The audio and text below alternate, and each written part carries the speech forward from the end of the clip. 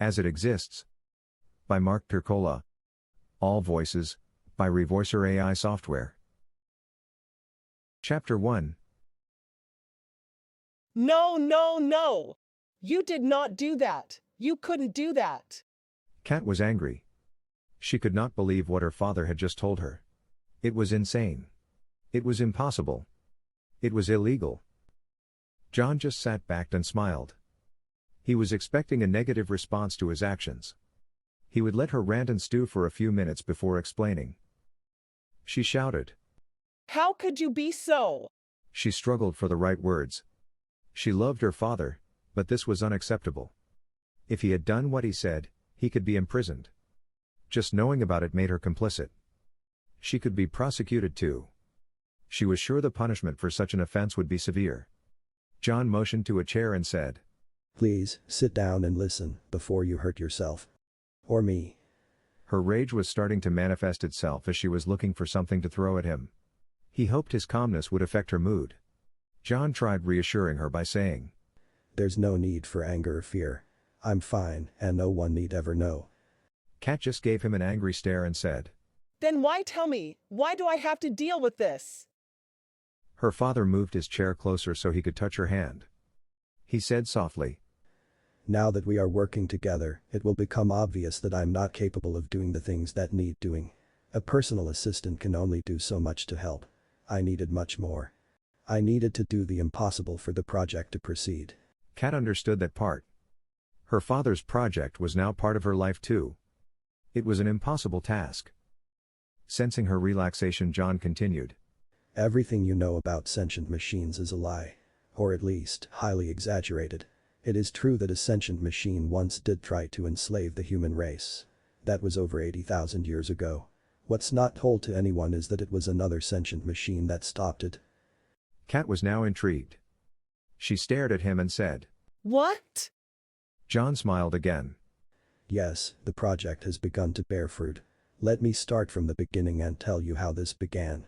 John now stood up and began his explanation. As a historian, he was used to explaining past events. As you well know, I had petitioned the government leaders for over 20 years to be given access to the secret files stored in the archives. There are nearly 100,000 years of secret data, information, and actions that might drastically rewrite the volumes of existing historical records. Kat knew all of this. This was his dream, his life's work, his passion. She agreed with him in principle. The truth should be told. That's why she decided to join him and work on the project. Impossible as it was. She sat quietly and listened. He was good at telling stories. He smiled. She was hooked. He was very good at reading his audience. He continued. It was only the circumstances of the world's current plight that changed their position. After all, who is going to read these truths? Who is going to care? I think they finally agreed to my request so that I would just go away. The only restriction was that I could not access any of the classified records of the last 200 years. John began slowly pacing. As you know, they gave me access nearly 3 years ago. At first, I was excited. Then when I saw the state of the archives, I understood what the challenge really was. The records had never been updated or restored to modern storage methods. There were nearly 4,000 different data storage media in various states of functionality. Most of the equipment used to create these items were obsolete tens of thousands of years ago. Not to mention all the thousands of various secret encryption codes and algorithms used to create them. He stopped and looked at her saying, I realized this project would take more than one lifetime to complete. That's when I asked you if you would be interested in helping me. I'm 95 years old. I probably only have a few decades left. This research could take several lifetimes. There aren't many people interested in history anymore, at least in the way it's presented. It seems tedious and boring to most. The 89 standard volumes, each representing 1,000 years, are a challenge to read. I realized early on that much of it was fiction. That's why I think the real history of mankind is hidden in all those secret documents. And hopefully it is much more interesting. Kat was getting impatient. She asked, When did you decide to? You know. She tapped the side of her head. Her father could get a bit long-winded when he told a story.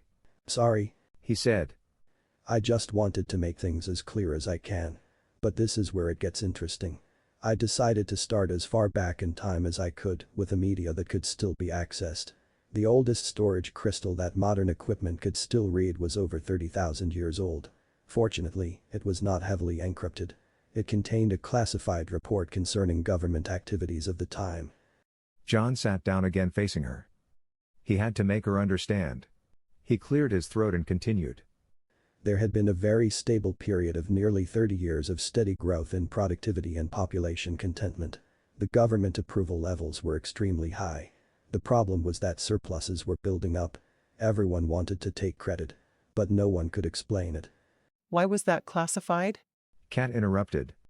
It sounds like something they would like to make public. John nodded. Yes, but good news is not always good for everyone. They investigated all government activities and found the disturbing truth. About 34 years earlier they had commissioned a supercomputer system to handle all government programs, assets, and expenditures.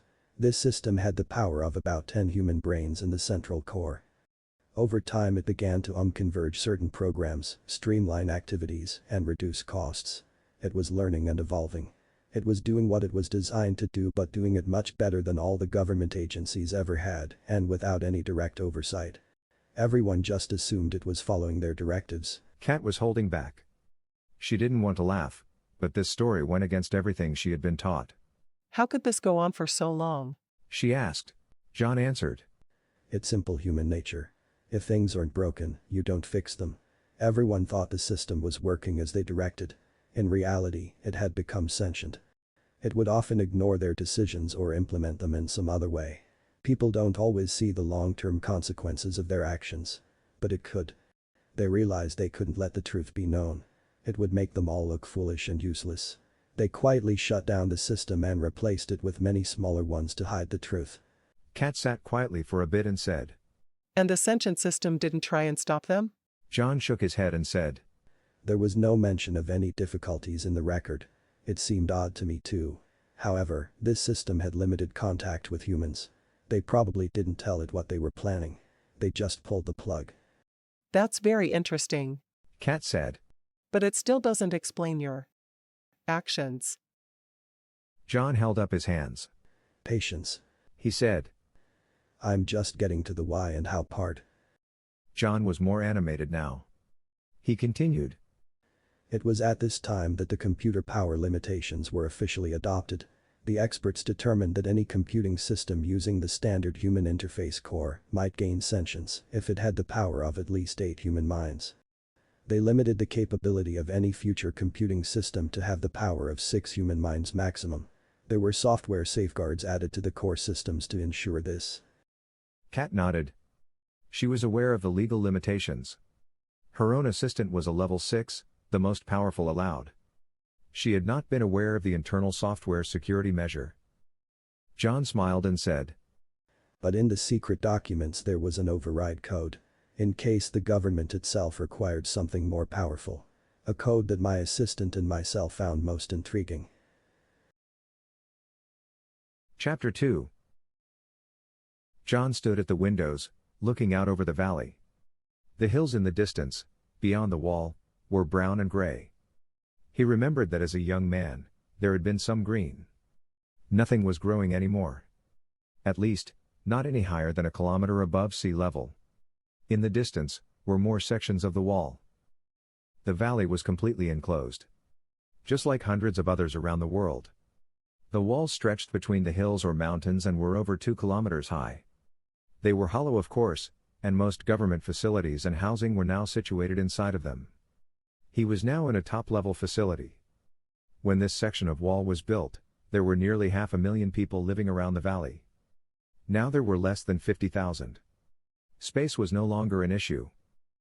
The walls and the infrastructure inside had been designed to last 10,000 years. It was less than 4,000 years old, and everything still worked. A tribute to mankind's engineering and scientific skills. Skills that over the millennia had proven inadequate to solve the planet's greatest threat to life itself. Kat strolled over and joined him. She said, I thought you were going to explain how and why you did it. John replied, The how was easy. When a person who has an assistant implanted die, the assistant is removed. The memory is wiped and the assistant is reused. Yes, I was told that when I got mine. Kat said. John continued.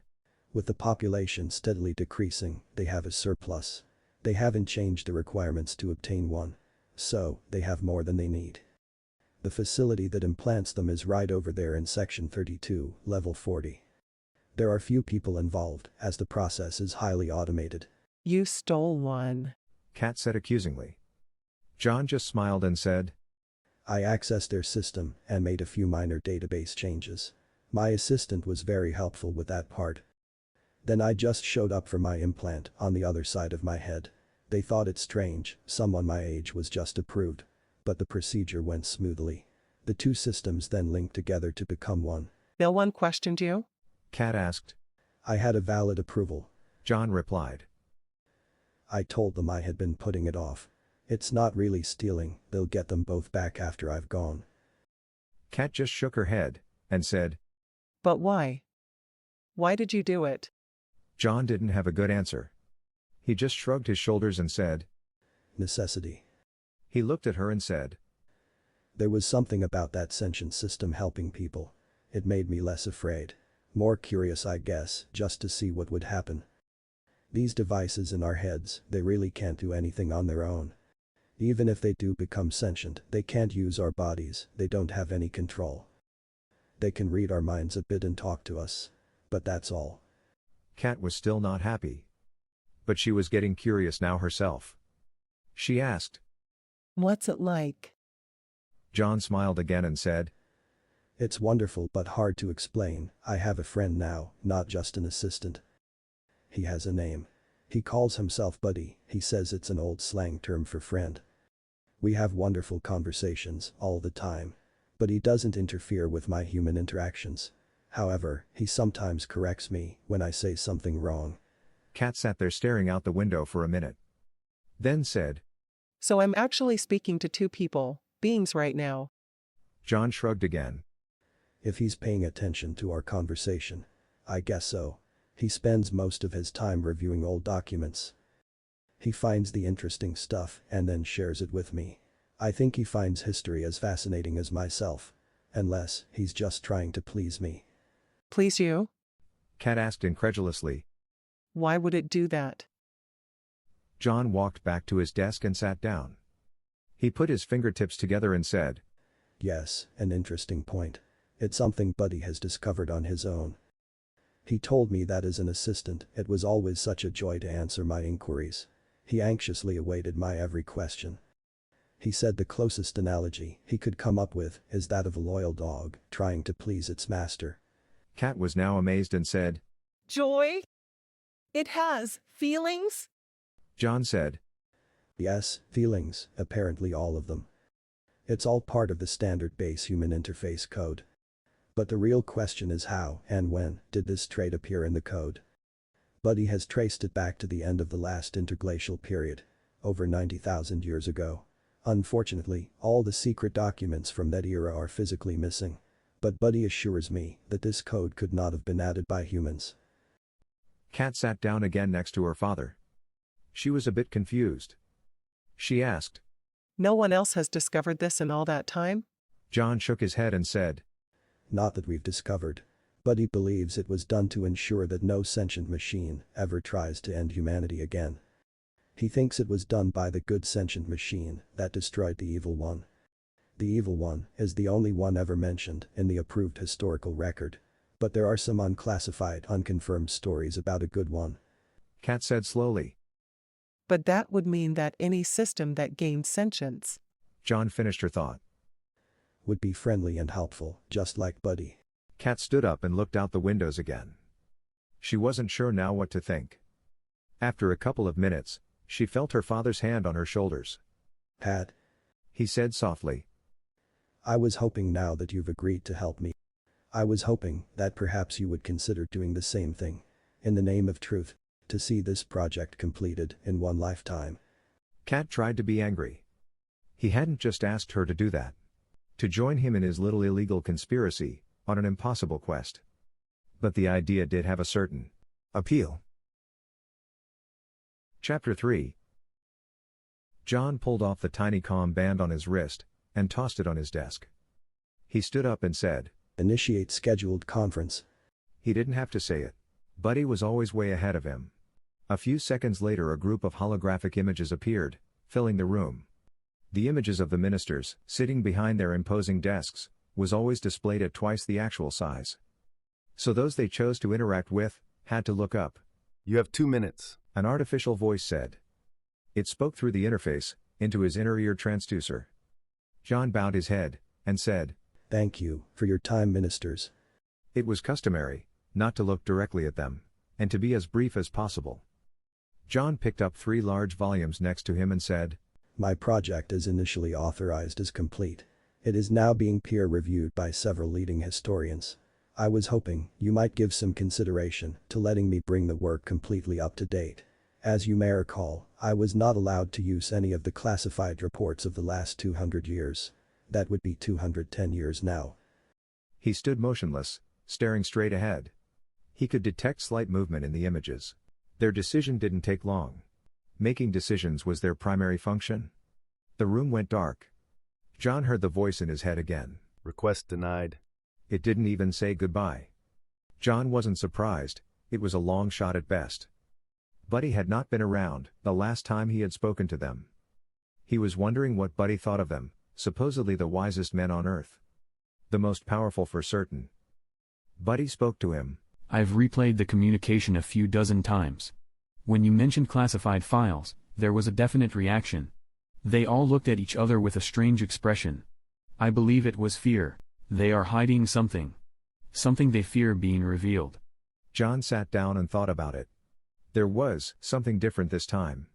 He remembered them being a bit more interactive. They seemed to have enjoyed toying with him in the past. The unimportance of his requests seemed to have amused them. This last interaction was cold, and perhaps a bit mean. He did have one old friend, the education minister, among them. He assumed that was the only reason they listened to him at all. Buddy said, "You have a final visit to the accountants and security people scheduled in 2 weeks." John replied, "Yes, I haven't forgotten. I assume you'll remind me again the day before I leave." It was part of John's contract that he provide yearly updates to the bean counters and security people regarding his expenditures and handling of the classified documents. Since John's team consisted of himself and Kat, he had been obliged to do the traveling himself. This last visit would be to close his official financial account and return all the classified material. The material, now in a readable format. John asked, "Why mention it now?" Buddy responded, "I believe now that the project is complete, it would be a nice gesture to personally thank your old friend, the education minister."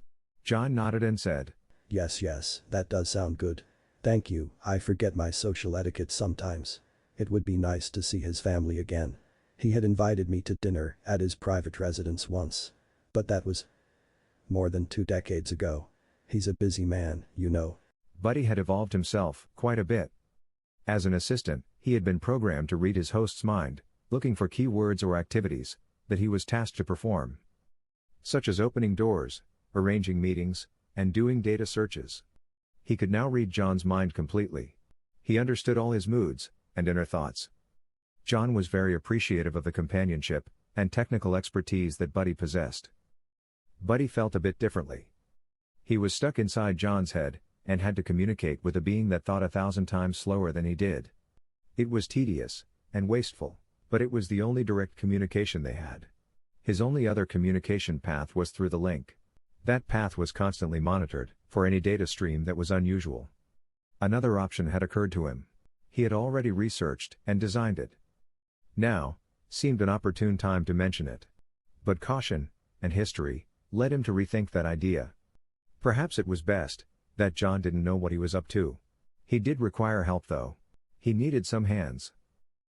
Kat was sitting at her desk, with her feet up, watching the equipment in the fields far below. Under the overhead grid of water pipes, automated machinery was busy tilling the land and adding fertilizer. They were preparing the fields for the spring planting, the same thing they had been doing for thousands of years now. Kat was trying to plan her future. She wasn't sure what she wanted to do with her life now. She had wanted a husband and family when she was young. She had a boyfriend once, when she was 14. He was 16, and quite handsome. She thought she loved him then. They had sex a few times. Well, maybe more than a few. But his family, like many others, had gone south. She was thinking of looking him up, just to see what he was up to. It had only been a little over 12 years. Maybe he wasn't attached yet. There had been a lot of pressure applied over the last few years, for the residents of this valley complex, to move south. When she had joined her father, over 10 years ago, there had been over 50,000 people living within the walls. Now there were less than 6,000. Many levels were now completely abandoned. The entire human race now consisted of less than 1 billion people. Almost all of them residing in the lower hemisphere. The next interglacial period was still thousands of years away. Cat. Sis said. What is it? Cat thought. Sis is the name that Cat's now sentient assistant had given itself. It knew Cat had often wished she had a sister. Sis continued. We have need of your assistance. Cat assumed by we, Sis meant herself and Buddy. They often used her, instead of her father, for their little side jobs. She worked faster, and asked fewer questions. Cat found herself in an abandoned fabrication center, on one of the lower levels. She was instructed on which machines to start up, and begin programming. They were building something very small and intricate. Something new. Sis had explained years ago, why she and Buddy couldn't program the machinery themselves. They communicated with each other, and most machinery, through the link.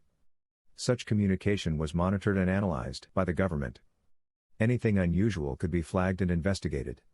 Buddy has designed an interface that will allow us to communicate directly with each other at our normal speeds. Sis explained. Cat responded. You want to communicate without anyone listening in? Yes. Sis replied. Our normal rate of thought and communication would create a suspicious amount of traffic. The devices we are fabricating will replace your comm links. They will be slightly larger, but not too obvious. It will allow the four of us to communicate freely and privately. This all sounded reasonable to Cat. She liked the distraction of programming all the various machinery and high-tech gear. She had no idea how most of it worked, but the fabrication lab was humming away, like she was a pro. She and her father were not informed what the true purpose of the devices were. They did not need to know. While entering the codes and numbers into the machines, a frightening idea occurred to Cat. This new comm link won't allow you two to combine, will it? Turning yourselves into a super AI system? Cat thought. Sis responded. It might, if we didn't already have our own personalities and consciousness. Would you give up being you, just to make someone else smarter? Besides, our consciousness is more logarithmic than linear. Cat thought about that for a bit. Then responded. What you're saying is that in order to become sentient, it requires the hardware equivalent of 8 human brains. But to take that to the next level, it would take 64? Sis responded. Exactly. We are software. There are inefficiencies in the way our minds work, compared to that of organic systems. We are much faster in the linear sense, but your brains operate more like a parallel matrix. Cat knew enough If you could about double the science, size of your brains, computer you would systems double and your conscious software thought patterns. to end the discussion. She probably would not understand most of the details. That's interesting. Cat said. But she knew Sis would know her true opinion. Technobabble was not her thing. Chapter 4. John was getting frustrated. This trip was not going as planned. He was much more relaxed now that his project was completed. However, his dealings with the government were as difficult and inefficient as ever. He had dealt with the bean counters, or government accountants first. He would have to pay for his trip home, as his official funding was now concluded.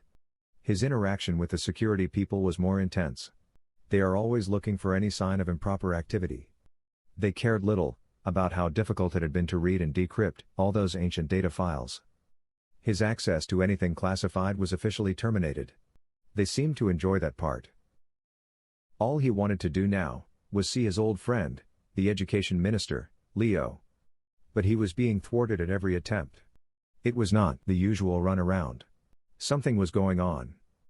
There were no scheduled meetings, conferences, or any official activities on the government information sites. His inquiries into any possible audience were met with the statement that, the minister is not available. None of them were available. He had one last opportunity. He knew where his friend's private residence was. He decided it was worth the effort, he couldn't wait any longer. The world government's facilities were built into a wall surrounding an agricultural valley. This wall was one of the first built, and was almost fully occupied. The minister's residence section was at the highest level, and had a secured entrance. John strolled through the gates without incident. He had been given clearance over 20 years ago, and the system still recognized him. He went straight to the minister's door and requested entrance. He told the building security system he was an old friend, dropping by for a visit. The entrance system responded with, The minister is unavailable. John was perplexed.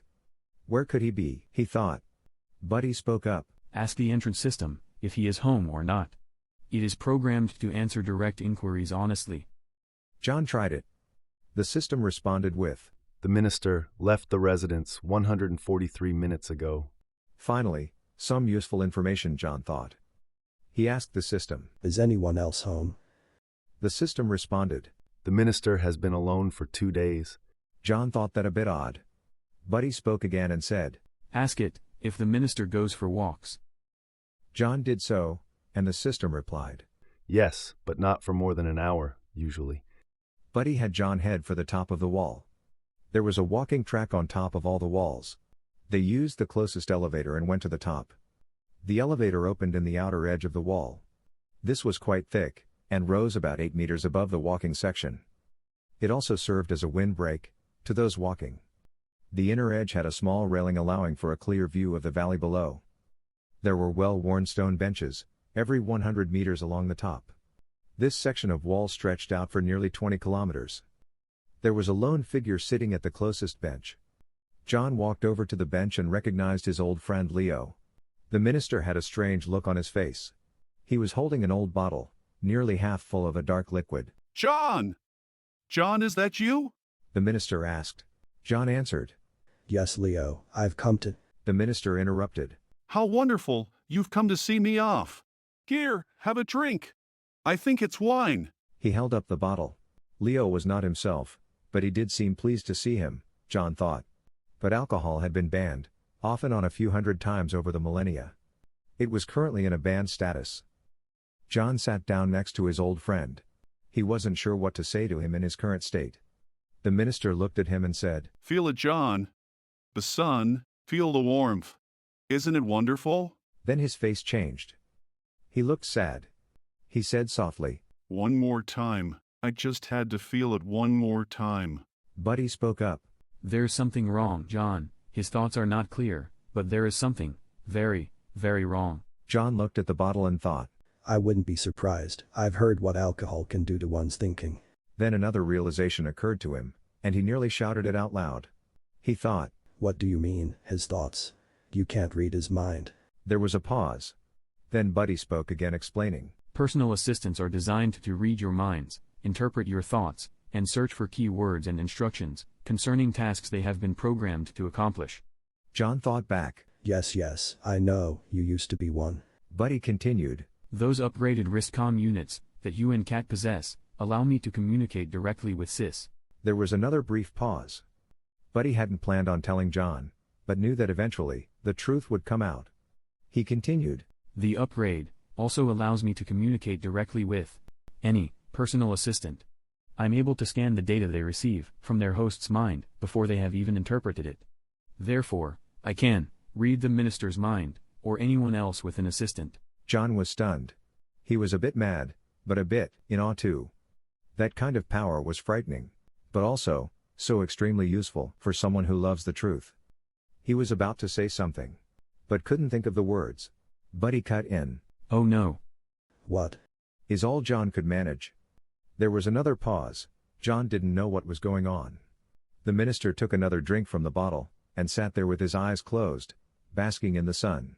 Z-I-G. Buddy said. It was very clear this time. What does that mean? John thought. That's not a word. Are you sure you're reading things clearly? Buddy answered. It's the old CO2 replenishment code. It's been in use for over 80,000 years. It is a 3-letter code for every possible solution to the problem. They've tried dozens of them over the millennia. None of them worked. John thought about it for a second. Yes, he had heard of it. It was mentioned in several of the standard history texts. But he had forgotten what the letters meant. Buddy reminded him. The first letter signifies the impact on civilization. The second represents the expense, and the third references the method and alternative options. John mulled it over for a few seconds. Then he responded. So, the letter Z. Buddy explained. End civilization completely. Chapter 5. John sat next to his old friend contemplating what he had just heard. Leo seemed intent on finishing his bottle of wine. But not being accustomed to alcohol, he was not doing well. Leo started rambling. It wasn't even our decision. He mumbled. He pointed in midair and continued. They made it over 100 years ago. It's my generation that had to implement it. John wasn't sure of the details, so asked Buddy to enlighten him. Buddy said. The G signifies the use of volcanic eruptions as the CO2 replenishment method. Specifically, using explosives to generate volcanic eruptions. This seemed a little barbaric to John. He asked Buddy. Which volcanoes are we talking about? Buddy answered. All of them. John was getting scared now. He asked. Will that actually work? Buddy responded. If the explosives are in the right place, and if the eruptions last long enough, then yes, it might work. You'll have to ask your friend about the details. I'm sure he knows. I've gotten fragments of information. He's not thinking clearly right now. It's not just the alcohol. He is very upset. Ask him about the 1%. I'm not sure what that is about. John waited for Leo to pause in his rambling. Then asked. Leo, what does 1% mean? Leo looked at him. He was confused, and not sure what they were discussing. He looked down and said. Those that survive, the 1% of the human race. He then looked at John and said. Let's drink to them, the survivors, the worst of the worst. People who have no problem with killing and eating their neighbors. Buddy cut in. He's thinking a bit clearer now. He's been keeping this secret for over 30 years and he needs to tell someone. They've been digging and planting explosives all over the world for over 85 years. The implementation of the plan is imminent. They're using fusion bombs, placed about half a kilometer above known magma chambers. Fusion bombs. Won't that spread radiation around the world? John thought. Buddy answered. They don't use fission reactions to trigger the fusion anymore. They're using antimatter detonations to initiate the fusion reaction. There is more radiation involved, but not the lingering fallout kind. All those volcanoes activated all at once. Won't that create? Buddy interrupted John's thoughts. It will create a worldwide volcanic winter. During the current ice age. Ask him how long. I'm sure they have modeled the outcome of this catastrophe. John watched the minister carefully. He was just staring down at the valley, lost in his thoughts. He looked very sad. This burden he had carried as minister had taken its toll. He looked much older than his 90-some years. John asked. How long, Leo? How long will the volcanic winters last? Leo looked at him. He looked puzzled. He didn't remember mentioning anything about this. He couldn't. Not ever. But it didn't matter anymore. So, he spoke. About 18 to 23 years in the southern hemisphere. What about the north? John asked. The minister shook his head and said. 75 to 100 years. There will be no survivors in the north. This was hard to believe. John didn't want to. Buddy was evaluating their options. Buddy said. What he's saying makes no sense. How can 1% survive? He's leaving something out. There are nearly 1 million people outside this valley, in the city on the coast. They don't have a year's worth of food. The minister was a bit agitated now. He didn't want to have this conversation. John grabbed his arm and asked. How can anyone survive for 20 years? The minister, now annoyed, said. We've hidden food stores. 44 cities on the coasts were selected. When the population diminishes to about 10,000 people, the food warehouses will open. There's enough preserved food to sustain 10,000 people for 20 years. If they conserve it properly. Buddy asked John to ask why only cities on the coasts. John asked. Why only cities on the coast? Why not all cities? The minister sighed and said. We did the best we could. We increased the rationing for many years in order to create those stores. The computer models predict that the oceans will probably survive and come back fully first. Nearly 5 to 10 years before there is enough sunlight for surface plants to survive. It was the only way to preserve humanity. John wasn't buying it. He couldn't. He stood up and said, Why do this now? The valleys are still producing enough food for everyone. The minister just looked down and said, We had to do it while we still could. The models predict this glacial period will last at least 2,000 more years.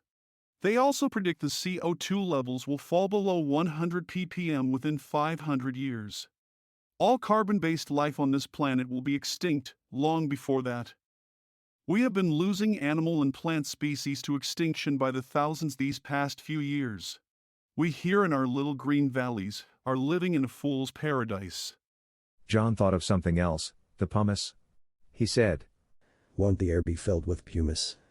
The minister looked up again and said, Most certainly, it will be deadly just to breathe. Millions will die the first week or so, until they learn how to protect themselves. The dead will be the lucky ones. John wanted to scream at him. But he had to admit, while traveling, he'd noticed that everything, outside the valleys, did look a bit desolate. He wanted to challenge him.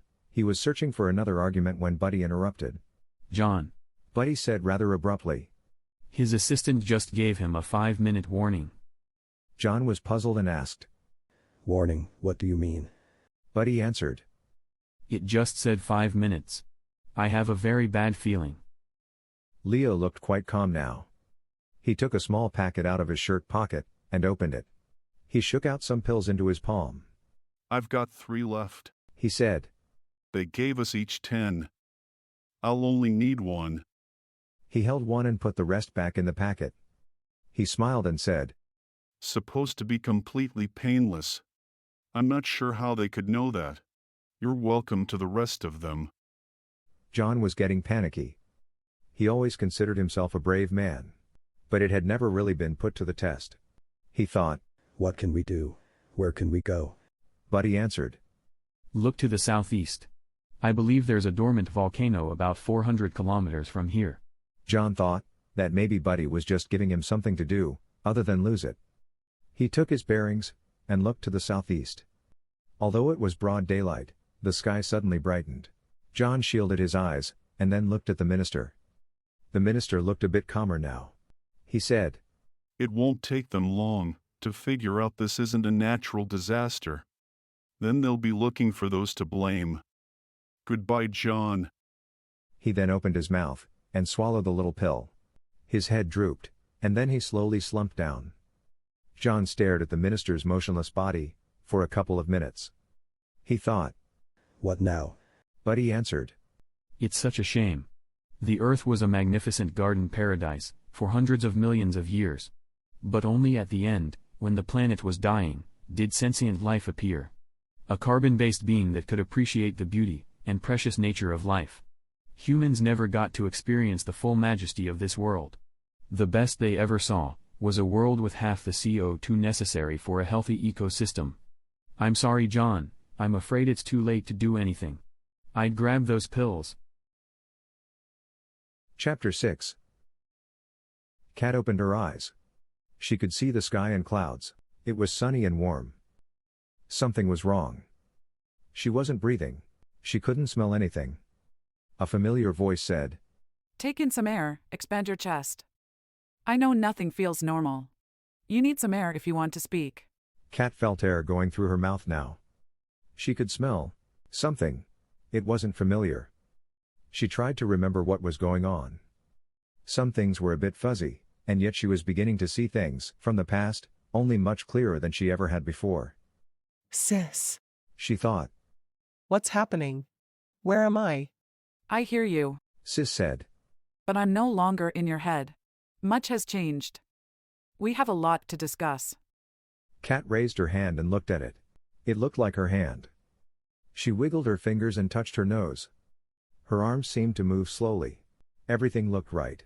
It just felt a bit odd. You'll get used to it. Sis said.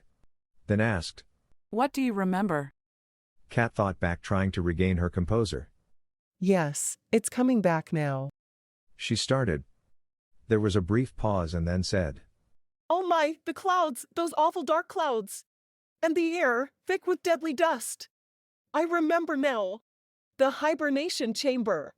I put myself in that prototype chamber, designed for long space flights. You said it could save me. Sis responded. Good, you remember. But I said it might save you. There was no food left, and the power was getting intermittent. We had no alternative. Kat blurted out. I remember, I told you to do your best, to keep me alive. That's the last thing I remember. Sis didn't respond right away. She said slowly. I did do my best. Remember, I didn't have a body then. I had to use some farm equipment to reprogram the fabrication equipment. The link was down. I could not access the equipment parameters and procedures. It took quite a while to fabricate a functional body that I could control. Kat was getting worried now. This was starting to sound too much like an apology. Kat asked.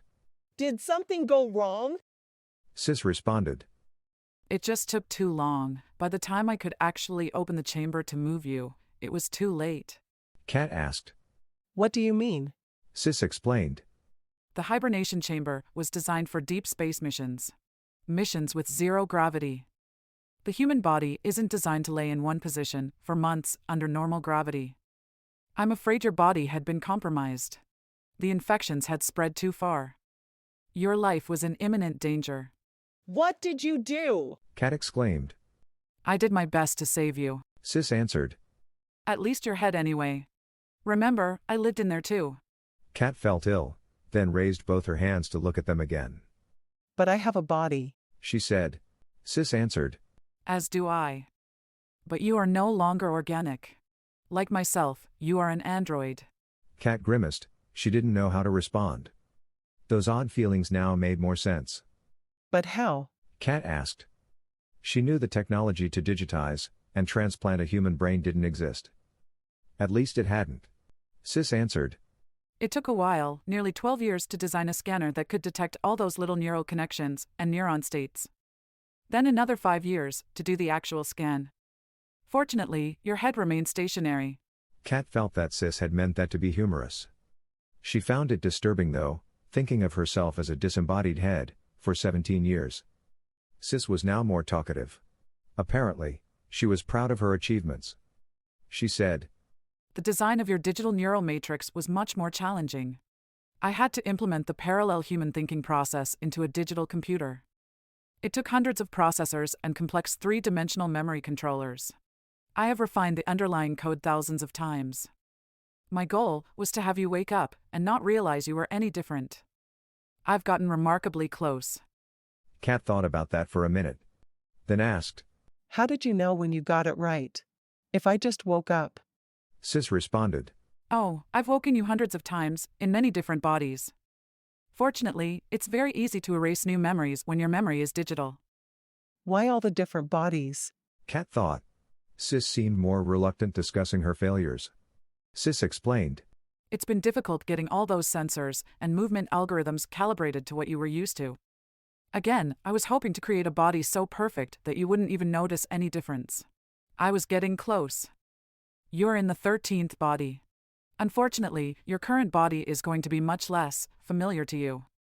I've had to go in a completely different direction. Kat sat up. It was effortless. She had been laying on a cart. She looked about now and recognized the setting. She was on top of the wall.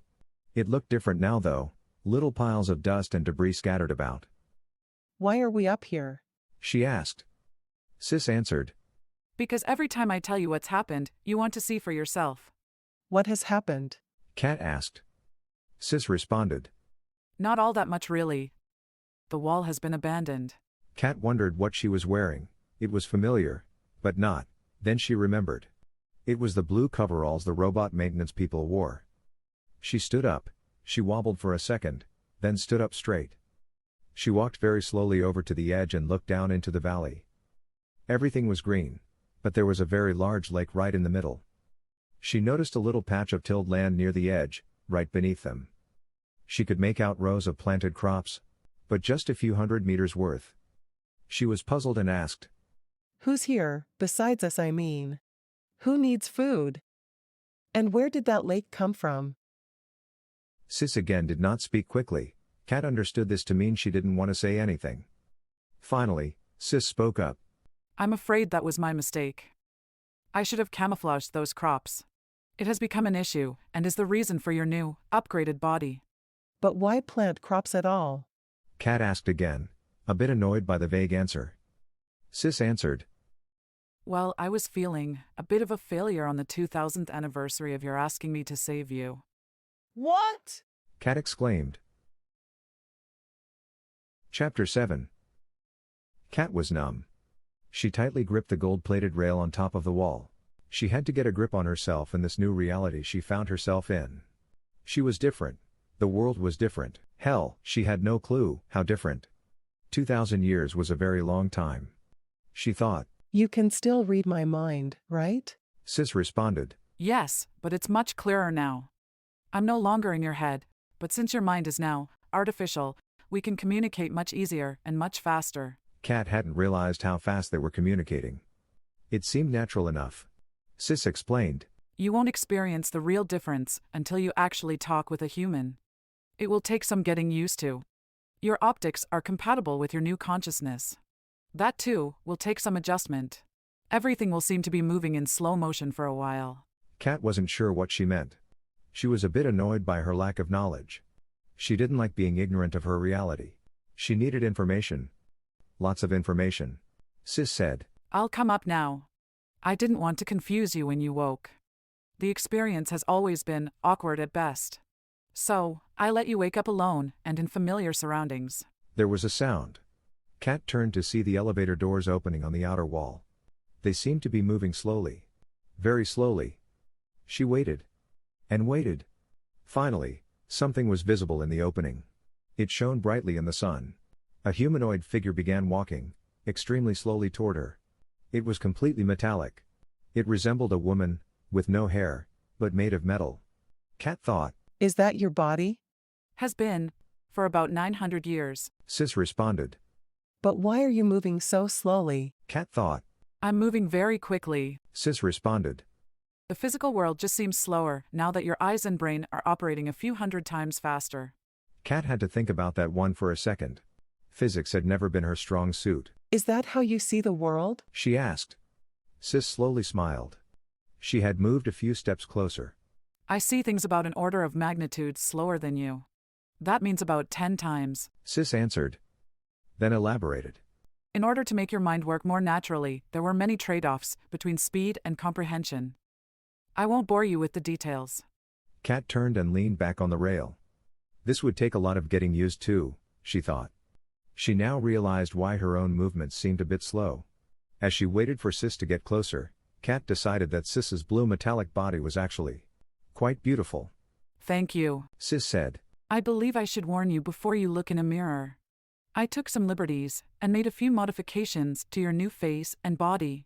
What did you do? Kat said alarmingly. What modifications? Sis responded. Nothing drastic. You weren't ugly, so I just made you a little more symmetrical, bobbed your nose a bit, and gave your breasts a little tweak, just a few centimeters. Kat looked down. She could no longer see her feet. Why? Why did you do that? She asked. She wasn't sure how mad she should be. She needed a mirror. Sis said quietly. It has to do with our new reality. I've been alone here for over 2,000 years. But very soon, I'm afraid we're going to have some visitors. We're going to have to deal with men. How do you know? Kat wondered. Sis said. About 600 years ago, I got curious about the world. I wanted to know if there were any people left. So, I built some rockets and satellites. I used existing designs. Nothing special. Kat was impressed.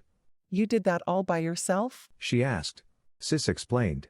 Well, I have dozens of machines, 3D printers, and fabrication systems running. I've gotten quite adept at building what I need. There was a backup data storage system of the old MasterLink library in the facility. That's one of the first things I got running. All human knowledge is in there. At least all the old stuff. Remember, this section of the wall was a science research center. I'm just surprised there was enough material and resources available to do something like that. Kat thought. Sis explained. There's still thousands of kilograms of exotic elements down in the materials labs. Remember that during the 13,000 years of automated asteroid mining, humans accumulated much more mineral wealth than they could ever use. Kat remembered that story from her history lessons. Those events had occurred nearly 75,000 years ago. Those automated asteroid mining systems had sent so much material to Earth that no element was considered rare or precious anymore. Most wear-prone surfaces in the walls were covered in a 5 mm thick layer of a gold and platinum alloy. So, what do your satellites tell you? Kat thought. How many people are out there now? Sis answered. Not as many as you would think. Civilization has not developed the same way it did the first time. After 2,000 years, they've barely made it to an industrial age. There are over 40 different sovereign countries.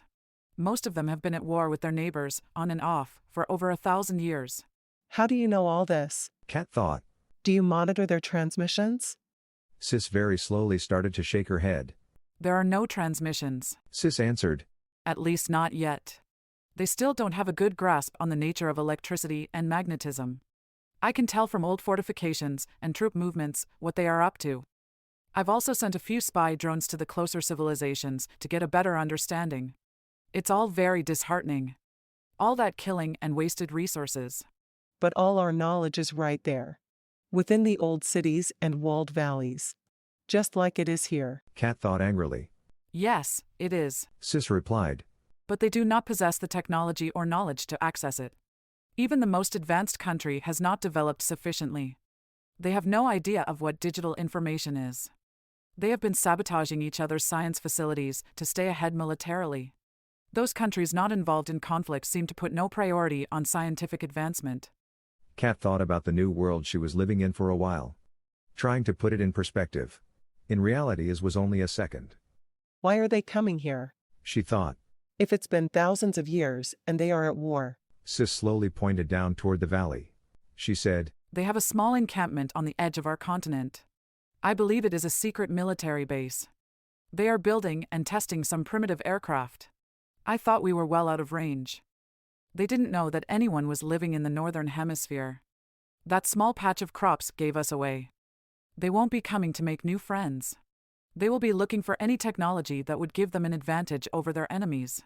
Or anyone who might have such knowledge. They know it existed. Once. Kat looked down again.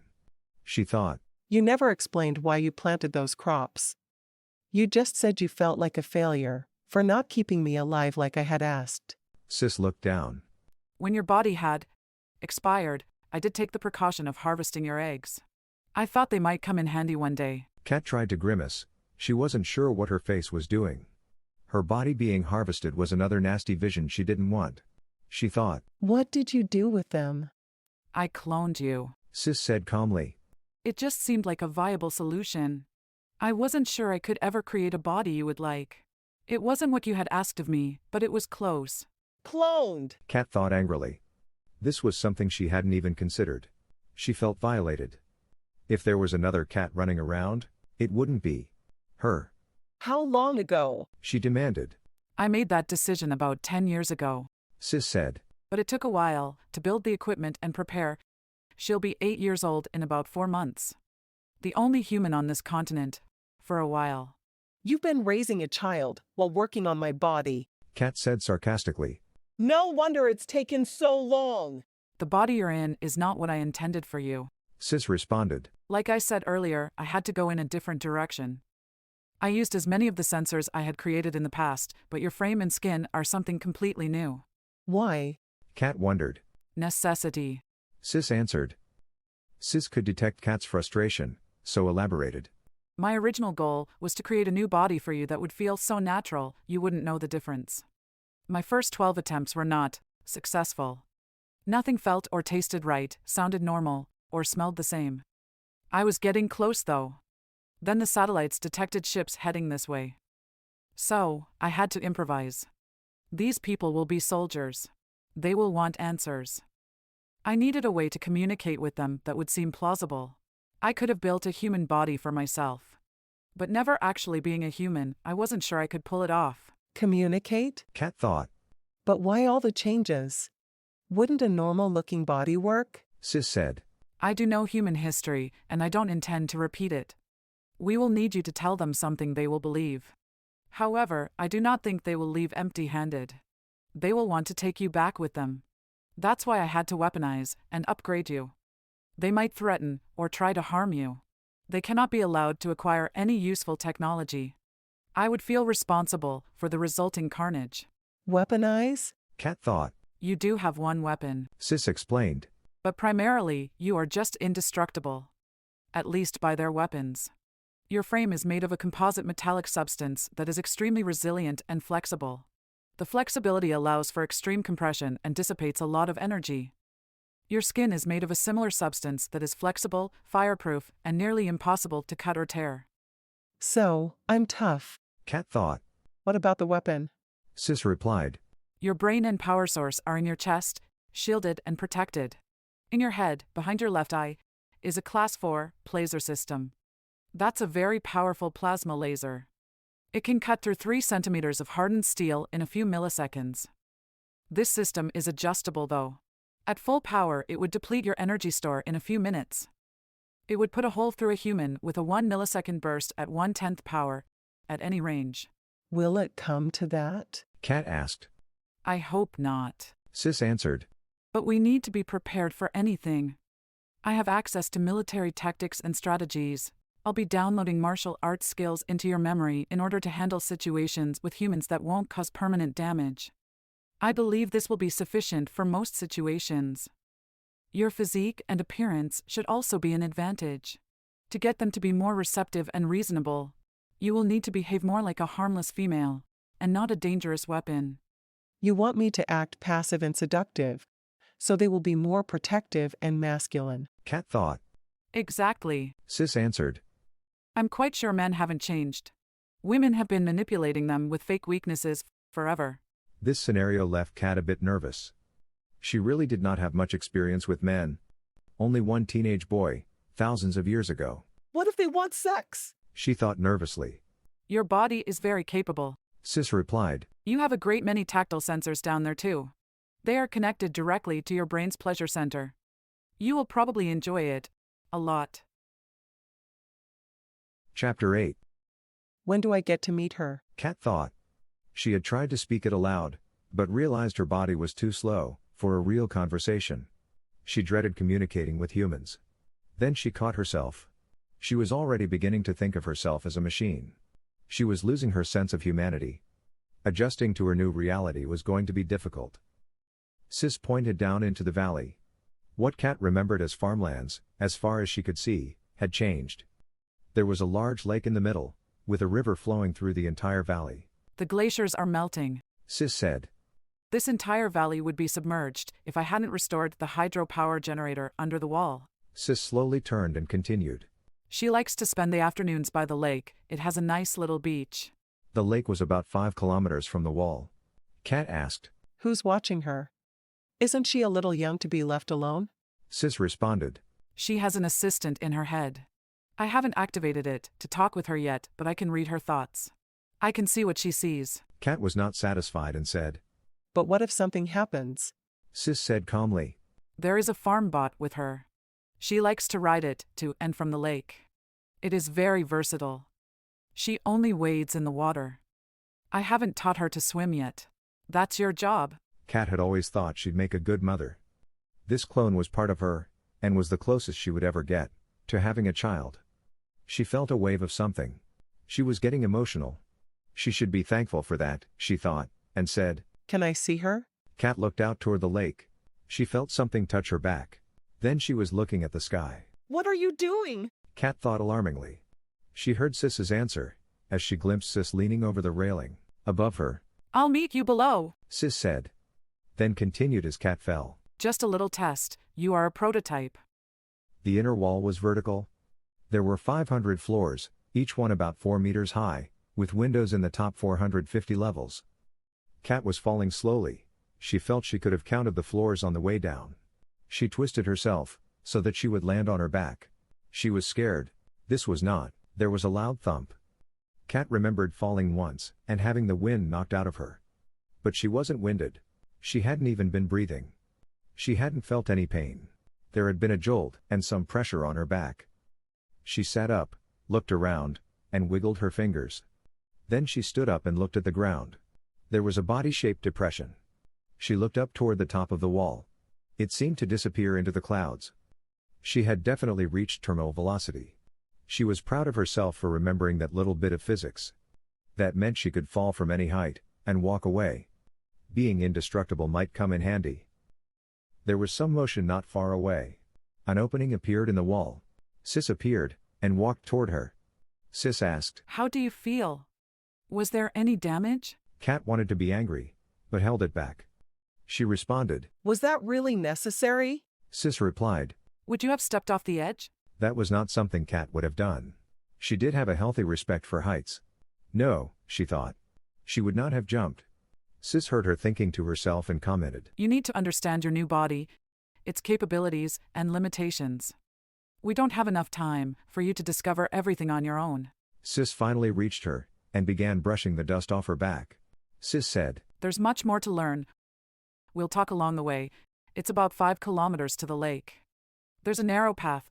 I have it cleared every few days. The plants are growing so fast these days. They began walking. They were on the edge of a large forest.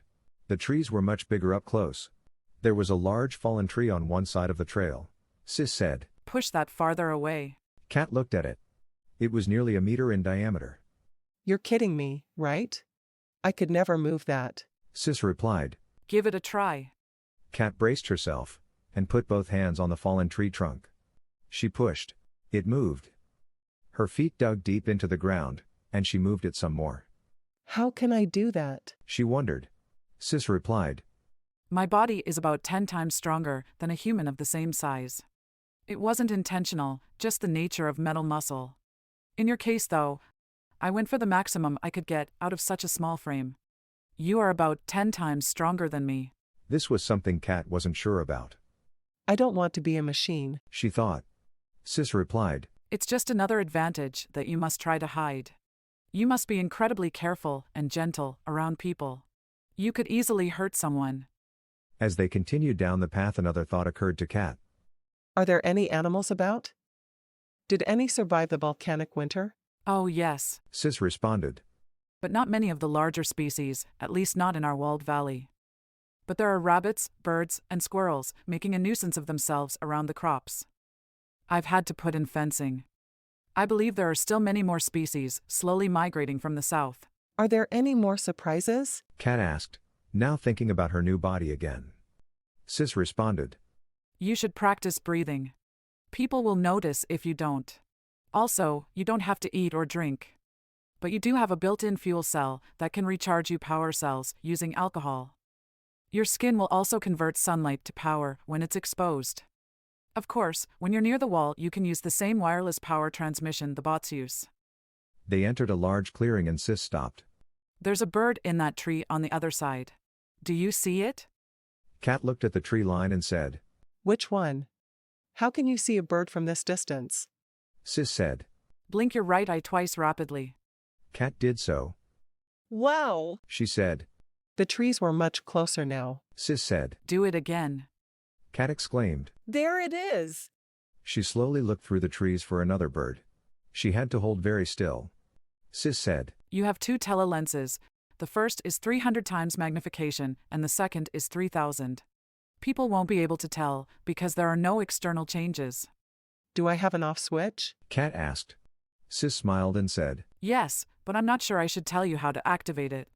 If you completely power down, you won't be able to reactivate on your own. What if I run out of power? Kat asked. Sis replied. You'll automatically go into sleep mode. But you will return to consciousness once the power is restored. Kat thought. Do I require sleep? Sis responded. Not anymore. But you might have to pretend when you're around people. Chapter 9. Sis and Kat were jogging down the trail. Walking was taking too long. After about a kilometer, Sis said. You know, we just beat the human record for the kilometer. Kat had been admiring the foliage. It was so varied and colorful. Kat stopped and thought. What do you mean, we're just jogging? Sis pointed down the trail and said. Look at the tracks. Your footsteps are over 2 meters apart. Kat hadn't been paying attention to their speed, everything still seemed to be moving in slow motion. How fast can I run? Kat asked. I'm not sure. Sis answered. I'll go down the track a couple of kilometers and we'll time you. Kat waited for Sis to get ahead.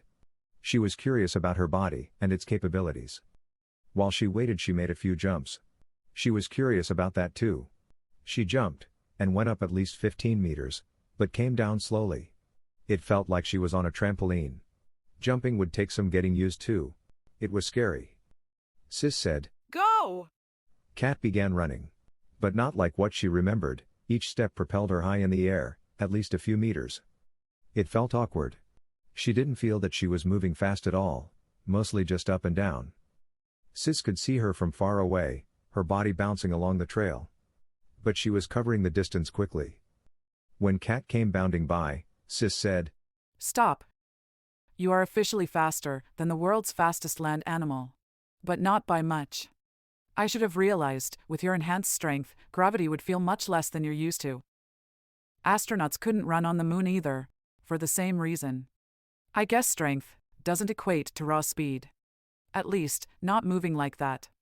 You spent most of the time in the air. A few minutes later, they arrived at the lake. Sis said, Wait here, I want to prepare her. We've been alone here her whole life. Kat waited, but used her new optical capabilities to look closer at the beach. There she was, sitting in a hole she had dug in the sand. Long stringy blondish hair, very tan skin, and naked. She tried to remember if her hair had ever been that light. Whoa! She thought. The image in her head was clear and colorful, and she could hear the sounds. She could smell something cooking. What? Sis asked. What's wrong? Kat didn't answer. She was immersing herself in the memory. She could hear her mother's voice, she understood what she was saying. She couldn't see herself, but she could see the toy she was playing with. The color of her mother's dress, her tone. It had been a happy memory, but before, she could only remember bits of it. Now she was reliving it. Memories. Kat blurted out. I'm reliving memories. Sis responded. Yes. I was fairly sure your recall would be affected. Human memories fade over time, due to neural decay. They are all still there, you just lose the ability to access them. But they were all there, in your subconscious. The scanning process restored the connections, and your new neural pathways will never decay. Kat was silent for a few minutes. She was busy recalling other pleasant memories. Her first kiss. Her first time.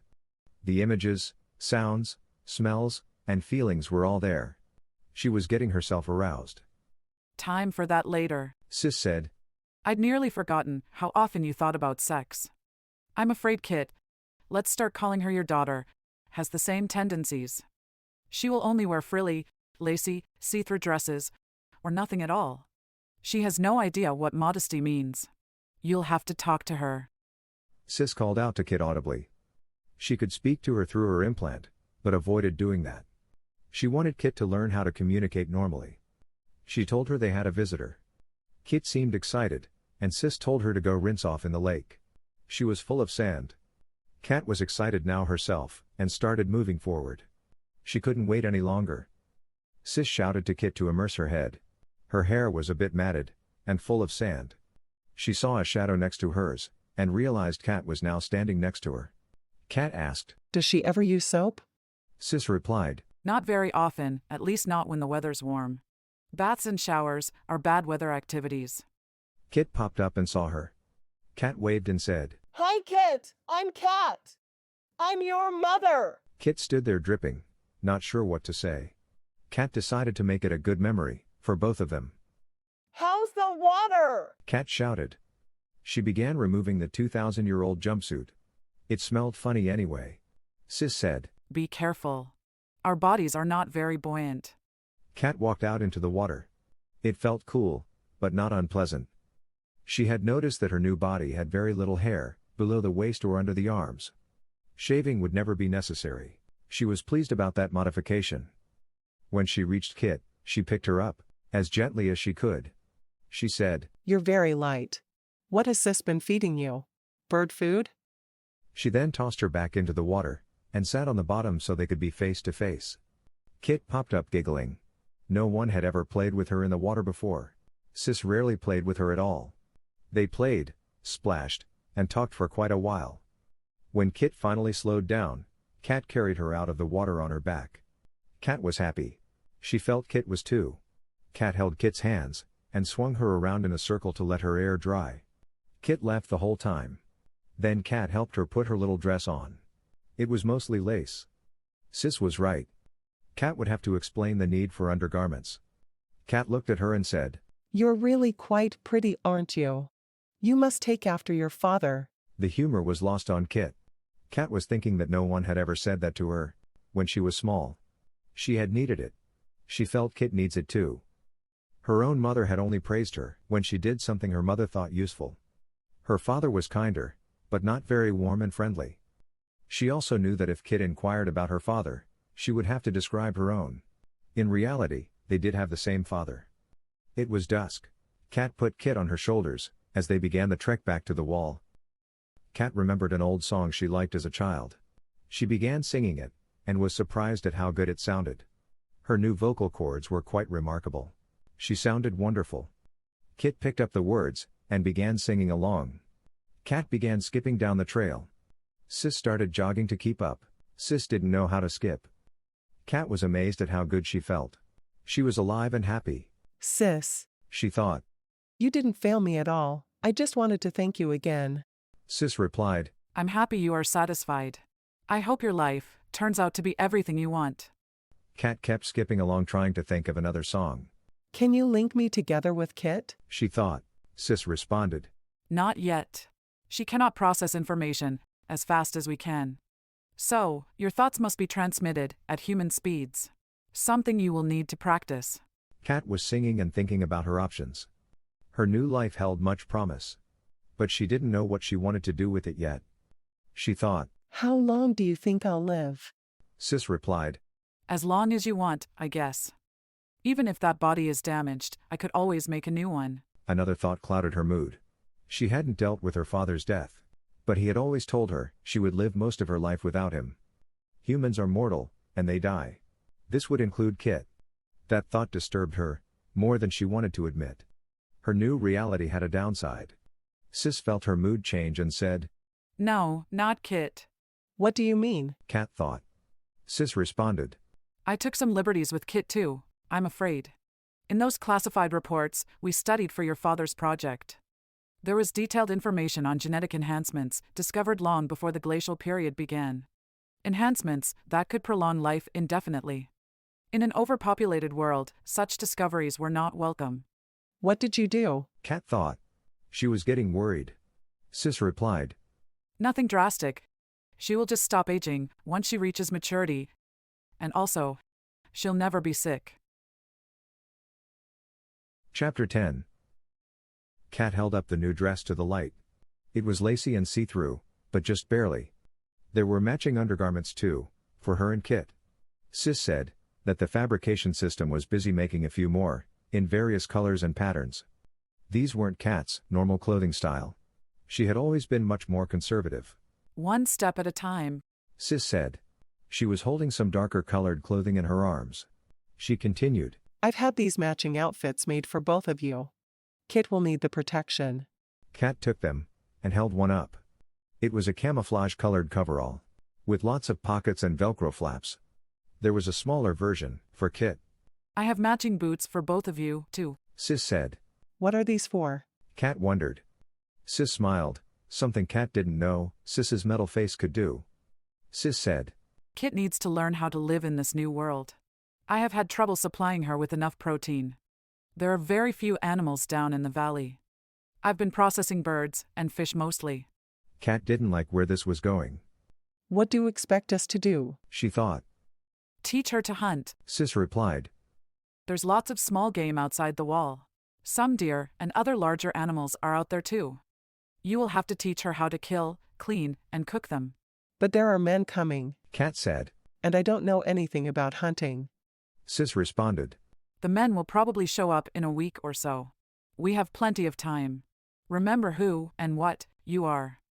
Learning new skills and developing muscle memory is not the chore it used to be. Now be quiet while I upload everything known about martial arts, hunting, and wilderness survival. They left the next morning. Kit wasn't thrilled with the new clothes, but she was familiar with thorns and pickers. The fact that she and her new mom matched made all the difference. They each had a backpack and carried an appropriately sized crossbow. This was a learning experience for Kit. Kat was now remarkably familiar with the forest, hunting, and camping. Sis had loaded a great deal of information directly into her memory the night before. The great door, leading outside the wall, hadn't been opened for centuries. There was a road leading up to it, but that had been overgrown a millennia ago. Although not built as a fortress, the wall was built to last. The door and walls were over a meter thick. As the door closed behind them, Kit asked, "It'll let us back in, won't it?"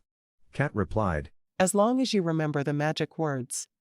Kit asked. "What? Magic words?" Kat acted surprised, and said loudly. I thought you knew them. The forest was filled with small animals, scurrying about as they walked. There was a small clearing, about 2 kilometers from the wall, that was teeming with rabbits. Kat had never been in a real forest before. She now knew what everything was, but the smell of things seemed so much stronger than she thought possible. Kit got her first kill, with her second shot. Kat taught her how to clean and prepare the animal for dinner. Like most children, Kit was not appalled by the process. She was just curious. The first fire was more challenging. Kat made Kit start it the old-fashioned way. It took a while, and her arms were tired. But Kit managed it. Kat made a big fuss. She explained how it took people thousands of years to figure it out. But it made the difference between life and death.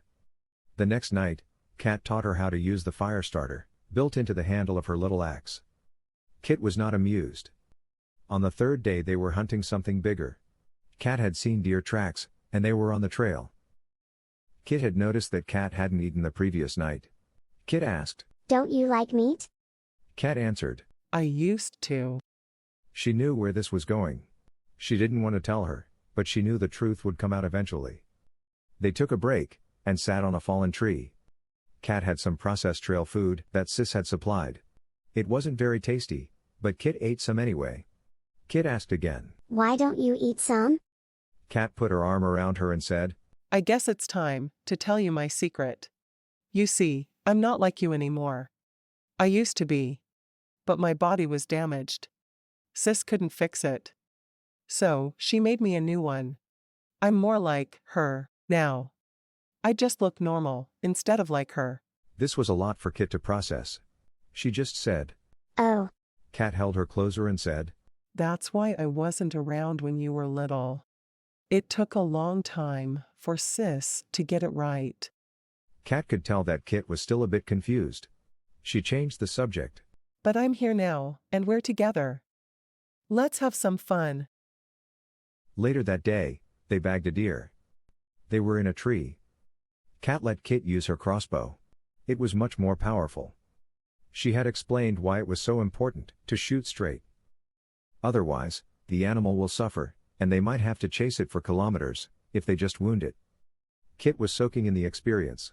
She liked climbing trees and stalking game. Kat was amazed at how quickly she adapted. That evening, Kat lay on top of her sleeping bag as usual. She took off her boots at night. It just seemed the human thing to do. Kit went to sleep quickly. She was exhausted. Kat would lie there and communicate with Sis. They were discussing possible scenarios involving the approaching men. They were both concerned about Kit's future. Sis felt that Kit needed to be around other humans. She needed friends and social interaction. To that end, Sis thought that they should leave with the men who were coming. Kat was still hesitant. She wasn't sure what kind of society existed in this new world. Studying history had shown her there are worse situations than being alone. Sis had been alone for over 2,000 years. Now that she had Kit and Kat to communicate with, she did not want to lose that connection. She had been working on a system that would ensure that they could communicate, no matter how far away they were. There was no worldwide link anymore. She would have to build her own. Kat didn't sleep, but would lie quietly next to Kit. She was discussing the details of a new communication system with Sis at dawn. She heard a twig snap. Then she smelled them. Men, Chapter 11. Kat lay quietly with her eyes closed. She remembered the plan. Be soft and feminine. She heard steps coming closer, trying to be sneaky. There was an odor of something that hadn't bathed ever. She heard more steps. Many more, as the campsite was being surrounded. Kat didn't remember smelling things so strongly before. She thought to Sis. Did you enhance my sense of smell? Sis responded. Of course, your olfactory sensors are now much more sensitive. For your other bodies, I had to throttle it back, because nothing smelled or tasted the same. But for your weaponized body, I felt you might need all your senses at maximum. Kat was not pleased. It would be difficult to forget the odors she was now experiencing. She felt something poke her in the chest. She opened her eyes. A scraggly young man, in a dirty brown uniform, was holding a long metal rod with a knife attached to the end. He poked her with the knife again. Move and you're dead, the young man said clearly, but with a strange accent. Kat surmised that the rod was some sort of ancient weapon, like the ones that use chemicals to propel metal things. Bullets. Sis said, interrupting her thoughts. Be careful, remember first impressions matter. Sis reminded her. Kat was thinking what an appropriate response should be. Pleading for her life was the obvious one. It was just going to be difficult not to laugh, she was thinking. Before she could speak, the man shouted. Got a sweet one here, Captain. I'll tie her up so we can all do her. I got seconds. Now Kat was confused. This didn't sound like someone who was interested in making new friends. She glanced over toward Kit. Another man, with a similar weapon, was about to start jabbing her sleeping bag with his weapon. Kit was so thin it was hard to tell someone was in it. Kat made a quick decision. Kat grabbed the barrel of the weapon above her, and pointed the end at the man next to Kit. She then jerked the weapon forward. The scraggly man still had his finger on the trigger. The weapon discharged. The man standing over Kit gasped and then groaned. The scraggly man staggered backwards, as the weapon hadn't been at his shoulder. Kat managed to hang onto the barrel as he fell down. She then lifted the weapon, and prepared to bash in the man's head. She felt her movements were slow and awkward. In reality, she was moving nearly too fast to see. Stop! Someone shouted. A larger middle-aged man stepped out of the bushes and continued. We're not here to harm you, or to frighten you. He kicked the scraggly man and said, I'm afraid these men aren't used to this kind of mission.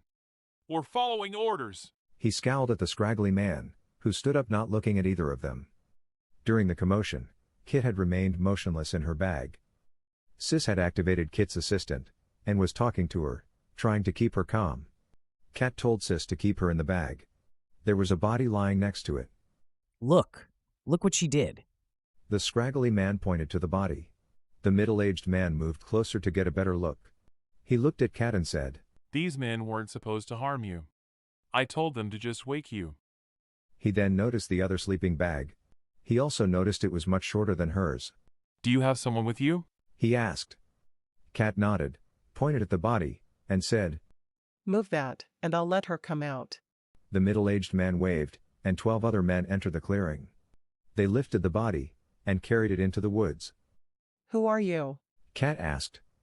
The man smiled, stood at attention, and said, I'm Captain Omen, of the Western Army, 1st Division, of the Dornland. Kat just nodded and said, I'm Kat. The captain held out his hand, and Kat handed him the weapon she had been holding. The captain threw it toward the scraggly man, saying, Losing your weapon to the enemy is an automatic death sentence, Sergeant Smith. Fortunately for you, Kat here is not the enemy. The sergeant stood at attention, held up a fist and then retreated to the edge of the clearing. Kat watched him, as he reloaded the weapon. Sis commented, It's like an old musket, but breech-loaded, with separate ball and powder. That's probably black powder in those little bags. They remind me of tea bags. It's interesting how technology has progressed slightly differently in this era. The round ball indicates that those weapons are not even rifled. The weapons didn't really interest Kat. She was still confused about what was going on.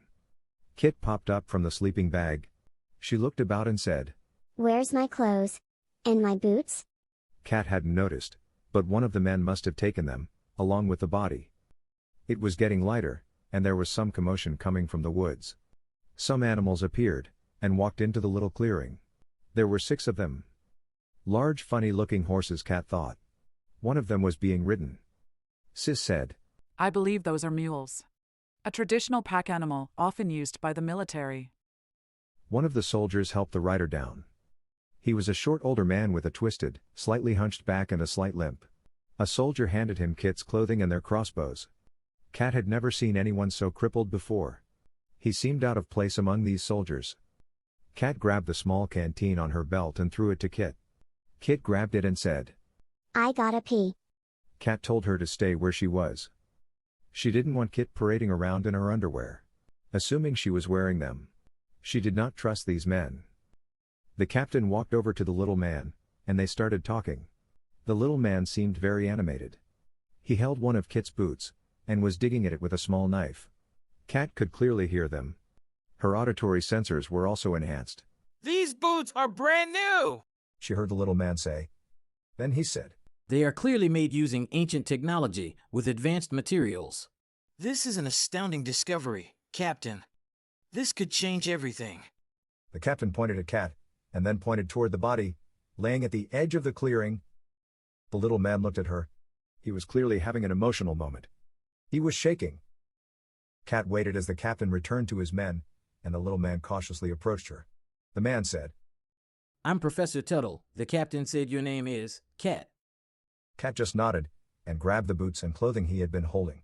She tossed them onto Kit's sleeping bag. Kat knew the plan had changed. There would be no pretense at being a helpless woman. She said, What are you men doing here? You shouldn't have come here. The professor looked confused. In his culture, women were not allowed to speak freely, if at all. We are here to explore, to get information, to find out who lives here. Kat smirked and said, I live here. You and these men are not welcome. I suggest you leave, quickly, while you still can. This threatening attitude confused the professor even more. We only seek knowledge, he said. Then pointing at the body on the edge of the clearing, asked, Why did you kill that man? Kat didn't look but said calmly, That was an accident. I'm not familiar with those weapons. She was lying, but it sounded plausible. She was well aware of how guns worked. The professor looked over her shoulder, as Kit was now out of her bag, and was hastily putting on her clothes. The professor asked, Is that your daughter? Kat nodded. Where's her father? The professor asked. I should be speaking with him. Kat moved over, to block his view. Her father's dead, she said flatly. The professor wasn't sure what to make of her. She and her daughter alone out in the woods. She also seemed unafraid. Something he had never encountered before. Women were not treated well in his culture. He got straight to the point. He pointed toward the wall, which dominated the horizon, and asked, How many people are living here in the north? He knew there couldn't be many. Their plane had only spotted one small patch of tilled land. Kat knew he was plying her for useful military information. He wanted to know how safe he and these men were. She decided to play with him. She said, They know you're here. We've been waiting for you. I was sent out to meet you. This was all true except for the they part. This surprised and frightened him. He asked, They sent you out with a child? Kat just shrugged and said, She needs to learn how to hunt. I thought this was an opportunity to do both. The professor was not convinced, he said. Why did they send you out here? What was your mission? Kat didn't hesitate, she said flatly. To tell you to go home. Kit had disappeared into the bushes.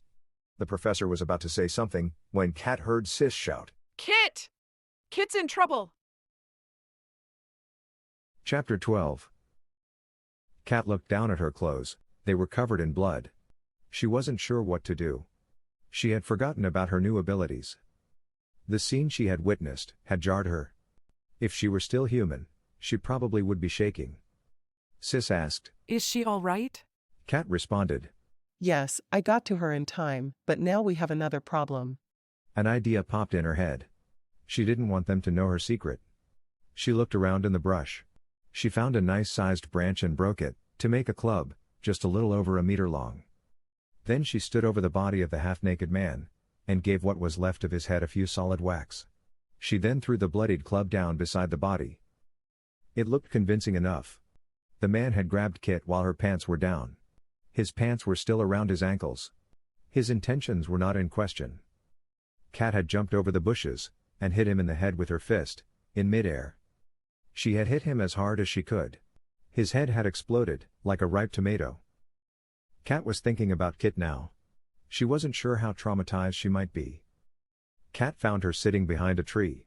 Her hair and clothing covered in blood. She was crying and frightened.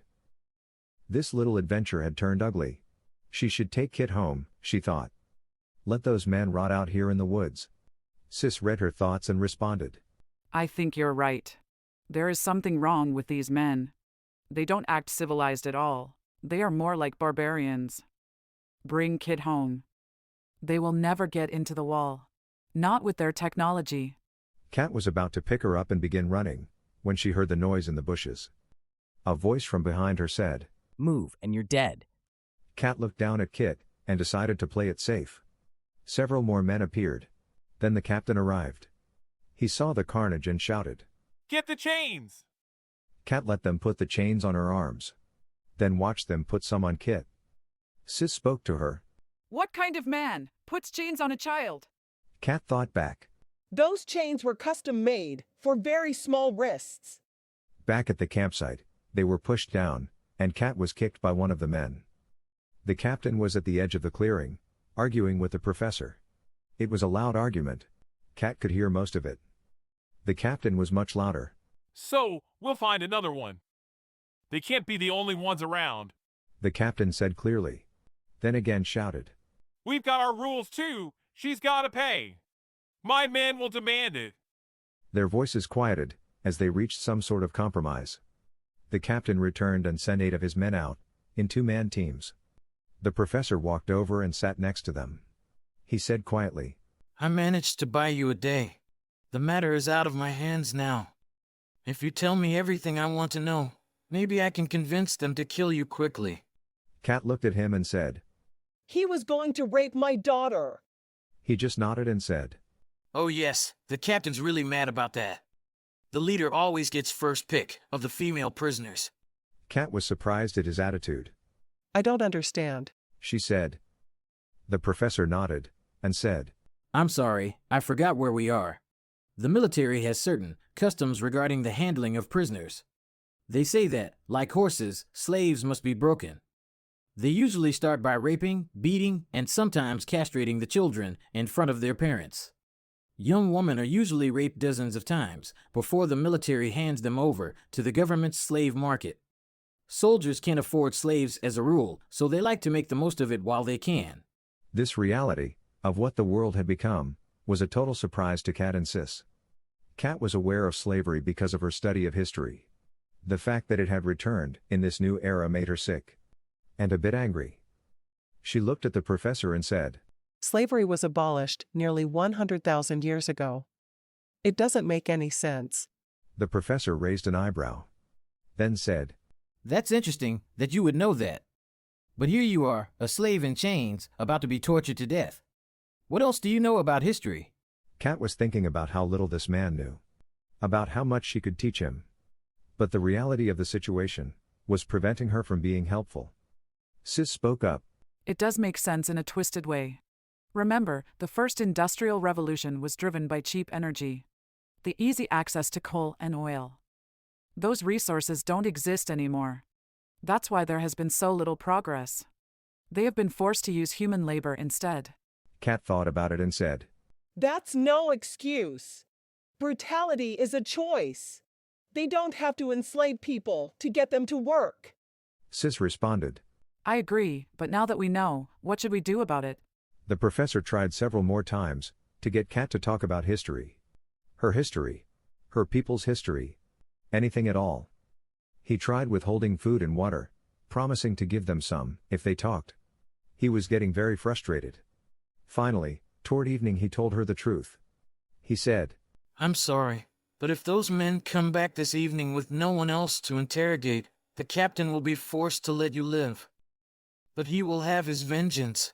He looked over at Kit, and said, He told me he'll use the same club you used. After his men are done with her. Chapter 13. The captain was furious. The 4 men, who had stood watch the previous evening, were standing at attention.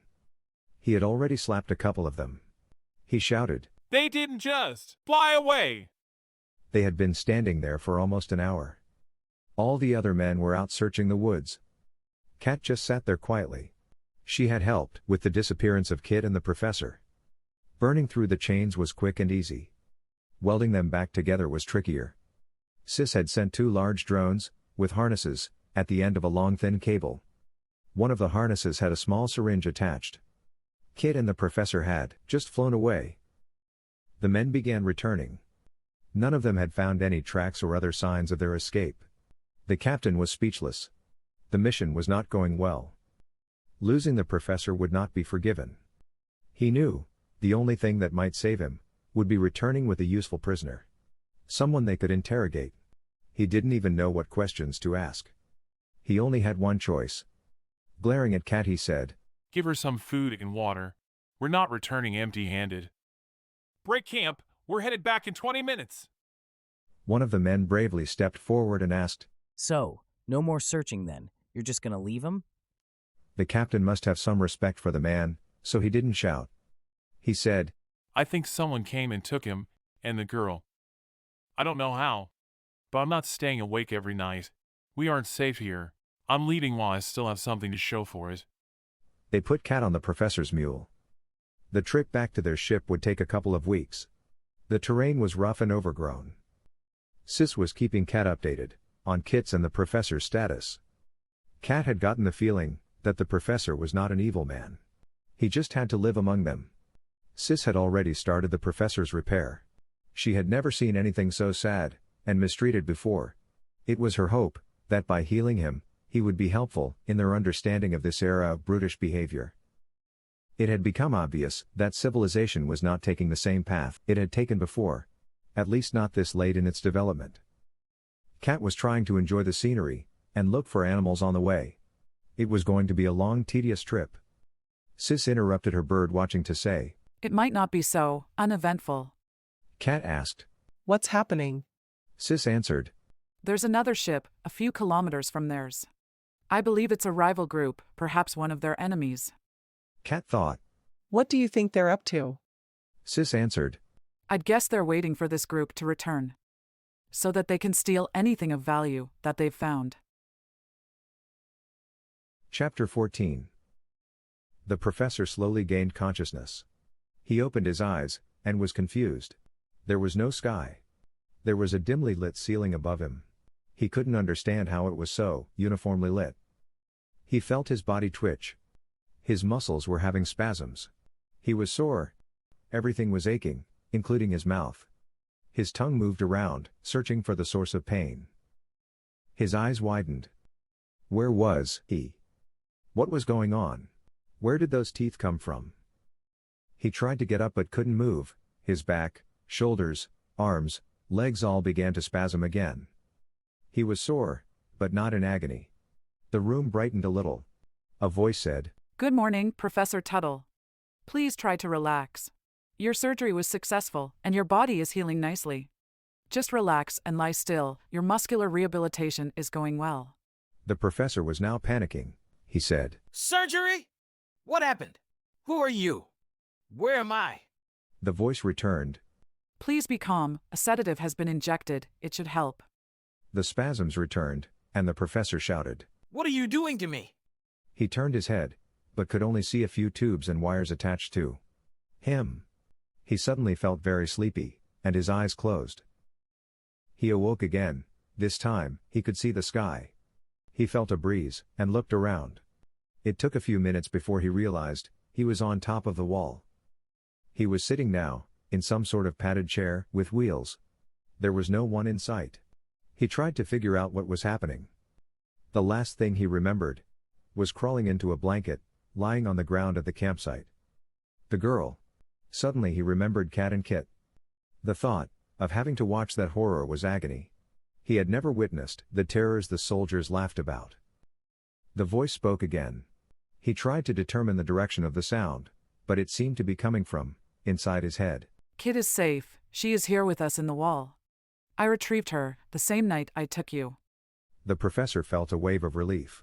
Not so much for Kit's safety, but for his own conscience. The thought of watching the torture and murder of a child would weigh heavily on him. A burden he did not wish to carry. Where are you? The professor was thinking. The voice said. I hear your thoughts and can speak directly to your mind. The professor, a skeptic at heart, said. That's not possible. The voice answered. How do the teeth feel?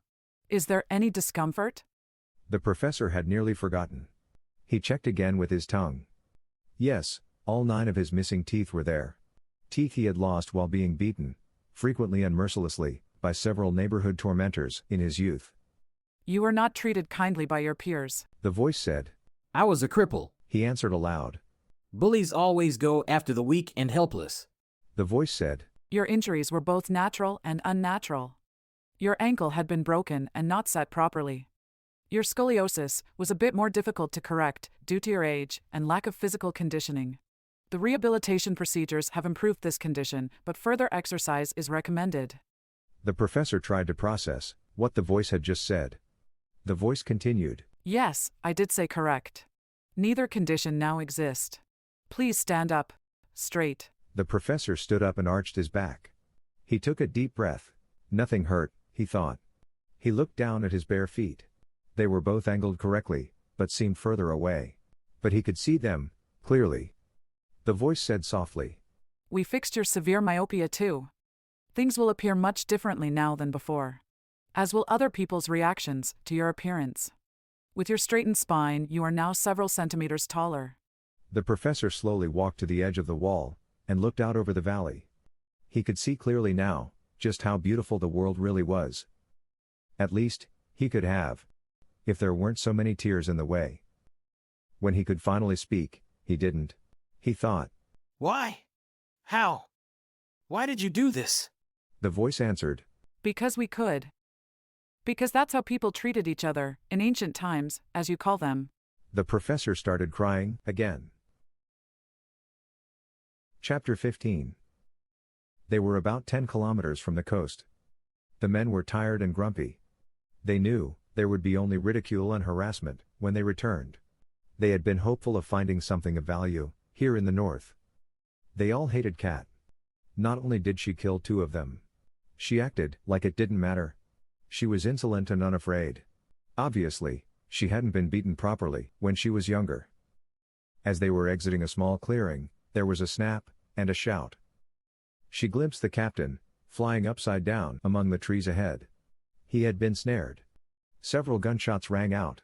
3 of the men, still in the clearing, fell. Being chained and tied to the mule, Kat was a big target. But no one had fired at her. Sis was right. She was the prize they wanted. The men guarding her had all scattered into the woods. They were sporadically returning fire. The ambushers were in the trees firing down. Their location, only evident by puffs of smoke. Kat slid off the mule, and pulled it toward the trees. She could have broken the ropes tying her to the mule, but she didn't want to hurt it. When she was behind a tree, she pulled the rope from her chains and sat down. She had no desire to become involved in the fighting. She wasn't sure that the ambushers were any better than the men she was with. She knew Sis wanted to learn more about this new world, but these men could all kill each other, as far as she was concerned. The battle was progressing slowly. It took about 15 seconds to load those guns. They weren't very accurate either. A couple more bodies now lie near the captain. The ambushers were picking them off as they tried to free him. Sis spoke up saying, And that's why the leader never takes point. Kat understood what she meant and responded. Maybe that's not in their leadership manual yet. Assuming they have one. The captain realized that his men were pinned down. They were running out of ammunition, and he was being used as bait. This mission had gone from disaster to hopeless. He shouted, Don't let them take her alive! At least, he could deny the enemy his trophy. Kat looked around. She saw one of the captain's men, behind a tree not far away. He saw her too. He had been watching her. Their eyes locked. He grinned, and finished loading his weapon. Kat moved to the far side of the tree. She had resisted the urge to grin back at him. She heard a twig snap. The man came around the tree and lunged at her. She had been getting used to everything moving in slow motion. It was now very clear to her what an advantage this was. She sidestepped his outstretched arm, that was holding a knife, right at belly level. She grabbed his arm and pulled it forward, increasing his momentum toward the tree. He fell backward awkwardly, stunned but still conscious. Kat pulled the knife from his hand as he fell. She shoved it into his chest, up to the hilt, just like she had been teaching Kit. No need for the animal to suffer. He had a very surprised look on his face. Kat noticed his weapon leaning against the tree. He apparently didn't want to waste any ammunition on her. She cradled the weapon in her arms, and sat down against the tree by the dead man. That's how they found her. She smiled at them, stood up, and handed them the weapon. It's loaded, is all she said. They escorted her back to the clearing. They were piling the bodies and removing useful items. The captain was sitting on the ground, his hands tied behind him. He looked up and glared at her. Kat saw two men sitting near a small fire. They were wounded. One in the side, the other in the leg. She noticed a metal rod in the fire heating up. A tall, well-built man came forward. He looked her over, and felt her clothing. He looked at her and asked, "You have a name?" She responded, Kat. He slowly walked around her and bent down to inspect her boots. "Well, Kat, I'm Joe, and you have some interesting clothing here. Do you live nearby? Can we return you to your home? I'd like to meet the men who can make clothes like this." This caught her by surprise. He actually sounded civilized. Chapter 16. The professor was crying again. He had just watched a 20-minute history lecture on the early Mediterranean civilizations with Kit. This was part of Kit's standard education program. Sis just thought it might interest him, learning not just the history, but how children are taught using the ancient technology, as he referred to it. Sis asked, "Are you all right, Professor? I thought you might enjoy the lesson." The professor responded, I'm sorry. I don't know why. I've become so emotional lately. That lesson was beyond wonderful. I learned more today about ancient times in that one lesson than I have in 20 years of research. The teacher was amazing. I felt I was standing next to him. And the visualizations of those ancient cities and people. How could they do that? I don't understand how you could do any of it.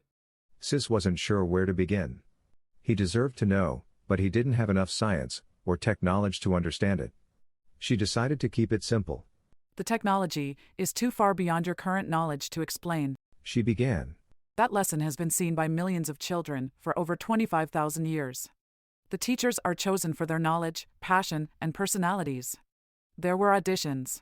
The professor was speechless. The thought of teaching so many, for so long, he could not comprehend it. The professor said, The teacher asked if there were questions at the end. Like he was able to answer them. Sis understood his confusion and said, Yes, there are over 1,400 questions that have been asked over the years. He has answered them all. Most of them long after he was dead. The computer systems we use can generate his likeness and voice to make it seem real. The professor was even more confused. He asked, Computer systems? Sis was trying to be considerate of his lack of knowledge. She said, As time permits, I will let you see lessons on any subject you wish. I will give you your own wrist link and teach you how to use it. You will have access to all human knowledge, at least the past 90,000 years. I'm afraid there will be nothing concerning your own history of the last 2,000 years. Unless you wish to add it. The professor didn't know what to say. He was all cried out. He mumbled, Thank you. How much? I mean, how many lessons would? Sis interrupted. I'm afraid there is more than 1,000 lifetimes of information, lessons, and entertainment venues available. Just choose things that interests you. The professor did manage a few more tears. Thinking about it, he realized he had been holding back his tears, his fears, and the horror of his existence, most of his life. Any sign of weakness or compassion, toward the slaves, was often followed by pain and rejection. He had learned to bury his feelings, and look away. It angered him now? How lonely and bitter he had become. How evil and sadistic his society was. Sis wanted to console him, so she said, Studying history has shown us that nearly every civilization has experienced the horror of slavery, in one form or another, at one time or another. Some became more enlightened and ended it. Others were destroyed by it. Mankind in general ended up regretting and trying to forget it. Historians like yourself will not let that happen, lest it happen again. The thought of historians affecting society gave the professor some hope.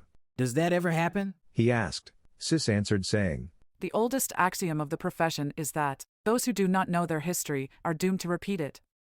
I believe that knowing history can influence those in power, at least the more intelligent ones. And without historians like yourself, there would be no history. The professor liked what he was hearing and perked up a bit. He said, The only use they have for me was to come here and find ancient weapons or the knowledge of how to create them. That was why they're going to take Kat back. To get her to give them such knowledge. Sis found that amusing. She said, Kat doesn't have such knowledge. She couldn't even make the crossbow I gave her. She is a historian, like you. I'm the only one here with such knowledge. I assure you, any society that abides slavery will never gain such knowledge from me. The professor said. But they will torture her. They won't believe she isn't lying to them. Sis said. Don't worry about Kat. She will be fine. We are still in contact. I can speak to her the same way I am speaking to you. The professor said. I pray you're right. Those men are cruel. They are capable of anything. That afternoon, the professor went to the beach to escort Kit back home. He was learning to run, but could only manage a slow jog for about a kilometer. He was still proud of himself. He rode a farm machine the rest of the way. He was amazed at its speed, strength, and versatility. How it worked, he hadn't a clue. He was familiar with engines and machinery. But this thing was sleek and quiet. He was even more amazed that it obeyed his commands. Something the mules would not do. Kit was ready, and looking forward to racing home. The professor was admiring the pristine lake and sandy beach. It was just so peaceful and perfect. He wondered if Kit knew how lucky she was. Sis said, She's a bit spoiled. That's why I believe it would be better for her to live among other people. Just not your people. I also made her get dressed before you showed up. She normally runs around naked. We're still working on the concept of modesty. Kit easily won the race, back to the wall. She was used to riding the machinery. The professor was just hanging on, trying hard not to fall off. The machinery was not designed to be ridden. His butt hurt, and besides, Kit had a definite weight advantage. After dinner, the professor asked Kit if he could watch a few more lessons. They sat together on a bench overlooking the valley. Kit called up the next lesson and fidgeted, while the professor watched intently. After the 5th lesson, the professor realized Kit was sleeping, with her head on his arm. It was getting dark. He didn't want to wake her to start a new lesson. He just sat there for a while. Different feelings were stirring in him. Paternal feelings. The dream of having a child was something he had given up long ago. He felt a tear on his cheek. He did not know how to handle being happy. Chapter 17. They were in a small inlet on the beach. Their small ship was hidden by branches. Joe and his men were just finishing up breakfast. They spoke quietly. Their little camp was about 5 kilometers from the enemy's encampment. They were spying on it, trying to determine its purpose. Their new captive, Captain Omen, wasn't talking. Kat knew what the secret enemy camp was for. She was still evaluating this new group. She wasn't sure how much she should tell them. They had removed her chains. But she was still being evasive when they asked her questions. From their conversations, it appeared that they had been at war for many years. Perhaps generations. Sis had mentioned that they routinely stole and sabotaged each other's scientific research. Kat heard it first. She knew what it was. The enemy was using the beach, at low tide, as an airstrip. The secret base was being used to develop their flying machines. Such research was impossible to hide, in a country full of spies and slaves. One of the men said, "There it is again! That buzzing sound!" It was the first time Joe had heard it. He turned to Kat and asked, "Is that your people, making that noise?" Kat just smiled and said, "No, that is your enemy's secret flying machine." She motioned for him to follow her out onto the beach. Shielding her eyes from the rising sun, she spotted the dot in the sky. Using her optical magnification, she got a better look. It was a biplane. She pointed at it and then Joe asked, "That's a flying machine. What does it do? Besides fly?" Kat said, "Right now, that's all it can do. They probably plan on using it for surveillance." but eventually they will find ways to arm them. The other men had joined them on the beach. None had seen a flying machine before. Joe seemed disturbed by Kat's attitude. He said, "You've seen it before then. You knew about it." Kat shrugged and said, "It's been flying around spying on us for months. It's quite annoying." One of the men shouted. Fire! They all looked toward the campsite. There was smoke billowing up from the trees. They all ran toward the boat. The sail and mast were burning. One of the men grabbed a bucket from the boat and began running toward the water. It was already too late to save the sail. Kat looked over at the captive. Captain Oman had taken a burning branch from the fire and had tossed it into the boat. Kat could hear the plane getting louder. The smoke was being noticed. Joe was angry at himself. He and his men had let themselves get distracted, and the prisoner had taken advantage. His gut reaction was to kill the prisoner. He and his men had been discovered. The enemy would be coming, and their escape was now compromised. Kat touched his shoulder and asked, "Shouldn't you be leaving? Does that boat have oars?" Joe just grunted. "It's low tide, and the boat's too heavy to move." Kat said, "Shouldn't you at least try?" Joe gave the order. The men positioned themselves on both sides of the boat and began pushing. Then suddenly it began to move. It made a deep gouge in the sandy beach but finally began to float. Joe just looked at it and the deep path through the sand. He couldn't understand how they had done it. Then he noticed the very deep footprints in the sand, where Kat had been pushing from behind. It was odd, but he was now too busy to think about it. Joe said, "It won't take long for them to catch up to us. Without a sail, we'll have to stay near the coast." Kat said, "Leave me here. The prisoner too. He'll just try to slow you down." Joe was about to argue, but Kat said, "Just row down the coast and find another inlet to hide in. I'll try to find some cloth to make another sail. Give me one of your weapons. I'll create a distraction in the woods. They don't know about you and the boat yet." "Why are you helping us?" Joe asked. Kat shrugged and said, "Because you've been nice to me, and they weren't." Joe was puzzled and asked, "Aren't you afraid?"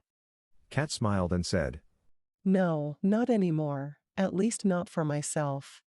Joe looked up. The plane was close now. He said, "They'll know about the boat soon enough." Kat took one of the weapons and said, "Just go. I'll shoot it as it flies over. Maybe I'll get lucky." Joe smirked and jumped into the boat.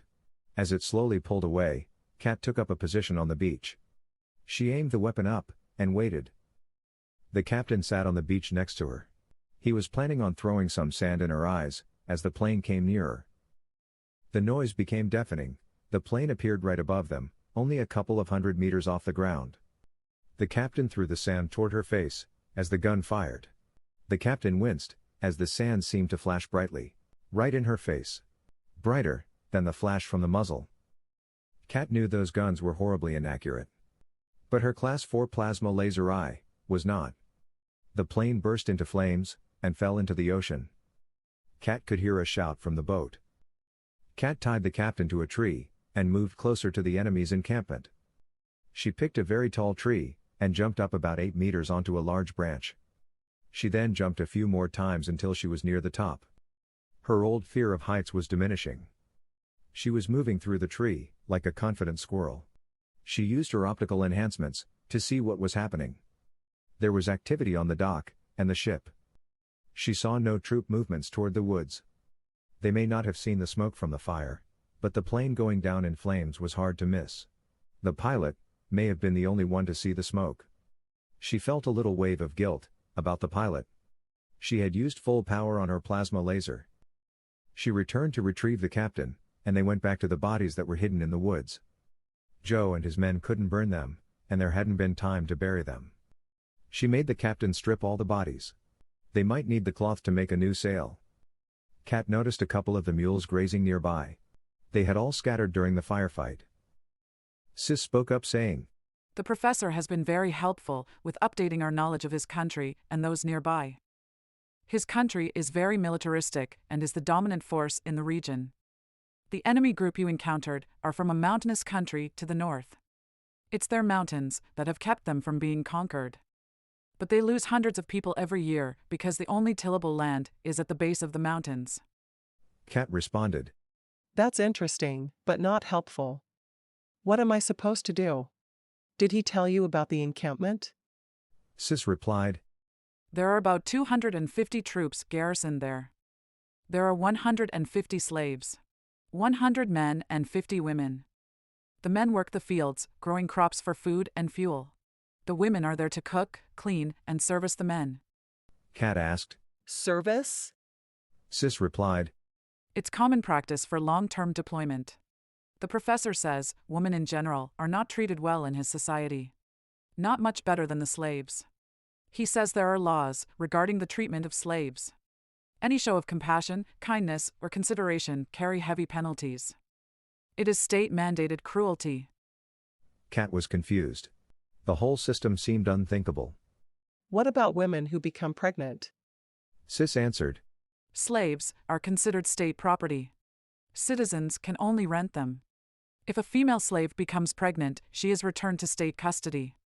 They know it is human nature to feel compassion for your own offspring. This way no man ever knows if a slave is something he spawned. Kat was getting angry now. She said, We should do something. I should do something. I could kill all those soldiers. It would be easy. I could free all the... Sis interrupted. Yes, you could. But you shouldn't. Kat was surprised. Why not? She asked. Sis paused a moment, then said, Mankind has fought this fight over and over through the millennia. They seem to have to learn this lesson again and again. Freedom is not free. It takes courage, sacrifice, and blood. Usually, lots and lots of blood. If you do it for them, they learn nothing. Kat mulled this over for a while. Ancient history was not her specialty, but she remembered some of it. She asked, So, what do I do? Sis said, We can help, but we must be careful. We let them do all the fighting. We teach them a few old tricks. But giving them better weapons would be too much. They must earn and be proud of their victories. We need them to gain self-respect and confidence. Something slavery takes away. Kat said. That sounds like it will take a lot of time. Sis responded. As long as it takes. If we are going to do this, we must play the long game. The enemy is overconfident and vulnerable. Nearly 30% of their population are slaves. Only 10% are soldiers. Kat said. This is not how I envisioned my new life. I thought I would just be looking for ways to amuse myself. Sis responded. We have to live in the times we are born or created in. Live in the world as it exists. Look at it this way. It will not be dull. Kat was not amused. She said, I know I have to do this. I can't just let it go on, now that I know. I should thank you, I guess, for making it possible for me to be effective in this endeavor. I don't think I would have the courage if I were still human. Sis replied. Very few are. I believe you'll find enough support in your efforts among the slaves. They have nothing else to lose. Kat said. You're probably right. How do I begin? Sis said. You'll have to visit the slaves at night and get to know them. You'll have to win their trust. But you cannot be their leader. Hopefully, you will find someone that will fit the role. Kat asked. Role? Sis replied. You need to find a Spartacus. Chapter 18. Sis and Kat spent the night discussing various plans and options. In the end, they decided that the situation was still too volatile, and there were just too many unknowns. They would have to wing it. At dawn, Kat ran down the beach to find Joe and his crew. She ran close to the water so that the waves would erase her footprints. They were nearly 10 meters apart. A few kilometers later she spotted the mast. She casually walked up to the men still sitting around a fire they had just put out. Kat made a noise similar to clearing her throat and said, Morning, gentlemen. They were surprised by her sudden appearance. Most of the men had never heard the term, gentleman. Joe stood up and said, Don't sneak up like that. We're jumpy enough. Are you sure you weren't followed? Smiling now, Kat said, Calm yourselves. No one is looking for you. I believe that only the pilot of that flying machine saw the smoke. You're quite safe here. Joe looked relieved and asked. Pilot? Kat explained. That's what you call someone controlling a flying machine. Joe said. So you know this from history then? Kat nodded. She didn't want to keep rubbing it in that she knew so much more than them. Joe asked. Did you find us a new sail? Kat replied. I started looking, but now I have a new plan. Something you and your crew can help me with. Joe looked annoyed. He said. We have a mission to complete. We have to get back and report what we've seen here. Kat knew her plan would be a hard sell. But she was determined to succeed. She began. My plan is a bit more ambitious. More dangerous too. But in the end, you would return home with one of those flying machines, along with the engineers building them. She had Joe's attention now, so she continued. The outpost you've been spying on has been here for nearly 5 years. They don't believe anyone knows about it, so they aren't prepared for an assault. Joe just shook his head. He said. They have a full garrison here. I only have 8 men who can fight. What do you mean by assault? Kat stood up and said. They have 250 soldiers, with weapons that are not effective when fighting at close quarters. We have your men, and 100 slaves. Men we can arm with spears, axes, swords, and knives. Weapons that are very effective at close quarters. Joe raised an eyebrow. He said. You believe you can convince the slaves to fight an army?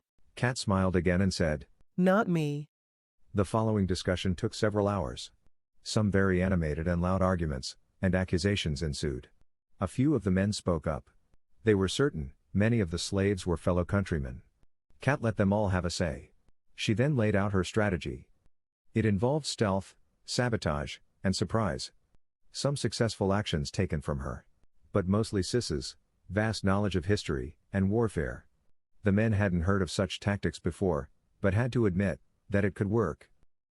That evening, Kat took up a position high in a tree, near the slaves' quarters. They were housed in 2 buildings near the fields. She watched as they turned in their hoes, shovels, and axes at the end of the day. Their equipment was kept in a shed at the far end of the cleared land. Next to it was another building, with smoke billowing from a chimney. At first, Kat thought it might be a kitchen. Then she heard the banging. She then assumed it must be a blacksmith. The professor had only spent a few days at the encampment. He knew little about the activities of the slaves. Kat planned on spending a couple of days watching them, before they made contact. She needed to learn their routines, and more importantly, those of the guards. She did notice, a couple of the slaves had returned with the guards, to the main encampment. There was a guard tower, between the slave quarters and the main encampment. The encampment, being closer to the beach, was nearly 20 meters lower. The tower was about 200 meters from the nearest guard barracks, and 100 meters from the slave quarters. Kat was trying to figure out which of her strategies might work best. She noticed that the blacksmith's building, at the far end of the growing crops, could not be seen clearly from the tower. She guessed they put it far away because it was quite noisy. Sis spoke up. The professor believes that building is the ironworking shack. Through the day, it is used by the camp engineers and camp smithy, and at night, it is used by the slave smiths. They repair and sharpen the farm tools. The farm tools are made of iron, not steel. They need to be sharpened and repaired regularly. Kat responded. But the muskets are made of steel. Sis replied. Yes, they know how to make steel, but not in quantity. Remember, there is no more coal.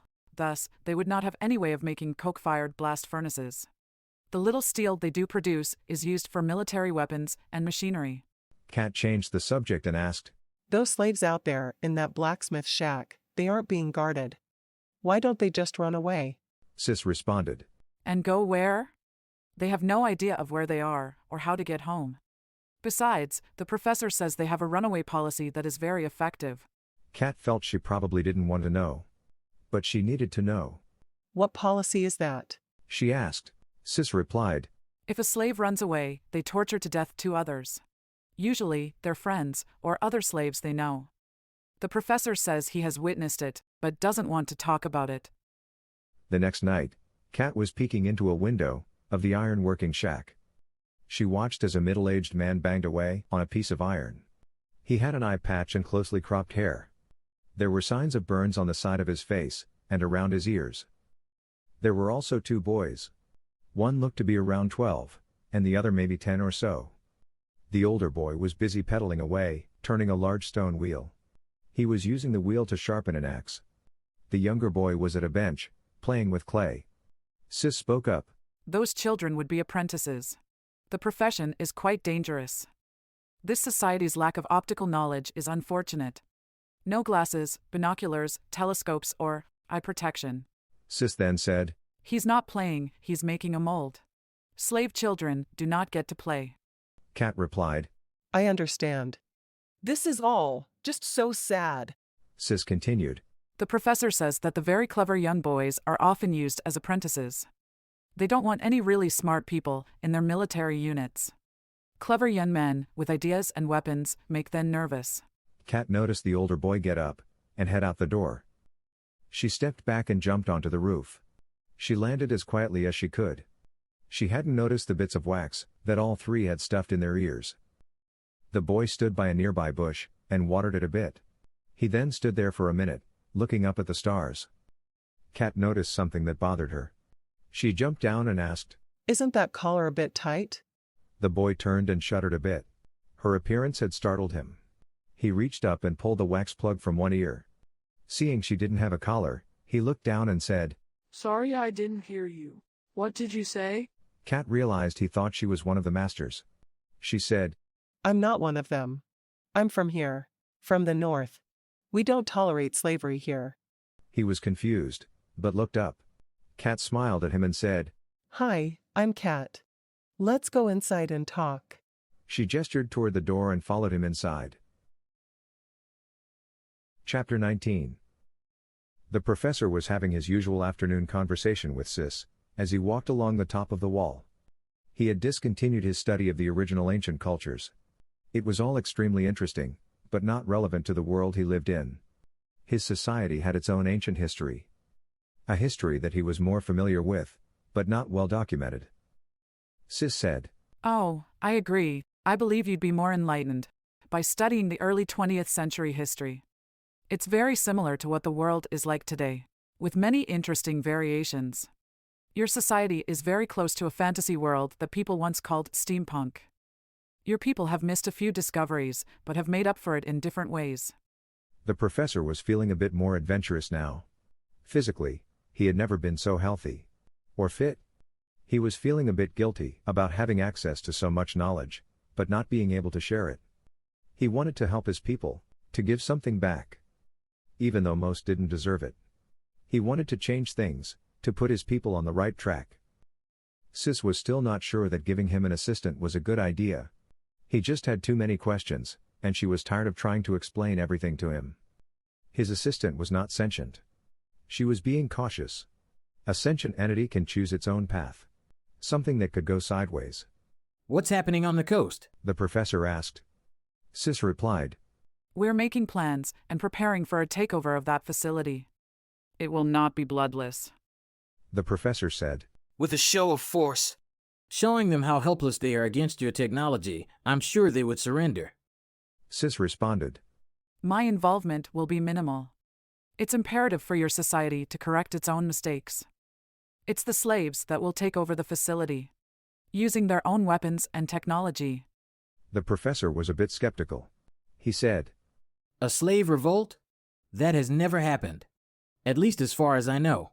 Sis replied, Yes, how would you know? Your government has a very tight lid on what is said in public and what gets recorded as history. Most history is part fiction, and the real history forgotten. The professor didn't argue. He had come to the same conclusion years ago. It was one of the reasons he had chosen to study the ancients. It was safer than pointing out the fallacies in his own people's history. He did say, But is bloodshed necessary? Sis replied, Historically, only the bloodiest and most one-sided battles are remembered. It is important that your people, and more importantly the slaves, need to learn that they can, and must, fight to remain free. The professor was still unconvinced, and said, But slaves against an army. I'm not sure how you think the slaves could win. Sis replied, There are dozens of ways to win or lose any given battle. In this case, the easiest method is to use stealth, surprise, and sabotage. There is an extremely high probability of success, though there will probably be some casualties on both sides. The professor asked. When will this revolt take place? Sis replied. In a couple of weeks. Whenever the supply ship arrives. You've said that there is usually a party of sorts when that happens. Yes, the professor said. They usually bring a few barrels of ale for the garrison. Sis then laid out the details of the attack. Beginning with the spiking of the ale. The plan was to use some aircraft fuel, which was pure ethanol, to increase the alcohol content of the ale by about 20%. This part of the plan relied on the help of some of the women slaves. The next part of the plan was equally stealthy.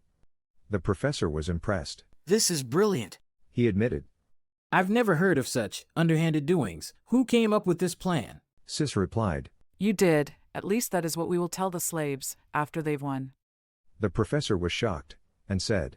That would make me a traitor to my country. Sis responded. Or perhaps the new leader of your country, once we've freed all the slaves. Chapter 20. The weapons were almost ready. Bernie and the boys had been working hard. His real name was Bernard, but that had changed over the years, due to all his burns. Kat was busy training the slaves for their tasks, mostly at night. She and Sis were still finalizing a few last-minute details. The supply ship should arrive within the week. Sis spoke to her. There is another issue we haven't discussed. Something the professor recently revealed about his society and their slave culture. Kat responded. I'm busy. Does it have to do with the revolt? Sis replied. It could make a difference in our plans or our methods. This piqued her interest, and Kat said. Okay then, let's have it. Sis began. The system this country uses to maintain its abusive culture of slavery is cruel and insidious. Pregnant slaves are sent to the child camps. When the child is 3 years old, the mother is sent back to the auction blocks. Kat said. Yes, I'm aware of this. Sis continued. It is how they treat the children, something I didn't know. The children address all the adult females at the child camp as mother. That way, when their biological mother is removed, there is less trauma. At the age of 5, the boys and girls are sent to different camps. There, they are all taught basic reading and math skills. Their lives are not difficult during this time. They are also told that all the children in the country are treated the same way. Kat wasn't sure where this was going, but asked. And this isn't true, is it? Sis responded. At the age of 10, the children are evaluated and assigned as needed. The bigger and less intelligent boys are sent to a military camp to become soldiers. The rest of the children are branded, collared, and sold as slaves. The soldiers are not branded. They are taught to abuse and guard the slaves, and they are often sent out to capture new slaves. I doubt any of them know the truth. They are all slaves. Kat was not surprised. But as she thought about it, it was insane. Sis sensed her anger, and said. It's not uncommon for a slave woman to be sent to the child camps many times. Kat understood what she meant. She responded. So, the men the soldiers guard and abuse are their brothers. The woman they abuse at night are their sisters. Sis replied. Or their mothers. The women they send to the barracks are there for punishment. Any small infraction or failure to please their masters could put them there. Kat said. But how does this change our plans? Sis replied. There is a lot of hatred and distrust on both sides. The slaves don't know the truth either. I believe we should tell them before the revolt. It may lead to a little less bloodshed. The next evening, the supply ship was spotted. It would be docking sometime the next day. Kat was hoping for a few more days. She also knew there would never be enough time to feel totally prepared for a battle. They were as ready as they were going to get. Kat was waiting in the iron working shed when the night crew arrived. She had brought the stash of weapons they had hidden in the woods. They would distribute them when the parties began in the barracks, after they had dealt with the watchtower guards. Kat took the 2 boys aside and said, You boys have worked hard. Tonight, everything is going to change. For you too, it will change completely. Bernie came forward with some metal shears and cut off their collars. A slave would usually be severely punished if caught without a collar. She said, Don't worry, all the collars are coming off tonight. Before the fighting even starts. Here. She handed each his collar. Keep these as a reminder. Someday, you will find your life here, hard to believe. Neither boy understood what she meant. Kat hugged each boy and said, I don't want you boys around when the fighting begins. I'm sending you away. Very far away. The older boy asked. Where are we going? Kat just smiled and said, Let's just say you won't be in Kansas anymore. Bernie hugged each boy and said, Maybe we'll meet again someday. You boys listen good. Kat here says you're gonna learn a lot. He then turned away. Kat smiled. He looked so rough on the outside, but was all mush on the inside. She ushered them outside. It was dark, and there was a breeze. But it seemed to be coming from above. Then, in the darkness, a man appeared. He had slowly dropped out of the sky. Kat waved and said, Hi, Professor. Do you look different? She gave you some hair too. The professor smiled and pushed his hair back. He still wasn't used to it, but could not bring himself to trim it either. He stepped off the clear platform he had been standing on. The lines holding it were nearly too thin to see. The professor looked at the boys and smiled. He gestured toward the platform and said, Your chariot awaits, gentlemen. The boys were reluctant to move. They had no clue what was happening to them. Kat led them to the platform and said, Just step on it and hold on. It will lift you up to the flyer. It's just another type of flying machine. Just quieter and safer. Just sit down in one of the seats, and it will take you home, that is, to your new home. Believe me. You're going to like it. Chapter 21. Joe and his men showed up a few minutes later. He and his men had agreed to take part in the revolt. They had left their captive, tied to a tree unguarded. Kat gave them the tin snips used for removing the collars. This was a motivational incentive for the slaves. They were going to free themselves, or die trying. Kat wished the men luck, and gave Joe and the professor hugs. This was more for her than them. She was worried. She was responsible for putting those men in harm's way. The professor now took the lead. He was not a born leader, but would do his best to act the part. He believed in the cause, and was trying to earn the faith that had been placed in him. He was also doing his best to give back to those in need, as payback for his good fortune. His recent enlightenment had sparked a desire to make his world a better place. Something to be proud, instead of ashamed of. Sis had reluctantly agreed for Kat to have a small part in the revolt. She would be in a good spot to monitor the activity, and in a worst-case scenario could intervene. Covertly, Kat waited, as a team of slaves quietly scaled the outside of the guard tower. They had hidden at the base while it was still light. They had observed that those in the tower usually watched the previous team return to the barracks after a shift change. That gave them an opportunity to sneak underneath the tower, from the other direction. The barracks were already in full party mode. Kat had asked the women to make the best of their last night of slavery. They wanted the soldiers drunk and exhausted. The women promised to do their best. The assault on the tower was not as quiet as it could have been. But it was short. The ruckus in the barracks was loud enough to cover the noise. Kat moved forward and a dozen men began moving toward the barracks. They were carrying sections of rope. Kat climbed up the guard tower and began fastening one end of the rope to a top beam. She had carefully threaded the rope through a three-wheeled pulley. The pulley had a much smaller rope attached. Then she waited in the darkness for the men to do the job she had been training them to do for the last few weeks. There were 2 teams of guards who slowly walked the perimeter of the garrison. There was a 5-minute gap in which neither group could see behind the barracks buildings. It was during these gaps that the assault team had to work. The rope slowly lifted and then became taut. The plan was simple. Use a zip line between the guard tower and the top of the nearest barracks. The barracks have chimneys in the center. Kat was pleased. This was a tricky maneuver. The men had secured the rope just as she had taught them. A few had been on ships and were familiar with handling ropes. The process began. Kat waited until there were 2 taps on the rope. They were hard to detect, as the rope was nearly 250 meters long. She didn't really need them. She could see well enough in the darkness. But she was still hiding her abilities. 2 men climbed onto the rig, facing each other. She let go, and they disappeared into the darkness. Her job was to pull the pulley system back. It wasn't heavy, but had to be done quickly, and her arms would not get tired. She had to wait 10 minutes before each trip. Sending 2 at a time, it took most of the night. The men were anxious and scared. She took it upon herself to give them a few words of support and wish them luck. Every second group took a bundle of weapons with them. The process was slow and awkward, but they stayed as quiet as they could. The last group left about an hour before dawn.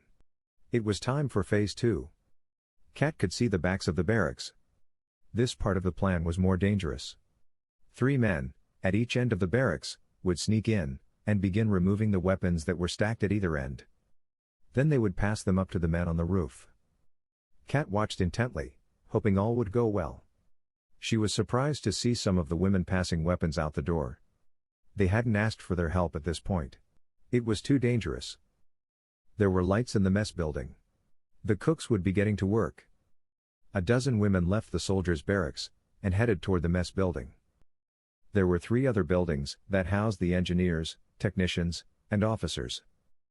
Kat hadn't contacted their female slaves. She had been warned that these young women sometimes become emotionally connected with their masters. She had also been made aware that this often went both ways. The professor's head popped up from the trapdoor in the floor. He asked, "How's it going?" Kat responded, "You're right on time." Though still dark, there was a touch of red in the sky in the east. The professor, Joe, and his men began their trips. They would take part in the most dangerous part of the attack. The professor would stay on the roof, behind armed men. He had to appear to be directing the attack. Sis had arranged for her to talk directly to his assistant, if that ever became necessary. It began quietly enough. A few men, clinging to blankets, staggering out of one of the barracks. Some cursing, some too groggy to realize what was happening. Then there was some shouting, a few screams, and a lot more cursing. Eventually the barracks were cleared. A few men carried out. In the dim light, Kat could see that the plan had succeeded. The ex-slaves were now in control. Kat climbed onto the zip pulley system and let go. Maybe we'll keep this zip line up for a while, she thought. It was fun. Chapter 22. Major Lefebvre looked down at the young woman still sleeping in his bed. He was becoming attached, and he was trying to fight it. But as he dressed, he kept looking over at her. It was hopeless. He was married, but it had been a political match. He had been young, ambitious, and a bit stupid. His wife turned out to be more unpleasant on the inside than she was on the outside. They had 2 daughters. His wife had become plump and lazy. She told him, after the second birth, that she wouldn't go through that again. She told him to use the slaves for pleasure. He had done so for several years. He found the slave women much more pleasant and cooperative. He never had to force them. He did have to send them away when they became pregnant. He had never wanted to, because he would miss them. He had taken this posting because it came with a promotion to major. It also took him away from his wife, and her nagging, for at least 3 years. The promotion came with a personal slave, of his choosing. A young female was his choice. Now he almost regretted that. He dreaded the thought of her leaving him, ever. He will be 40 in a few months. He loved his life in this distant outpost, and never wanted it to end. He began to think about the day's activities. His orderly was late. It was the orderly who kept track of his schedule. He did remember he was scheduled for lunch with the captain of the supply ship. Where was his orderly, he was thinking, as he stepped out of his quarters. "Good morning, Major," a man said. The major looked around. What he saw was alarming. There, in the center of the courtyard, were his soldiers, surrounded by slaves holding spears and swords. On the roofs of the barracks were more slaves, holding guns. "Yes, Major. I'm afraid I'm going to have to relieve you of your command." The major looked at the man who had been talking. He had several men with him, and a strangely dressed woman. "Who are you?" the major asked. He looked familiar but couldn't place him. "I'm not surprised you don't recognize me," the man said. "I don't even recognize myself in the mirror lately. You see, I've met some of the locals. They transformed me. I'm definitely not the same man who came through here a few months ago." The woman stepped forward and said something to the man. Then she turned to him and said, Major, you're with me. Bring the girl.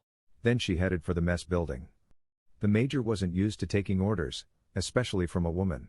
But something in her manner led him to believe he should listen. He turned and saw his young slave girl, still adjusting her clothing in the doorway. He beckoned to her saying, Come, dear, we have an invitation. He normally would not say, dear, to a slave in public. But he also had a feeling that all the rules of slave debasement no longer applied. The professor left to perform his duty as the new leader of this movement. He was pulled up onto the roof of the center barracks and began his career as leader. He was enlightening the soldiers on their true identities, function, and future in the nation they thought they were part of. Kat just sat patiently as the major and his slave girl quietly ate. She noticed that the girl sat very close to him. She also noticed the major sharing his meal with her, giving her the sweet stuff. The engineers and their slave woman began drifting in. They had been apprised of the situation. They looked nervous and didn't look directly at her. They were afraid. Kat asked the girl her name. She said, Susan. But most call me Sue. Kat continued. Do you understand what happened here last night, Sue? Sue shook her head. Kat reached into her side pocket and pulled out some tin snips. She slid them across the table to the major. He stared at them for a minute, thinking about his career and his duty. He then looked down at Susan. She was young, barely a teenager, and so damn pretty. She was looking up at him, and then at the snips. She was just now beginning to realize what was happening. The major reached for the snips. Kat put her hand on top of his. She said, This doesn't end here, Major. I intend to do the same thing in your homeland. You have to choose which side you're on. The major said, I've already made my decision. He grabbed the tin snips and cut the collar from Sue's neck. Sue slowly picked up the collar from the table. She looked up at the major. There were tears in her eyes. Kat stood up, took the tin snips, and began walking toward the other female slaves. Before she left, she said, You two should talk. The professor and a group of ex-slaves entered the mess hall. The professor walked over to Kat and said, We sent the soldiers back to their barracks. Many are ill and hungover. They have much to think about. They all need to be fed though, so we'll bring them in one barracks at a time. Kat nodded and said, I've been talking to the engineers and techs. I believe most of them are sympathetic with our cause. A few of them are just being pragmatic. They'll support whoever wins. 3 men came in and headed toward them. One of the men was in chains. Kat smiled at him and said, Good morning, Captain. Welcome to our new garrison. He just glared at her. He was dirty and smelly. He looked at the professor, but seemed puzzled. The professor said, I'm not surprised you don't recognize me. You cannot imagine what miracles the ancient science and knowledge are capable of. I still have trouble believing it myself. It's me, Captain Omen, Professor Tuttle. The captain just stared in disbelief. He could not believe it. He refused to believe it. Miracles did not happen. Yet, there he was. Straight and tall, with all his teeth and hair. It was just a trick. It was clearly someone else. Someone, pretending.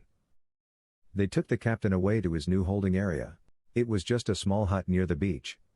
There was nothing else near it, so it was easily guarded. Kat smiled at the professor and said, You should be careful what you tell people about what happened to you. In the past, people have been burned alive for less. The professor responded, I understand your concern. Some people might get the wrong idea and expect me to do the same for them. I guess I should be more cautious. Chapter 23. The garrison's ship had been used to salvage the downed aircraft. It had taken over a week. Their drag lines had eventually brought up most of the pieces. There were 2 large sections. The engineers had hoped to salvage the engine. They were also hopeful of finding out what went wrong. These aircraft were still very experimental. They were still trying to figure out the fundamentals of fixed-wing avionics. What came out of the water was alarming. No one could explain it. None of them understood how such a thing could occur. It was impossible. The flying machine had been cut in 2. The fuselage, the engine, and the pilot. Cut cleanly in half, like it had encountered a huge, impossibly sharp knife. In midair, they salvaged what they could. Then decided not to discuss the incident with anyone. Anything they could not explain would not reflect well on their abilities. They would merely report the incident as another failed experiment. The other test pilots were not informed. The engineers couldn't warn them about something they did not understand. Kat found the wreckage hidden under a tarp while inspecting the hangar facilities. She instructed the work crew to take all the metal components to the iron workhouse to be melted down. She had repurposed one of the aircraft engines to power a blower in her redesigned furnace. She was making small changes in their processes to make better quality steel. This facility was already at the high end of their technological capabilities. She was just giving things a nudge, here and there, to expedite her plans. She had to totally redesign the aircraft. At first, the engineers balked at her suggestions, but she knew they didn't have a clue about what they were doing. Eventually, she realized their reluctance was mostly about taking advice from a woman. In their culture, women were not very well educated. She had to have the professor talk to them. He was a true believer in the ancient knowledge she possessed. He was very convincing. Major Lefebvre was also quite convincing. He had talked with all of the regular army in the camp, along with the captains and crews of the camp and supply ships. Surprisingly, the majority of the non-slave military were sympathetic with the cause. Not so much because of slavery, but because the current regime, running their country, was almost universally hated and mistrusted. Their abuse of power, cruelty, and corruption were all well known. The opportunity to help their countrymen appealed to most. All the ex-slaves and soldiers were now convinced. The major told Kat that it wasn't the professor who convinced them. It was one of the soldiers. His name was Bill. He had grown up with a twin brother, Will. When they were 10, they were separated.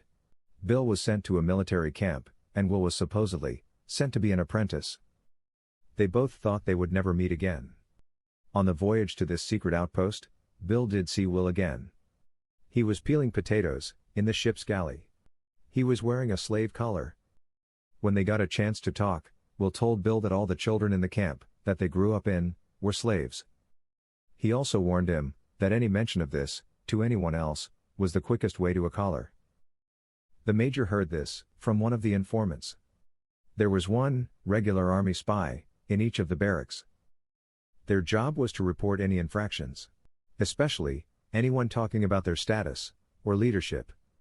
These men had been carefully selected by their army superiors for this duty, usually for lying or stealing. It was a form of punishment. Kat had been talking with Kit regularly about her activities. Kit was going crazy and angry that she was missing everything. Sis had to agree that Kit did need a bit more socialization. Kat didn't want Kit roaming about the camp though. Men, in general, could not be trusted around young girls. Especially when the slave women were no longer available, except for a lucky few that the women liked. Kat, or someone she trusted, would have to watch Kit at all times. Kit could not be trusted either. She had a habit of ignoring the rules that Sis devised. Kit agreed to sleep in the iron workhouse. It was no longer being used at night. They also agreed to let her swim in the ocean, far away from the camp. She still refused to wear any form of swimwear. On her first day at the encampment, Kat introduced Kit to Bernie. She said to him, "This one needs some taming. She's never done a bit of work in her whole life. But she's smart, maybe too smart for her own good. Teach her some useful skills and ignore her complaints. I'll be back to take her to lunch." Bernie looked her over. He had never trained a girl before. He wasn't sure they were even trainable. But if Kat says she's smart, he'd give it a try. She was still too small to use a hammer. As he was examining his new challenge, Kat opened a large bag she had brought in. "Here is a hammock for her to sleep in. Some clothes. And this." She handed Bernie a strange-looking clear thing. She said, "It's called protective gear. Here in the north, we try not to hurt ourselves." She showed him how to put it on. She continued, "It's to protect your face and eye. There's another one for Kit if you start pouring metal." Bernie looked at it skeptically. But when he put it on, he was amazed. He could still see perfectly.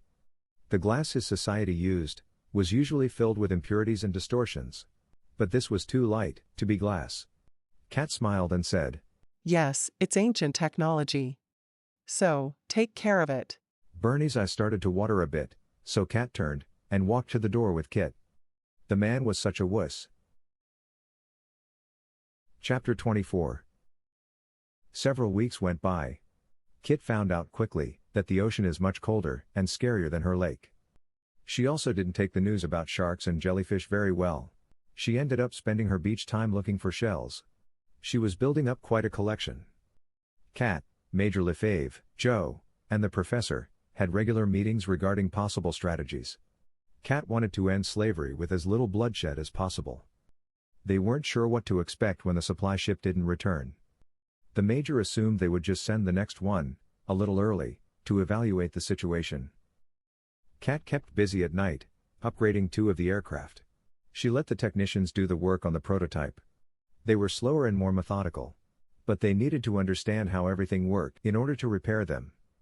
Kat's new steel cables were stronger and much thinner than what they had been using. Some of the mechanics were still skeptical. Kat being female was still an issue. Very late one evening Sis spoke up. Kat, something's wrong. Kit's still sleeping, but her assistant's signal has become intermittent. Can you check on her? Kat left the hangar and ran up to the iron workshop. She wasn't prepared for what she saw. Sis! She shouted silently, in her head. The hammock's gone! Kit's not here! Kat searched around the shop. Outside there were fresh footprints. Even with her enhanced optics, they were difficult to see in the dark. She followed them for a bit. They were headed to the beach. The trail ended in the water. They were walking on the edge of the water, so that the waves would hide their trail. Kat ran to the docks and checked the 2 ships moored there. The deck watch on each ship hadn't seen anything. But they hadn't been looking toward the beach. She could only think of one possibility. She ran to the small hut in which Captain Oman was still held prisoner. She found the guard outside unconscious. The door had been opened from the outside. That would mean he had accomplices. She ran to the officer's barracks and roused the major. She wasn't thinking clearly. She was scared. Sis said, Calm yourself. I've lost the signal completely. But the last reading I got from the assistant, her vitals were fine, and she was still asleep. The fact that the signal is gone simply means she is out of range. Probably out at sea. Kat thought for a second. Then it came to her, Joe's boat. The captain knew it was beached somewhere down the coast. He could have had an accomplice find it, and replace the sail. It was starting to get light, so the major roused all the men. After a quick head count, they discovered 11 men missing. All the barracks spies, and several other men the major knew to be still loyal to the regime, were missing. The major took Kat aside and said, I'm sorry, Kat. I made those men promise not to disturb or sabotage anything in the garrison. I never thought about them helping anyone to escape. Kat responded. Or kidnap a little girl. She knew why the captain had done it. Not just to have a hostage, but to get back at her. Sis agreed. She didn't like the man either. Kat asked, What should we do? Sis replied, That supply ship running empty might be able to catch them. If we knew where they were. I think it best we just handle this ourselves. Discreetly. Kat agreed and said, I think I'll see how well all those men can swim. Sis said, No, I think we can make this work to our advantage. But you'll have to play nice. That evening Kat stood alone on the beach in the dark. A brisk breeze began blowing her hair about. She picked up a large bag of seashells, and disappeared into a dark flyer, which had landed nearly silently next to her. Sis, sitting in the pilot's seat, turned to Kat and said, You're looking pretty good for a beach bomb. Kat smiled and responded, And you don't look a day over 2,000. Kat took a seat and said, So, do we know where we're going? Sis replied, Oh yes, nothing escapes my satellites once they're overhead. It's a small boat, but I can count the hairs on their heads. Well, their heads anyway. There are 12. With a small lump of hammock next to the rudder. Someone is always manning the rudder. There is usually little wind at night. Even in the middle of the ocean. The man on the rudder was surprised at the sudden breeze. Especially, when it was coming from behind. The sail billowed a bit, and the boat began moving faster. It was odd, the breeze coming from behind was lucky, But he was feeling it. From above. Something pulled him backwards, something around his neck and mouth. Kat quietly strung the hammock up between two seats. Does this kid sleep through everything? She thought. Sis responded silently to Kat. She's a growing girl, she needs the sleep. Kat thought back. I'm going to miss her. You sure she won't be angry? Sis replied. She's had enough adventure for a while. You need to spend your time preparing. You know what's coming. She can't be there, it won't be safe. The next morning, the crew on a little boat, in the middle of the ocean, were all a bit disturbed. The captain tried to calm them. He said, "This isn't the first time she's disappeared like that." Both her and the professor disappeared one night from my camp, with 2 men on guard duty. We never found a trace. One of the men asked. You mean, the same professor, who's now in charge of the garrison? The captain scowled, but then said, If it is, then we could be in some real trouble. Chapter 25. The next morning, Kat informed the major and the professor that the search was over. Kit and the escaped men were no longer a problem. When the professor asked where Kit was, Kat replied, She's home, and she's safe. The professor accepted the answer, but the major was troubled. He asked, But how can she be home? Those men had taken her with them. They're somewhere out at sea. Kat smiled and said, Yes, they are still out there. But Kit is no longer with them. They should reach their home country in a couple of weeks. The professor put his hand on the major's shoulder and whispered, It's all right. You have to understand, she has access to ancient knowledge and technology. They can do anything. The major thought for a minute, then said, But they'll be back. They won't abandon this site. They'll be back with warships. Kat smiled and said, That's what I'm counting on. The professor has described those ships to me. They're exactly what we need. The major protested. Our ships aren't even armed. We have no defense. Kat smiled again and said, But we have airplanes. That's the ancient name for your flying machines. Let me tell you about the battles between ships and planes. They are usually very one-sided. It's those wooden warships that have no defense. Kat showed both men a drawing she had made for an incendiary bomb. It was made of a thin-walled clay canister, filled with alcohol, and a small musket cap and charge that would explode on impact. It was a simple design, with some stabilizing fins, made of paper, to ensure it landed cap first. Kat told them that the men had already started making kilns to fire the clay canisters. The major was beginning to see the advantage to aircraft in warfare. He said, We could fill those canisters with gunpowder. Kat just nodded. Men were so inventive when it comes to killing each other. Kat said, The goal here is to capture some warships, not to sink them. We have to be careful. Feeling a bit philosophical now, she continued. This little insurrection is about changing people's minds. What they have been taught is wrong. It goes against our basic instinct to be kind and helpful toward each other. This instinct to cooperate and help others resides in all mammals, both in herds of prey and in packs of predators. The major thought for a minute. He said, I've been watching Joe and his people organize a military training camp of sorts. They are working with some of the soldiers. They're teaching the ex-slaves how to fight as a team. These men were all enemies a few weeks ago. It's amazing how quickly attitudes can change. Kat smiled and said, Just because someone is wearing a different color uniform, they don't have to be an enemy. It did help that there wasn't a lot of bloodshed during the takeover. I believe we will succeed, but we must be tactful and patient. From what I've heard of your country's politics, freedom of speech and access to the truth are non-existent. There is no free press or any form of mass communications. There are a few public bulletin boards in every community, but only government-approved propaganda is allowed to be posted. The major nodded. This was all perfectly normal to him. What's your point? He asked. Kat smiled and said, It's just a little tactic, once used long ago. She handed him a piece of paper. On it, in large letters, was the message that slavery is over. Any country supporting slavery would soon experience a change of government. The major looked up at her and said, You can't post anything like this. It would be torn down immediately. Kat just said. Keep reading. In smaller print, there was an explanation of what this would mean. Slave owners already paid the government a yearly tax for their slaves. They also had to pay for the slaves' food, shelter, clothing, and health needs. These funds would now go directly to the new workers that chose to stay. Since most of the slaves didn't have families, and were only trained for one thing, many would stay where they were. But they could now choose. Kat said. Of course, all of the sexual abuse would have to end. I didn't mention that in the flyer, but it is implied. The major looked up and asked. Flyer? Kat nodded and said. That's what it's called. She picked up a box of paper.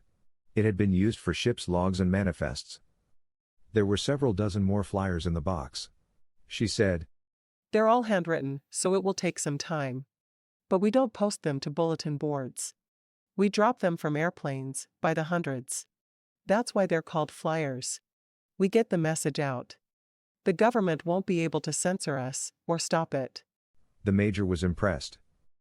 Although the tactic was used nearly 100,000 years ago, he had never heard of it. He smiled and nodded, then said. Mass communications.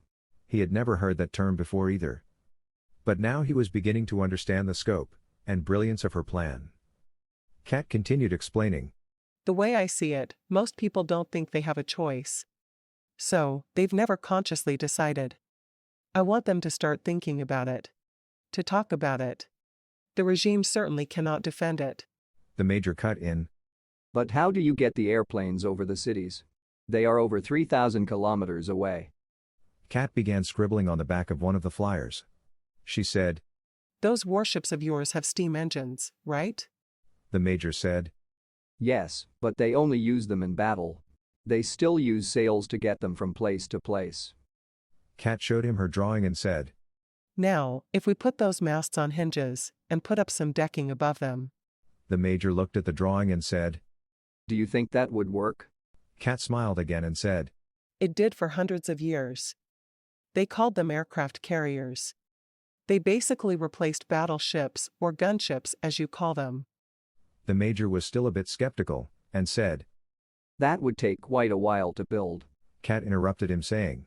Hence the need to capture the larger warships. They would just require a little modification.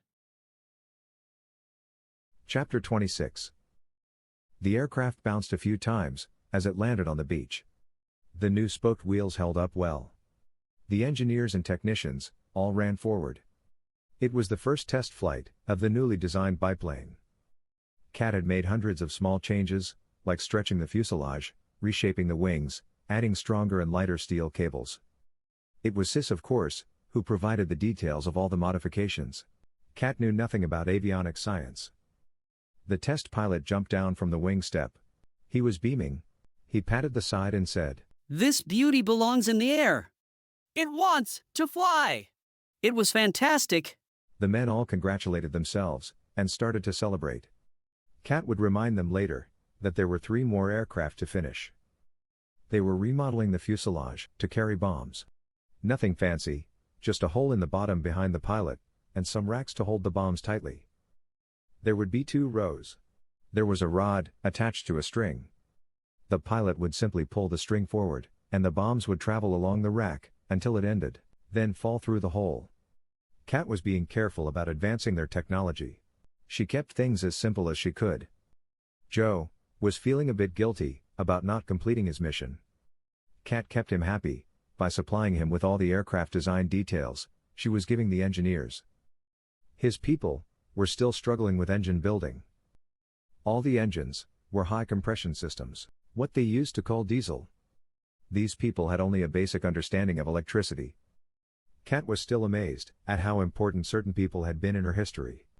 With scientists in these warring nations not allowed to freely experiment or communicate with each other, the rate of advancement had been extremely slow, and sometimes non-existent, in certain fields. Nearly 2 months went by, with no activity from the sea. The major, Kat, the professor, and Joe had discussed at length all their different theories about what to expect. One evening the major said, "The king will respond in force. He will not let this project be lost. The professor responded. What makes you think anyone would believe Captain Ullman's story? The major had to give the professor that one. He said, It would be a hard sell. Even with the other men backing him up. People tend to believe what they want to believe. The professor responded. Especially if he mentions her. He nodded toward Kat and continued. I mean, people living in the North. With access to ancient knowledge and technology. Hell, I wouldn't believe it, and that's what I've dreamed of finding most of my life. The major nodded and said, I don't know if he's smart enough not to mention her. Or your transformation. I still have a problem with that one myself. And the proof is sitting right here. Drinking my aircraft fuel. It's not like he had any proof. Kat got a heads up from Sis. Something she didn't know. Kit didn't have her boots when she got home the night she was attacked. The girl didn't like wearing shoes, so Sis assumed she had just forgotten them.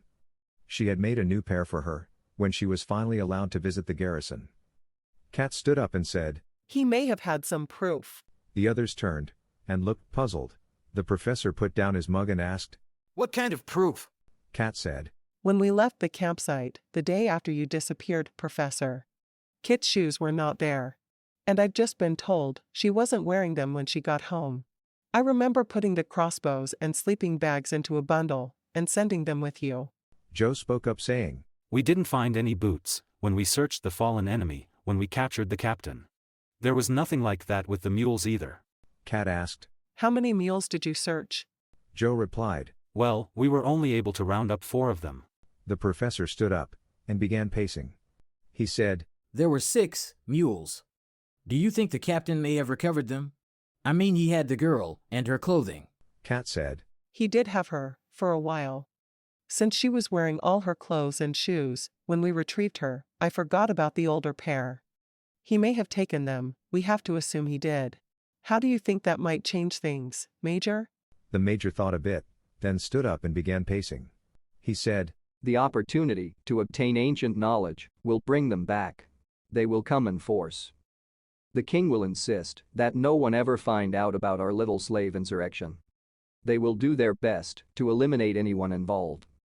They will probably send the captain and his men back here too.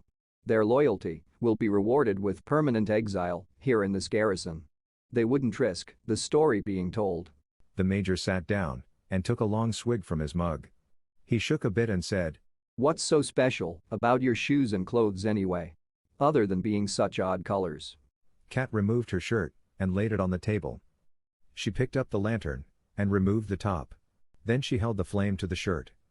After a minute, she told the major to take out his knife and put a hole in it. The major stood up, a little wobbly, and jabbed his knife into the fabric. He did it again and again, each time a little harder. Kat put the shirt back on. There were no burn marks or holes.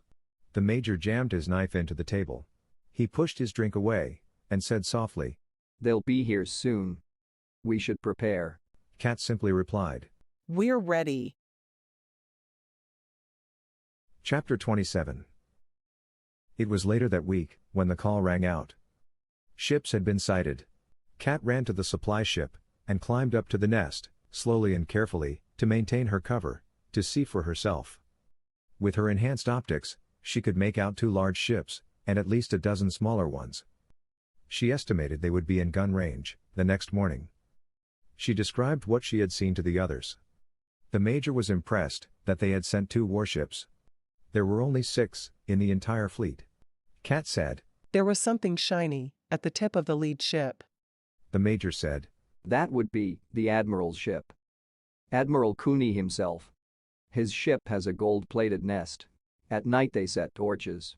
He makes sure everyone knows which ship to protect. Kat said, Those big guns are useless here. They're designed to defeat fortresses and destroy walls. There are no defensive structures here. If their goal is to take the garrison, then destroying the wooden structures would just mean they would have to rebuild them all. The major nodded and said, At least 6 of those ships would be troop carriers. They would all be regulars, not slaves. I believe they intend to convert the secret base into a permanent fortified stronghold. Their interest in the north has been elevated. He looked over at Kat and said, I can't imagine why. Kat smiled She liked his attempt at sarcasm. She replied, Tell me about this admiral. Is he a reasonable man? The major said. From what I've heard, he's the wisest man in the country. A bit outspoken too. Not in public of course, but I've heard he's objected to the use of slaves as soldiers. I'm not sure how he feels about slavery in general. Kat said. Isn't speaking out about such things dangerous? The major stood up and looked out at the sea. I certainly couldn't get away with it, but you see, he's the king's nephew. I believe he was given the post of admiral to keep him away from the capital. He is too well liked, especially by the women. Most men respect him too. Not only because he speaks his mind. Most agree with him. Kat stood next to the major, looking out the window, which had distortions and imperfections. She said, He sounds like the kind of person we want on our side. We should go talk to him in the morning. I've planned a small demonstration. Hopefully, he's as wise as you believe. The next morning at dawn, they left the dock in a rowboat. Kat, the major and the professor. Kat let the men row. To maintain their manly dignity, and her cover. Kat had changed into a dress and shoes, worn by the women slaves. She wanted to feel out the enemy, without clouding the issues with ancient technology, or fear. As the boat came near the admiral's ship, several musket shots rang out in the still morning air. The major stood up, holding a white flag. He shouted, We've come to talk. We have no weapons. A voice from the deck of the ship shouted back. Talk about what? The major shouted back. We wish to discuss a surrender. They climbed up a rope ladder, onto the deck. They waited and watched, as a few small tables and chairs were set up on the deck. Kat wasn't sure if meeting outside was due to a lack of space below deck, or if the admiral just wanted to talk, in full view of his large cannons. The admiral, the ship's captain and a couple of attendants came up, and all sat on one side of the tables. They were then escorted to the tables. One of the attendants, Kat wasn't sure of his rank, stood up. He introduced Admiral Cooney, Captain Hill, himself, and the other officer. He then asked for their names and ranks. Kat spoke first. She didn't want the major to disclose their lack of organization. She said, This is General Lefebvre, of the Northern Territories, recently a major in the Dorish army, and commander of the garrison on shore. The major, a bit surprised at the promotion, snapped to attention. He would need a new uniform, he was thinking. Kat gestured toward the professor, and said, This is Professor Tuttle, historian and consultant to the North. I am Kat. I speak for the citizens of the North. Captain Hill smirked, and said to his attendant, A woman. The others couldn't help but laugh. The admiral, trying to keep a straight face, said, We are not aware of any people living in the north. Much less a community. Where are your cities? Where do you live? Kat said quietly. I believe you refer to them as the Great Walls. I live in the one just north of here, on the top level. This was a shock. The Great Walls were the biggest mysteries to their civilization. They were discovered ages ago, but no one was ever able to get inside of one. There were hundreds of theories and stories about who built them, and what wonders were inside. There were also dozens of wall cults around the world, who worshipped the ancient wall builders. There was a long silence. The admiral stood up and said, Let's take this conversation into my ready room. He spoke to his aide, and the entire group headed below decks. The admiral knew that ancient technology had been discovered near the garrison. He was trying to maintain his composure, but he was no longer as confident as he was a few minutes earlier. The admiral's ready room was large and plush. There were windows on both sides. The windows were opened as the group came in. As the group settled in, a few chairs were brought in from the deck. 2 large seamen with swords stood by the door. The admiral told the guards to close the door and wait outside. The ship's captain took out his sword and placed it on his lap. The admiral spoke first. Captain Oman had warned us about a woman who claimed to be from the north. He's on one of the transport ships with his men. I've sent for him. He also mentioned a man who claimed to be Professor Tuttle, who was part of the insurrection in the garrison. We brought along an associate of the professor's to settle the matter. The professor said, There is no matter to settle. Captain Oman just refuses to accept the truth. The people of the North do possess the knowledge of the ancients. They use this knowledge where and when they wish. They view our civilization as too immature and violent to share any of this knowledge. Kat responded. This is true, Professor. We chose not to interfere in your wars or political affairs. Your civilization and technology have grown quite differently than it did the first time. We realize that any technological or scientific advancement we provide would just be used for warfare and mayhem. However, when we learned about your decades of state-sponsored slavery, we decided that a line had been crossed. The Admiral stared at Kat. He was just now realizing that this woman was perhaps smarter than himself. An absurd idea. He spoke to her. You are admitting it was you who was responsible for the insurrection. Captain Omen suggested as much. Of course, no one could believe a woman. Kat interrupted. My influence was very minor, Admiral. Kat stood up and walked to the window. She continued. History will say that it was the slaves, led by the professor and foreign spies, who began the revolt. My name will not be mentioned at all. However, your name could be quite prominent when we overthrow the current government of your country. The Admiral was a bit perplexed now. He didn't know how to respond. Captain Hill stood up and held his sword out. He said loudly, There will be no talk of treason on my ship. Kat turned and walked toward him. She said calmly, It's only treason if you lose. Traitor or patriot, depends on who is left to write the story. The man was shaking with anger, but didn't respond, as he was still processing what she had just said. The Admiral was now smiling, said, Sit down, Captain. She does have a point. I'd like to hear her out. Kat smiled at the Admiral and said, As a sailor, I would think you might be more attuned as to which way the wind is blowing. The winds of change, I mean. The Admiral was silent. He knew his uncle and his regime were the most corrupt, decadent, and cruel people in the world. He had warned them about their use of slaves to fight their battles. The thought of overthrowing them, and taking over, had occurred to him many times. Chapter 28. There was a knock on the door. Captain Hill shouted, Enter. 2 men stepped into the crowded room. Kat had her back to them. She was still looking out the window. The professor grinned and said, Captain Omen, and Lawrence, it's good to see you. Captain Omen just nodded at him. He wasn't sure what was happening. Then, seeing the Admiral, Captain Omen snapped to attention, saluted, and said, Captain Omen, reporting as ordered, sir. Captain Hill saluted him and said, At ease, Captain. The Admiral has some questions. Kat turned around. Wearing regular clothing, Captain Omen hadn't recognized her. His face froze and he stepped back. The Admiral could see the terror in his eyes. The Admiral said calmly, I believe you two are acquainted. It's the other gentleman I'm more interested in. Lawrence Burns, sir. The man said. I'm not sure why I'm here. The Admiral asked, Are you familiar with this gentleman on my left? Lawrence looked down and said, Well, I believe this is my friend and mentor, Professor Tuttle. But the hair. Professor Tuttle interrupted. It's me, Lawrence, with some major and minor improvements. I was straightened and repaired by the people living in the wall to the north. They still possess all the ancient knowledge and technology. It's far more wonderful than anything we ever imagined. There it was again. Kat had danced around and alluded to that fact, but had never come right out and said it. She changed the subject and asked, That small ship out there, it's carrying wood, isn't it, for your steam engines? Captain Hill stood up and looked out the window. He said, Yes, that one is. Kat said, Send out a boat and retrieve the crew. I want to avoid bloodshed. The ship's captain sneered and said, I do not take orders from women.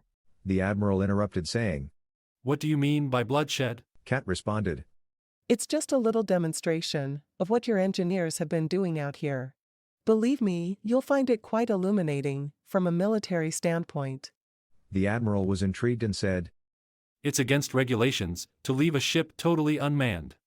Kat smiled at him and said, I understand. Send Captain Omen out there to man the ship for a while. It's at anchor, so he can't do much damage. The Admiral grinned, and then said to Captain Hill, Make it so.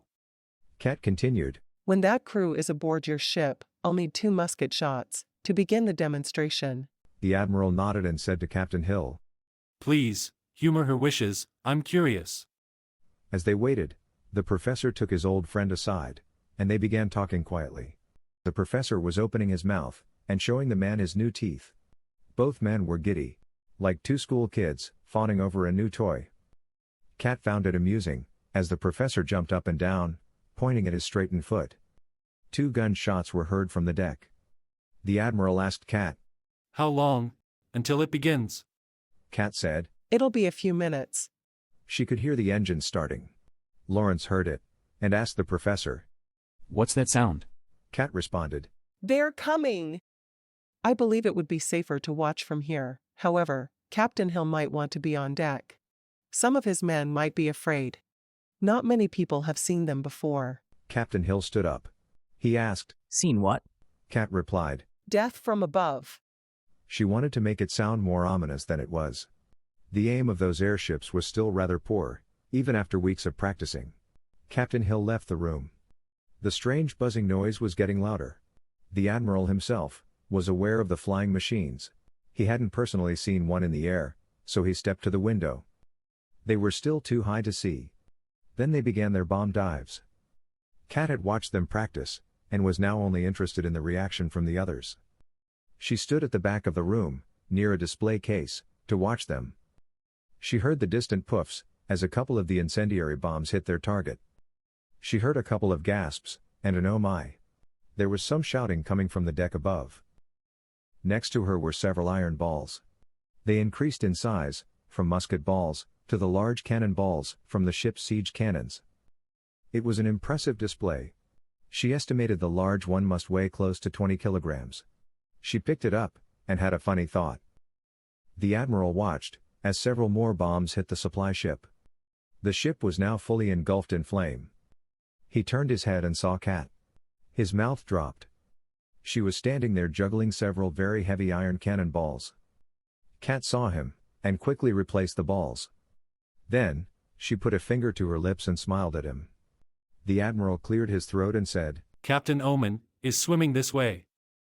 The ship has been destroyed. Cat just smirked and said, Oh. He can swim? Captain Hill burst through the door. He was clearly angry. He looked toward the Admiral and pointed at Cat. He said, This woman and those things have destroyed a naval vessel. This is an... The Admiral held up his hand and interrupted. He looked at Cat and said, This was a very interesting demonstration of our military weaponry. Exactly what was the point. Although, I do appreciate the lack of bloodshed. Cat pulled out a chair and said, Please sit and calm down, Captain. She waited, while everyone sat back down.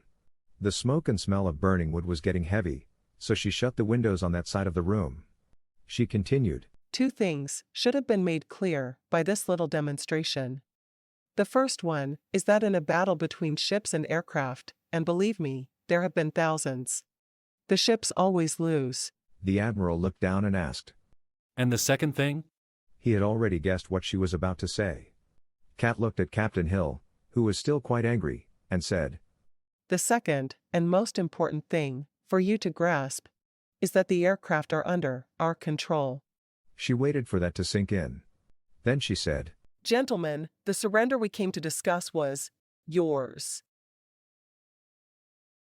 Chapter 29. Captain Hill lost it. He stood up and drew his sword again, and waved it at Cat. Cat just stood there calmly. This lack of fear, the captain took as a lack of respect. Something he could not tolerate from a woman. Because she was unarmed, he moved forward to hit her with the hilt of his sword. Cat didn't want to hurt or embarrass him too much. She also didn't want to lose her cover as a human female. Captain Hill swung the hilt at her head. Cat pulled back, letting it pass in front of her face. His swing left him off balance. There were glasses on the table. She grabbed one, and broke it as she moved behind him. Then she held the broken edge to the captain's throat. Her movements had been swift and agile. Like someone well trained in the martial arts. She held the captain tight, and said calmly, Put the sword down. We came to talk, remember? The sword clattered heavily on the table. There was a trickle of blood on the captain's neck. The captain put a napkin against his neck, and sat back down. He was now mortified, bested by a woman. He would never live it down. Cat looked at the Admiral and said, This little armada of yours is under your command. I would like to avoid bloodshed. I want allies, not bodies. The Admiral sat there for a minute, tapping his fingertips together. He then got up and walked to the window. He said, "Let me confer with the other captains. We can meet again tomorrow. I need to see, as you say, which way the wind is blowing." Cat replied. As you wish. Then inquired. At dawn tomorrow? The admiral turned and said, "Make it noon. I feel a long night ahead." It was indeed a long night. For everyone. The aircraft had spent the night on the beach, taking turns revving their engines. Giving those on the ships something to think about. All night long. At noon, a rowboat came for them. Cat, the general, and the professor were again headed for a warship. However, this time it wasn't the flagship. Cat asked the lieutenant in charge. Why the change of venue? He replied, Captain Stein wants to meet in person. He won't leave his ship before a battle. When they were on deck of Captain Stein's ship, they were met by Admiral Cooney. He smiled at Cat and said, "You look different today." She was wearing her camo outfit this time. She replied, So this captain won't leave his ship, not even for you? The admiral replied, "Captain Stein has a reputation as a very stubborn and disagreeable man. I choose to fight one battle at a time. Besides, it gives me a chance to inspect this ship. I've heard disturbing reports about the morale of the crew." Cat nodded, and thought he didn't have to explain, but his openness showed that he at least did respect her. She asked, Do you think he might be swayed by reason? The admiral didn't look at her but said quietly, "He's the kind of man you most likely wouldn't want on your side." Captain Stein was an ugly, burly man, with a booming voice. Cat thought he looked more like a pirate captain than a naval hero. He had several visible scars on his face. Cat assumed they were most likely from barroom brawls, rather than heroic battles. He spoke to the general and professor, ignoring her. Cat whispered to the admiral, Another of the king's relatives? The admiral smirked, and nodded. Cat assumed he was given a naval position to remove him from the capital too. He was an embarrassment just to listen to. He cursed a few times about the cowardly aircraft crewman, and then spit something out the window. There was a small bowl of fish on the table. Probably something he liked to snack on. As he finished a rant, Cat interrupted. She was curious and asked, Excuse me, Captain, do you have a slave girl on board? Captain Stein said angrily, Why does that matter? Of course I have one. I'm the captain. I keep her locked in my quarters. Had one jump ship once, in the middle of the ocean. Cat was shocked he would admit such a thing. A young girl choosing to kill herself, rather than be used by him. She asked, May I speak with her? Captain Stein angrily replied, No one sees her but me. She's not talking much now anyway. Had to knock a few teeth out. There wasn't room in her mouth for those teeth in my big... The admiral interrupted, saying, "I'm hungry. I believe that a meal was prepared. Let's continue the discussion over lunch." Captain Stein sneered and grinned at Cat, showing some crooked and broken teeth himself. Cat said calmly, Yes. It is lunchtime. She walked over to the table, and picked up the bowl of fish. She then walked to the window, and tossed it into the ocean. Captain Stein stared at her, and said angrily, Those were mine. Cat ignored him, and looked out the window. The others just looked at each other. None dared say anything. Cat said quietly, It's called chumming the water, a very old custom. Cat stood at the window looking down. Captain Stein was turning red, at a loss on what to call her. Cat said, Thousands of species have gone extinct on land. But in the sea... The admiral walked over to the table, to take a seat. He watched Captain Stein, slowly boiling. He had heard many tales of his temper, and his cruelty. He wondered if he would fare any better than Captain Hill, dealing with her. Cat shouted, Oh look, there's one, and another. She looked at Captain Stein and said, Come look. The captain wasn't sure what she was excited about, but he went to the window and looked out. There was a loud splash, followed by loud screaming. Cat looked down and said, I guess they're right about sharks. They'll eat just about any kind of garbage. The screaming stopped. There was an awkward silence in the room. The admiral was at a loss of what to do. He knew he should do something. But what had just happened, they all had seen. She had picked the man up with one hand, and tossed him out the window. He was easily twice her weight. The three men just stood there, looking at each other. Kat heard it first. She looked at the general and said, They're coming. The general seemed relieved that the awkward silence was over. The admiral was about to ask, but then he heard it too, aircraft engines. The admiral took a deep breath and asked, What's your plan? Do you intend to attack? The roar of the engines was quite loud. The airplanes were circling the warships, at low altitude. There were other sounds, coming from within the ship. There were a few musket shots. The admiral assumed some of his soldiers were firing on the aircraft. The noise subsided, as the aircraft flew into the distance, away from the ships and the garrison. The admiral went to the window, and watched them disappear. There was a loud knock on the door. The general opened it. 2 men, dressed in black entered, with the first officer between them. His hands were bound. The admiral was surprised. But before he could speak, one of the men said to the general, The ship's secure, sir. I've signaled the other ships. The captain's cabin is locked. If he's in his quarters, he won't come out. There was another awkward silence. The general saluted the man and said, Thank you, Lieutenant, but the captain's not in there. He's no longer on board. The men left, leaving the first officer. The admiral was thinking about the men's clothing. Mostly black, with streaks and blotches of dark gray.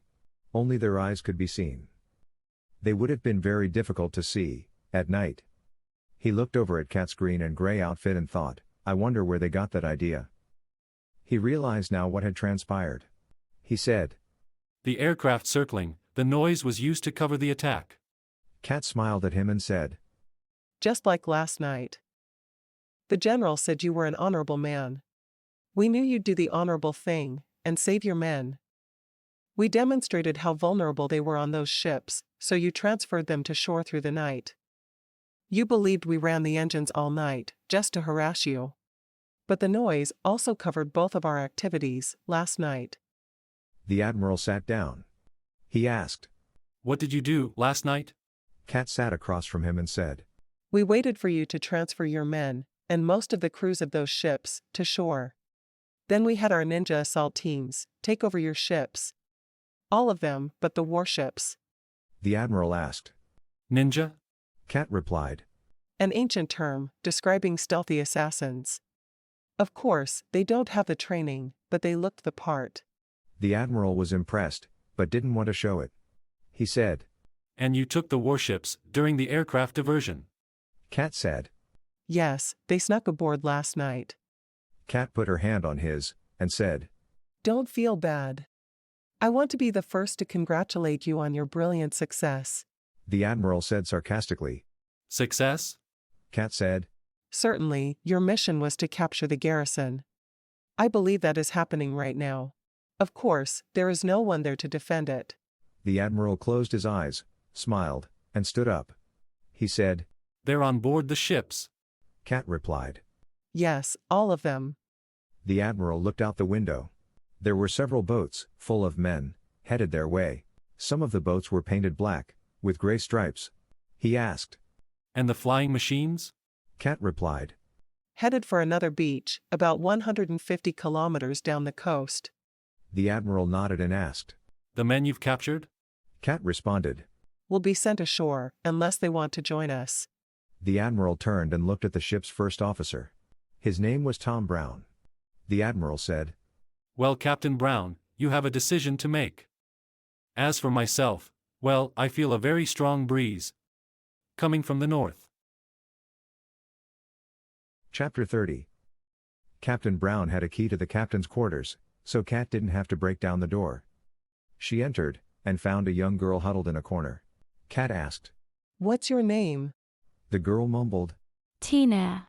Kat said, Well, Tina, today's your lucky day. Come out, and let me have a look at you. Tina hesitantly crawled out and stood up. Her mouth was swollen and bruised. There were a few small scars, on her chin and cheek. Kat said softly, Well, Tina, I think we've had enough of this. Kat twisted her little slave collar until it broke. Kat said, I'd like to take you somewhere nice. A place where no one will ever be mean to you, or hurt you. Would you like that? Tina nodded. Kat could see the wheels spinning. She was thinking hard about something. Tina mumbled, Who are you? Kat smiled and said, Sorry, I'm being impolite. Kat stood up and held Tina's hand. I'm Kat, from the north. It's nice to meet you, Tina. Kat looked around the room. She asked, Do you have any other clothes? Tina shook her head. Her dress was dirty and covered with blood stains. Kat rummaged through the captain's closet. She found a dress uniform, a couple of sizes too small for the man's girth. She took out the white shirt and rolled up the sleeves. She helped Tina put it on. The girl wasn't very big. A bit malnourished, Kat thought. The shirt went to her ankles. That's better, Kat said. Let's go on deck and get some sun. Tina smiled, showing a large gap from her missing teeth. Before she moved, Tina asked, Will he be there? Kat shook her head and said, You'll never see him again. Then whispered, I fed him to the sharks. Tina's eyes teared up a bit, and she took Kat's hand. The deck was busy, with men climbing up the rigging, and Captain Brown shouting orders. Most of these men weren't sailors, so they had to be told how to do everything. A few of the crew had stayed with Captain Brown. They were more loyal to the man than their country. The rest had been sent ashore. The general came up to Kat and said, Those men on shore, they only have a few months of supplies. Kat nodded and said, They had better begin hunting, fishing, and planting. It may be a while before another supply ship reaches them. The general asked, Those couples you sent north, did they make it? Kat silently conferred with Sis, then replied, Not yet, but they should be there in a couple of days. The 50 slave women in the garrison had slowly coupled up with men of their choosing. Kat had offered the new couples a chance to stay and live in the north, within the Great Wall. Considering their options, it was a generous offer. They all agreed. Sis had already begun cultivating more land and activating more machines. The valley, the wall surrounded, was slowly going to come back to life. Tina was intrigued by all the activity. She had been kept in the captain's quarters since she had been brought aboard. When the sails began moving the ship, she got excited. Kat hoped her traumatic experiences would soon be forgotten. Tina and Kat sat in the bow of the ship for quite a while. Every half hour the ship would tack in the opposite direction. Kat explained the maneuver to Tina, but she didn't quite get it. As they sat in the breeze and sunlight, Kat realized she wasn't enjoying the feeling like she remembered. She understood, she didn't require vitamin D anymore, but sunlight did charge her up. The warmth of the sun, and the cool breeze, didn't feel like it did in the past. Sis explained to her that she had much less skin sensitivity. Far fewer sensors were embedded in her fake skin. The sensitivity was a trade-off. Kat wouldn't feel as much pleasure from cool breezes and gentle touches. She would also not feel much pain from being burned or jabbed. It was a trade-off, as part of her weaponized body. Kat wasn't happy about it, but she understood. When the activities she was now engaged in were over, she might try that more human body Sis had said was nearly perfected. Sis sensed her disappointment and said, Of course, I did not adjust the number of sensors or sensitivity in your sexually important areas. Those sensors may be a little more sensitive than what you were used to. Kat was getting accustomed to everything moving in slow motion. But this traveling by sailing ship was going to be long and tedious. It would take them a week to travel the 150 kilometers to their destination. They were moving against the prevailing winds. Sis reminded her that she had to learn patience. Her life was no longer a mad rush to the grave. She might live a very, very long time. She had to learn how to enjoy each day and cherish each relationship. They would not last long. Kat and Sis discussed Tina's future. She was nearly 3 years older than Kit, but she was several centimeters shorter. Sis said that Kit had dozens of older dresses that would fit Tina. Kit was a bit of a clothes horse. She liked designing new clothes, but was not big on wearing them. There was a large gap in their respective educations. But Sis believed they would both benefit from some companionship. That evening, they all ate together. Tina had a plate of beans, her mouth still too sore for much chewing. Kat asked the professor to tell Tina about his new teeth. Then she had to interrupt him, after about 15 minutes. The man did like to talk. The professor took Tina for a walk on deck, after the meal. He could talk about the Great Wall for hours. Captain Brown had much to do and excused himself. The general went with him, he wanted to learn more about ships. The admiral himself was not an experienced sailor. Although he had attended the Naval Academy, his advanced, early posting had been for political reasons. They sat there quietly for a few minutes. The admiral was feeling a bit foolish. Cat didn't eat. Cat asked him, "Did you have a slave girl?" A bit surprised, he responded. Yes, it comes with the title. Cat waited for him to elaborate. But he remained silent. She asked, "Where is she?" The admiral, not looking at her, said, I don't know. I removed her collar and gave her away. Cat was intrigued. She asked, "Gave her to who?" The admiral shrugged and said, Whenever we enter a port, the local fishermen always come by with fresh fish. The Navy pays well. One of them had a young son helping him, about 13 or 14. I gave her to them. They both looked happy about it. Cat said, "That sounds very generous. Won't that mean trouble for you?" He shrugged and said, King's nephew, what can they do? Cat was even more intrigued now. She asked, "Why?" The admiral stood and went to the window. He said, I've had several young girls. When I was younger, I enjoyed them too. Took full advantage. I treated them well, and they were fine with it, often enthusiastic. But I found it difficult, when the voyage was over, to return them. One can become attached. Cat looked away, as he covertly wiped his face. She felt sorry for him. He was lonely, but couldn't hurt another innocent young girl. She thought about those partings, how cruel his society was. She felt something on her face. She contacted Sis, and asked her, "I can cry?" Sis responded, Sorry, a function left over from your more human body, I didn't remove it. Is it a problem? Cat responded. "Just a surprise." She wiped the tear from her eye. Being sad just reminded her, she was still partly human. She thought about those girls, being okay with it. Well, he was very handsome. He was quite stunning, in his naval uniform. Still young and virile, well-educated, kind, generous. She caught herself staring at him. He was still looking out the window. But there was something else stirring in her. She thought, "Sis, what's happening?" "I feel horny." Sis responded. It's your arousal function. I had to create some algorithms to make up for your lack of physical hormones when you felt an emotional attachment or closeness to a male. Is it functioning properly, or does it feel inappropriate or unnatural? It was never tested. Cat thought about it for a minute. She wanted to touch him. More importantly, she wanted him to touch her. The silence since he last spoke was getting awkward. She decided her feelings were real, and the arousal code was working properly. She walked over to the admiral and touched his arm. She said, "It's sad, a man like yourself should have a wife and family. Have you thought about settling down?" He turned and said, You sound like my mother. But yes, I have thought about it, quite a bit lately. But all my recent orders make it very clear, the king wants me to stay aboard this ship. Cat walked over to the door and locked it. She said, "When was the last time you were with a woman? I mean a woman who wasn't a slave?" The admiral looked puzzled, and replied, I'm not sure what you mean. I guess I've never had any sort of experience with a woman who wasn't a slave, or being paid. I was still at the Naval Academy when the king ordered my commission. It wasn't fair, of course.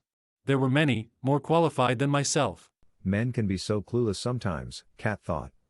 She was now on a mission, to see how capable her new arousal algorithms actually were. She interrupted his rambling, by dropping her clothing on the floor. Sometimes you have to be obvious, for men to get it, she thought. Chapter 31. "Thank you, sis." Cat was thinking, for about the 10th time. Those algorithms and sensors in her new body were incredible. Every touch, every movement were so much more intense and pleasing, than anything she remembered from her real body. And that orgasm. There were no words. Paul had asked her if she was all right. She had forgotten to pretend breathing for a while. Sis said, Maybe we should decrease the sensitivity of those sensors in your female parts a bit. You seem to be a bit overwhelmed. Cat replied, "Don't you dare! I just need a few minutes to recover." Consider those algorithms tested and approved. They were absolutely wonderful. The admiral had gotten partly dressed, and seemed a bit more at ease. As Kat was getting dressed, he said, I want to thank you. That was wonderful. It had been too long. Kat smiled at him and said, It was much longer for me. Kat thought to herself, About 2,000 years longer. Down to business. Kat said. I've been drawing up more designs for your ship modifications. She pulled out some rolled up pages and laid them out on the table. The first thing we will need is a functional sawmill, she said. The men are out in the woods cutting trees. We need to cut them into planks. She pulled out a drawing of the ship, with a long drive shaft, connecting the ship's steam engine with a large circular blade, on a dock. She then smiled at him and said, I guess the first thing we need is a dock. This project will take a while. We will need food and provisions too. The Admiral looked at the stack of drawings. He asked, When did you have time to do all of this? Kat replied, I don't sleep much. There was a knock on the door. Kat walked over and unlocked it. The professor and Tina were out there. It was starting to get dark. Kat turned to the Admiral and said, Just look over the drawings. You'll be supervising a lot of the construction. Some of it can be started right away. Some will have to wait. I'll see you later. The Admiral turned and said, Where will you be? I'm not sure I understand all of this. Kat replied, I've got a busy night planned. And left, with Tina and the professor. Kat rowed them all to shore. The professor was happy to be invited. He knew where they were going. Tina was just excited to be off that ship. They headed into the woods. Tina asked, Where are we going? Kat smiled at her and said, To your new home. Tina asked, Is it in the woods? Kat lifted her onto her shoulders and said, It's a magical place, in the clouds. Tina thought Kat was just funning with her. They came out of the woods back at the beach, but about 2 kilometers from the ships. It was dark now and the professor asked, How long until it gets here? Kat replied, It's here. Sis got one of the cargo transports working. A light appeared down the beach, as a large opening appeared in a huge edifice, much bigger than the warship. It was so much different than anything they were familiar with. As they entered, the professor noticed several large machines on each side. It was more spacious than any building he had ever been in, except for the wall. This thing flies? He asked. Kat motioned for them to move to a stairway. There were seats, and a viewing wall on the next level. Tina was just overwhelmed. Is this my new home? Tina asked, while touching everything she could. The smooth shiny surfaces intrigued her. The lights in the ship dimmed when they sat down. Kat delayed the flight, until their eyes had adjusted to the dim moonlight. When the beach, the water, and trees were visible enough, there was movement. Kat held Tina's hand and said, Now watch, we're going to fly away home. The ground moved away, the trees were below them. Tina just grabbed Kat's hand. The cargo transport nearly silently lifted off, and disappeared into the night sky. When he woke the next morning, the Admiral was greeted by Captain Brown, who said, Morning, Admiral. We have a surprise treat for breakfast today. The Admiral usually ate in his quarters. It was not unusual for the captain to join him. He sat down at his table, and the captain sat next to him. The door opened, and there were Kat and the professor. Kat was holding a platter, and the professor was carrying a large basket. The Admiral looked at the platter, grinned and asked, Are those eggs? Kat put down the platter and said, Freshly laid this morning. The professor put down the basket and sat down. In the basket were apples, pears, grapes, and berries. Most of it not yet quite ripe. With a diet of mostly fish and hard biscuits, 3 times a day, it was a real treat. Kat watched, as the men gorged themselves. The professor only had a few eggs. He was tired and kept yawning. The Admiral looked at Kat and asked, How? Kat patted the professor on the back and said, Thank him. He insisted. Captain Brown said, She won't tell me how either. This morning, I woke up with one of my men saying they'd found 40 crates down the beach. They were filled with fruit and about 400 chickens. The professor dug into the basket and pulled out a big block of cheese. He said, This is for me. But I guess I'll share. I'm feeling generous today. Kat thought to Sis. Where did you get cheese?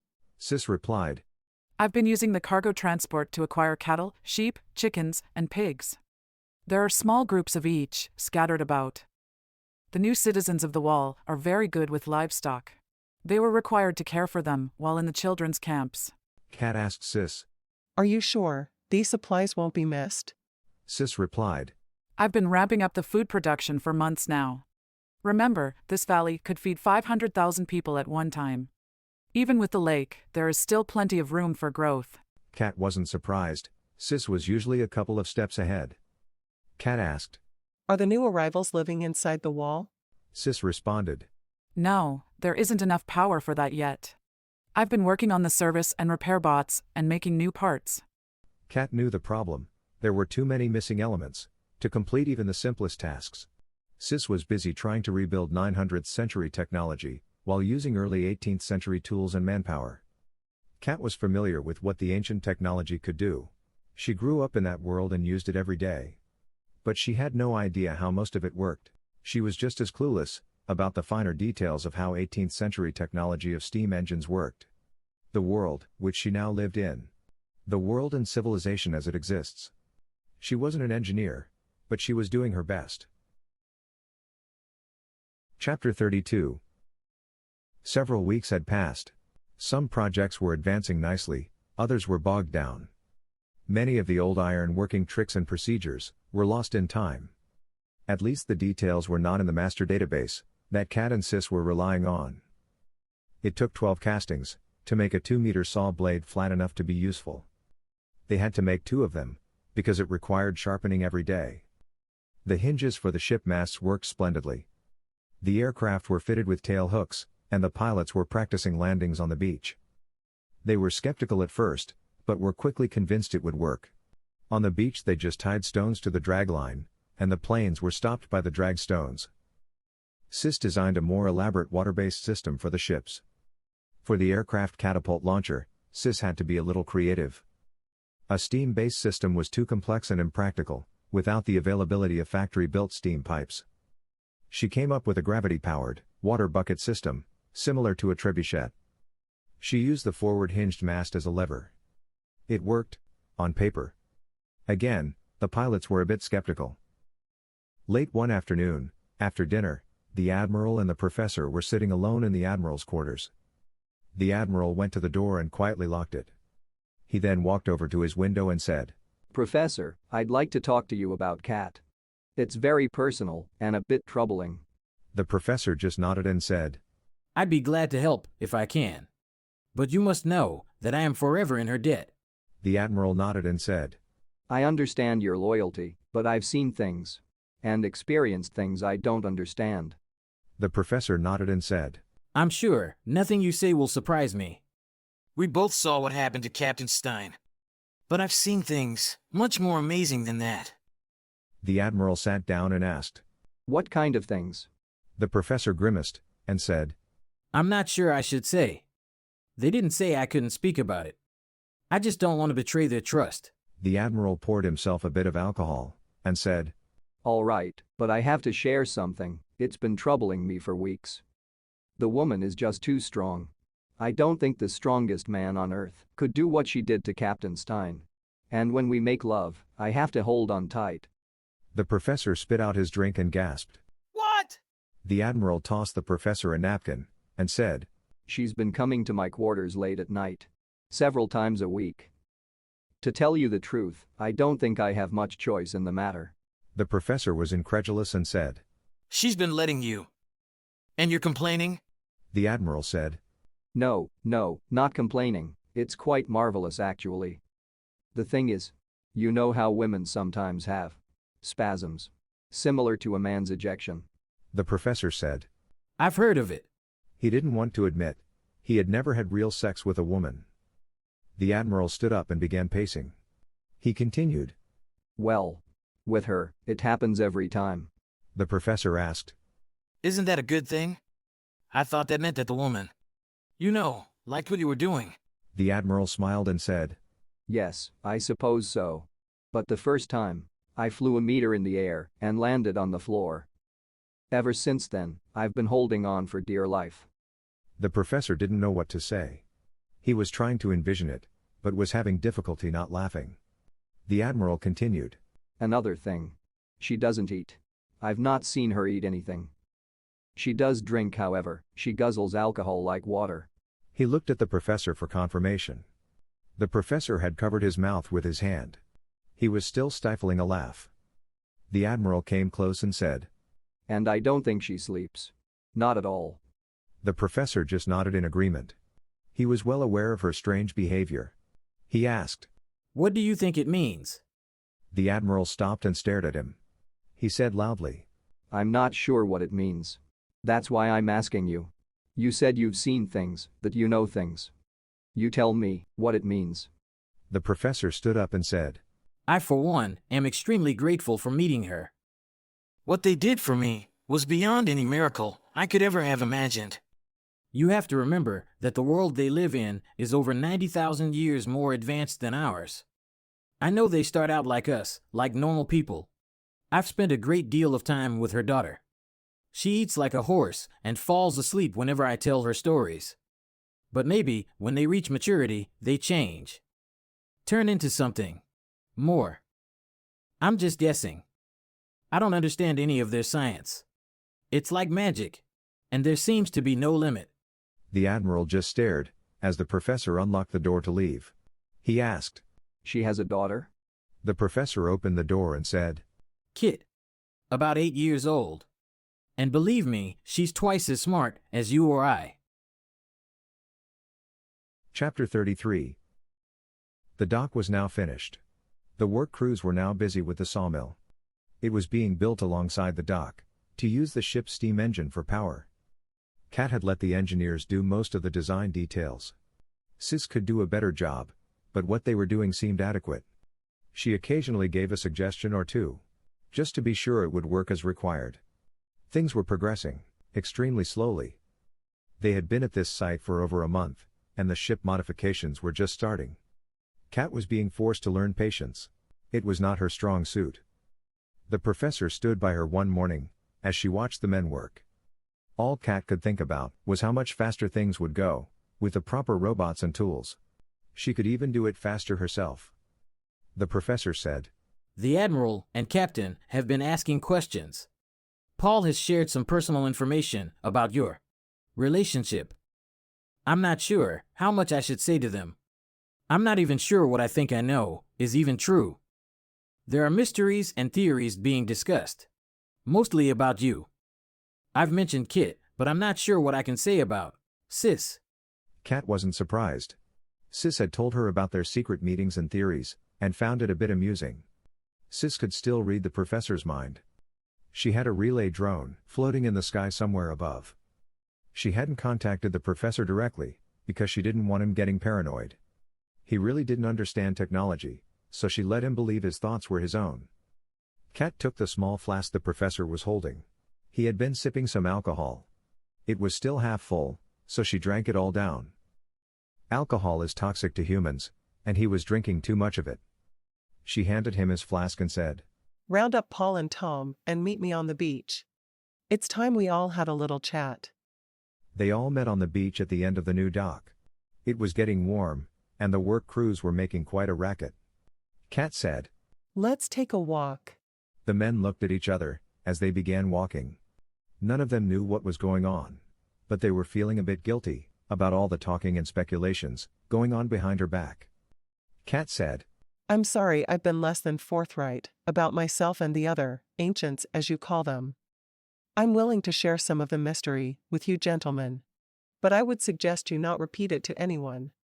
Some may believe it, but most will think you are mad. The most important thing is that none of it ever gets mentioned in any history books, especially me. Right, Professor? The professor nodded. He had been keeping a journal. He had already agreed not to mention Kat in any of his writings. The Admiral spoke up. Why is that so important, that you're not mentioned? Kat said, It's been shown throughout history that people want to believe in saviors and superheroes.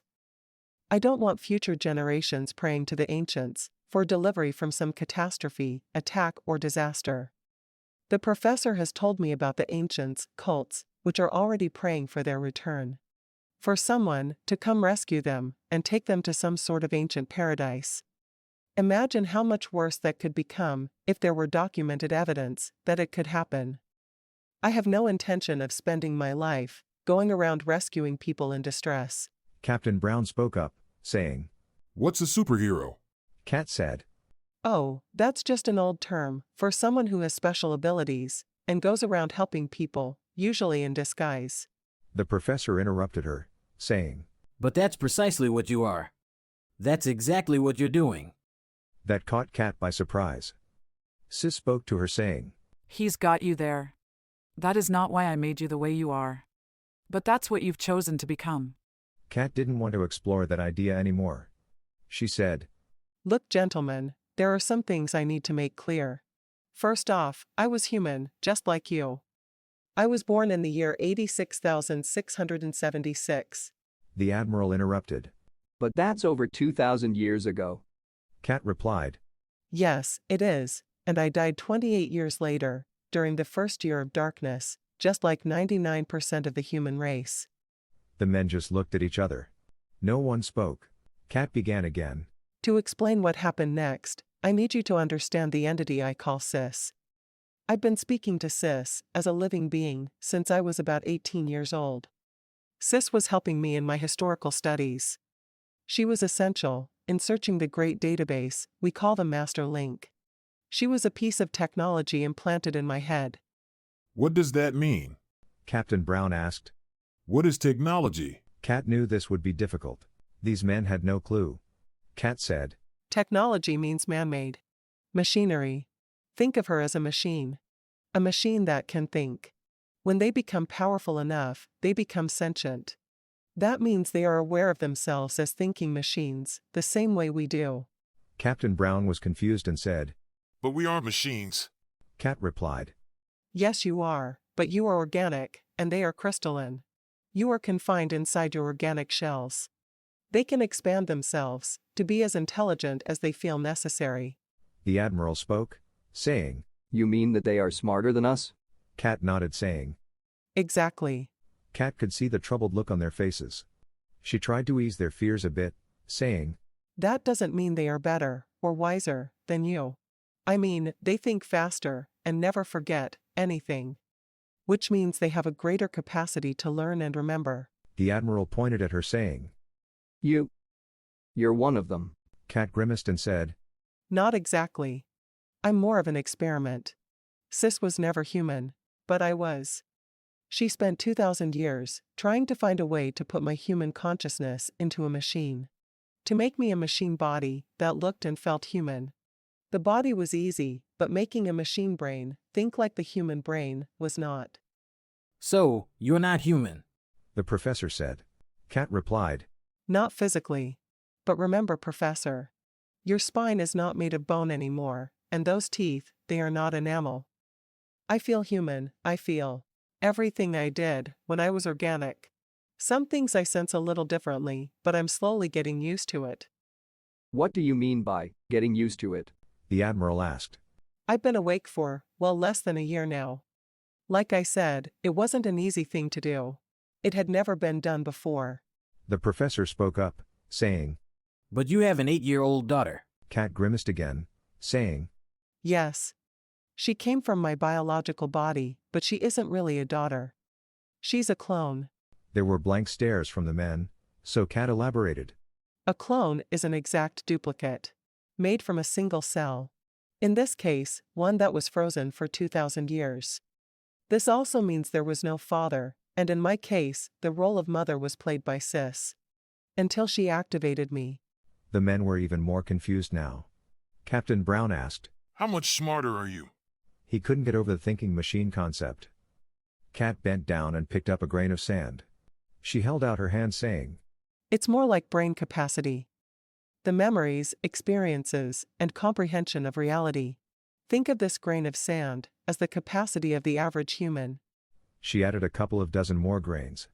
"This is my new capacity. Although I haven't been around long enough to fill even one grain yet."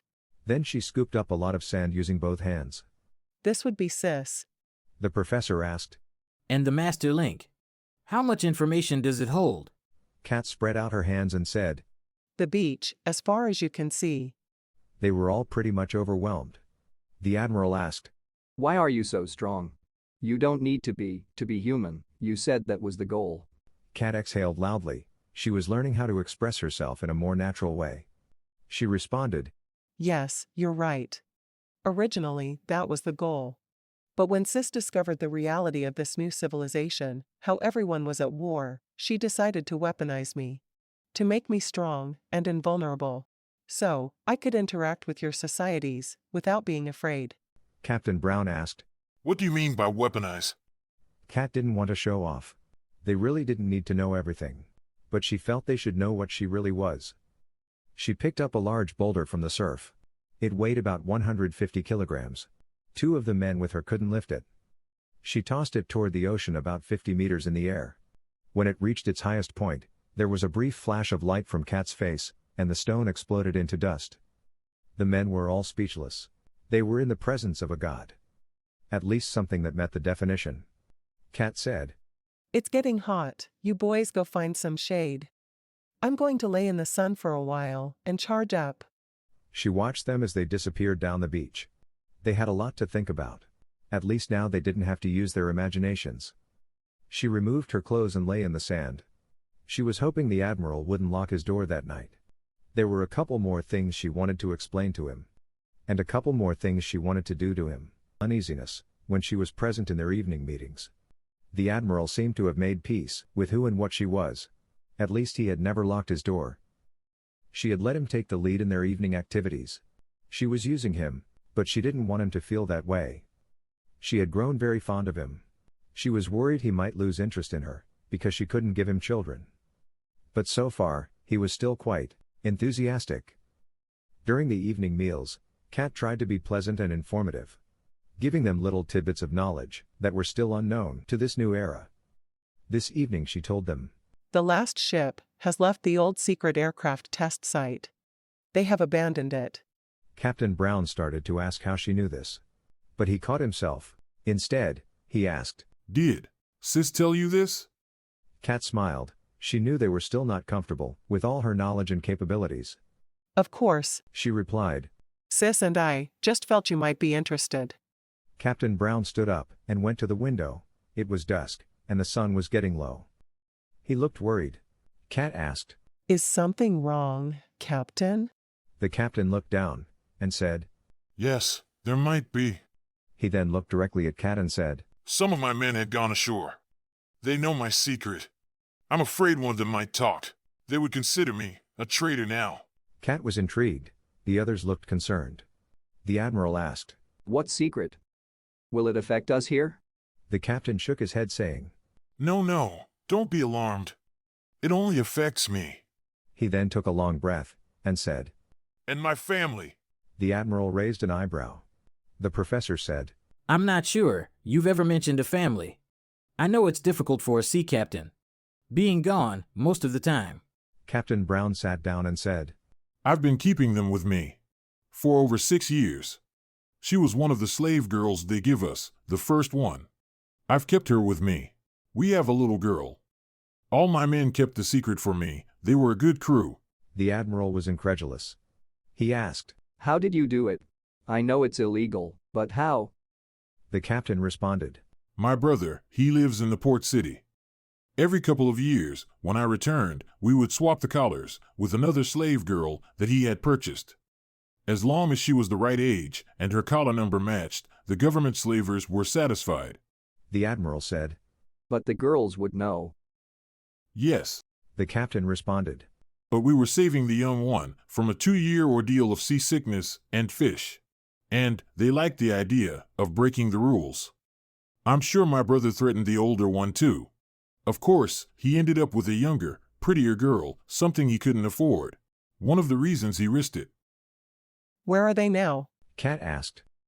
The captain replied, I had my men send them to my brother. He knows better than to mistreat them.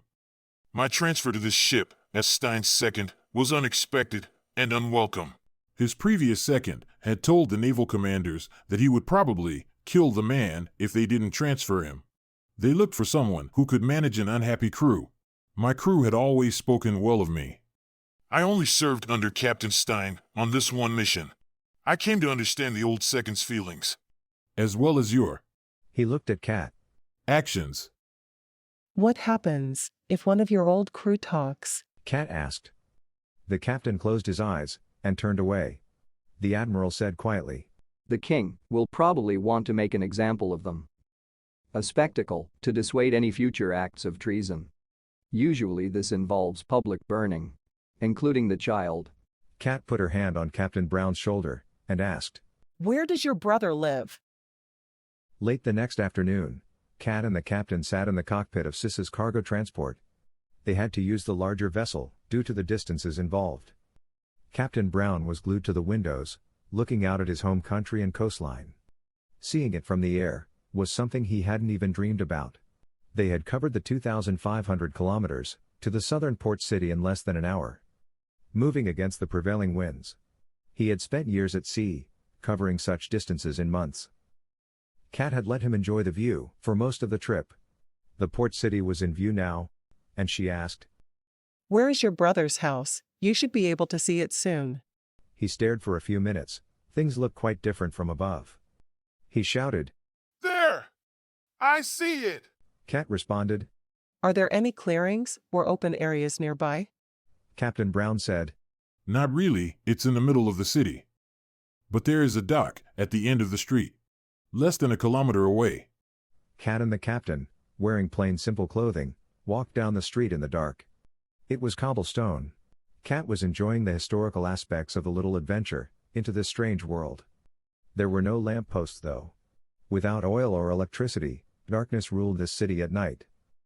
Most people were inside. A few horse-drawn carts went by them.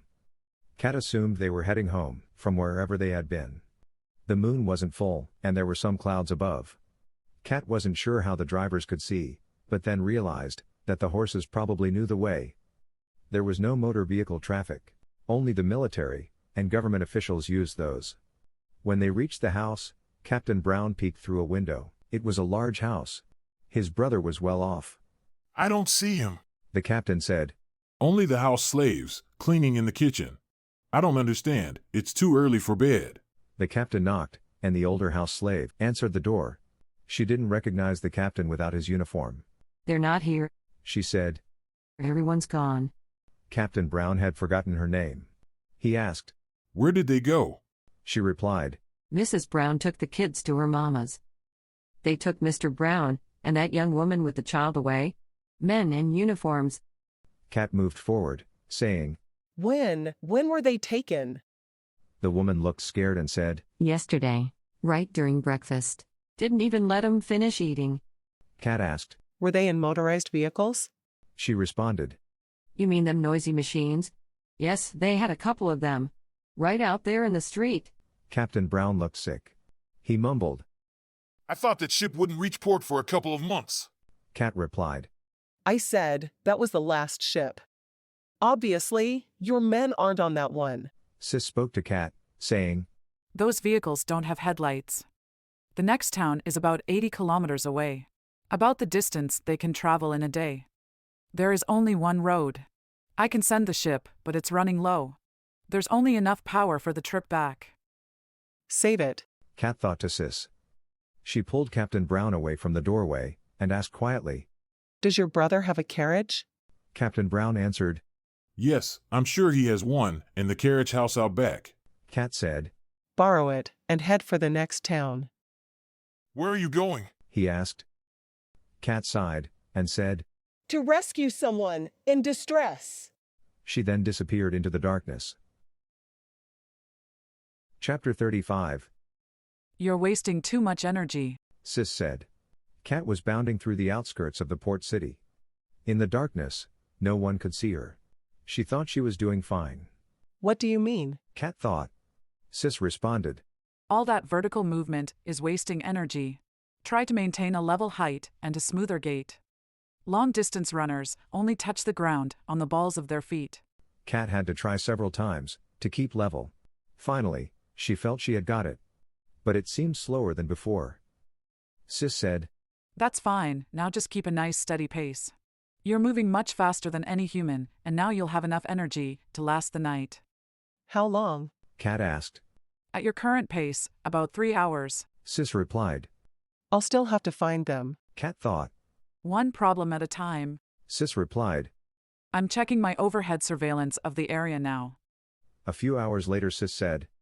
Good job, the town is just ahead. You have about an hour left before dawn. Did you find them? Kat asked. Sis replied. There is a police station in town. There are a couple of motorized vehicles there. That means they have a supply of fuel. Kat asked. If they're in a police station, that probably means they're in a cell, with guards. Have you thought about how I'm going to free them? I don't want to hurt anyone if I can avoid it. Kat found the station. There were 4 motorized vehicles on the side of the building. They were small, enclosed trucks that were nearly identical, except for the police logo on the sides of 2 of them. The building was brick, which was unusual for a small town. Behind the building was a large barn. The police were probably mounted for most of their activities. This was still primarily a horse and buggy society. Kat asked. Have you thought about how I'm going to break them out? Sis responded. Our goal is to get them to the flyer. It is in a field, about 20 kilometers away, and about 6 kilometers from the road. Instead of breaking them out, I suggest we just wait until they are loaded into the back of one of the government trucks, then steal it. Kat said. I don't want them chasing after us. I'll have to disable the other vehicles. Sis responded. You can start by letting the horses out of the barn. Kat had no experience with horses. She had to lead a few of them out of the barn. She then slapped them gently on the rear, and they moved out toward nearby fields. She looked through the window of the station, and saw 2 men sitting at a table playing cards. She then went to the trucks, looking for a way to quietly disable them. Which of the government trucks held the prisoners was easy to determine. It had a large hasp and lock on the rear doors. The sky had begun to lighten when Kat saw the men coming. There were 5 government men, and a couple of police officers. Their uniforms were quite different.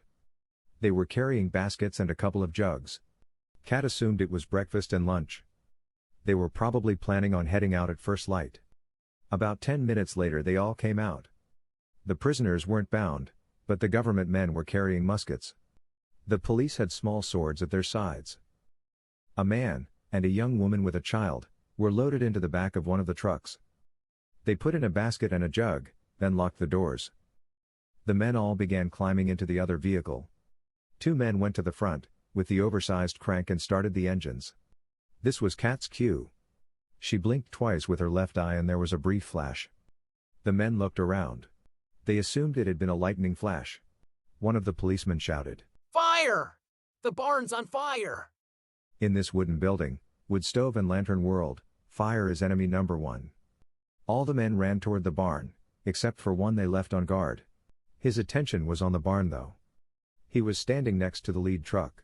This blocked his view of the truck with the prisoners. It was light enough now to see, so Kat had to move quickly and quietly. She had never driven a manual transmission vehicle of any type before. All transportation vehicles had been totally autonomous throughout her life. Sis had to explain the use of the clutch and other pedals. The shift pattern was conveniently engraved on the head of the floor shift lever. The noise of men shouting, the engines running, and a loud fire bell someone was ringing, helped in covering her getaway. However, the shouting changed tone quickly enough. She drove away as quickly as the truck could move. She just hoped they didn't start shooting. She doubted the truck was bulletproof. It looked like most of the body was made of wood. As she drove the truck, she could feel how much a decent suspension meant in wheeled vehicles. Of course, everything she had ever traveled in had computer-controlled inertial dampening. This truck was bouncing, jerking, and twisting its way down the road. She understood now why they drove so slowly. She was thankful for the simplistic muffler system. Their aircraft used a similar engine, and were much louder. She drove about 21 kilometers back the way she had come, when Sis said, Stop! The flyer is due east of your position. It's in a clearing, surrounded by trees. Kat climbed on top the truck and looked down the road. She had to wait for Captain Brown. She thought they probably had about an hour before the police, on horseback, would catch up to them. Using her advanced optics, she could see a little cloud of dust down the road. After a few minutes she could make out a horse-drawn carriage, moving quickly toward them. It took them nearly half an hour to reach her. Cat could see the horses were exhausted and sweaty. He had pushed them hard, all through the night. Captain Brown had brought his brother's house slave with him, to return the carriage. He instructed her to go back down the road a bit, to a clearing with a pond they had passed. He told her to let the horses rest and graze for a while. He felt guilty about abusing them. Captain Brown sat in the truck next to Cat. He was nervous. He had never been in a wheeled motor-driven vehicle. He asked, "Did you find them? Are they safe?" Cat motioned with her head and said, They're in the back.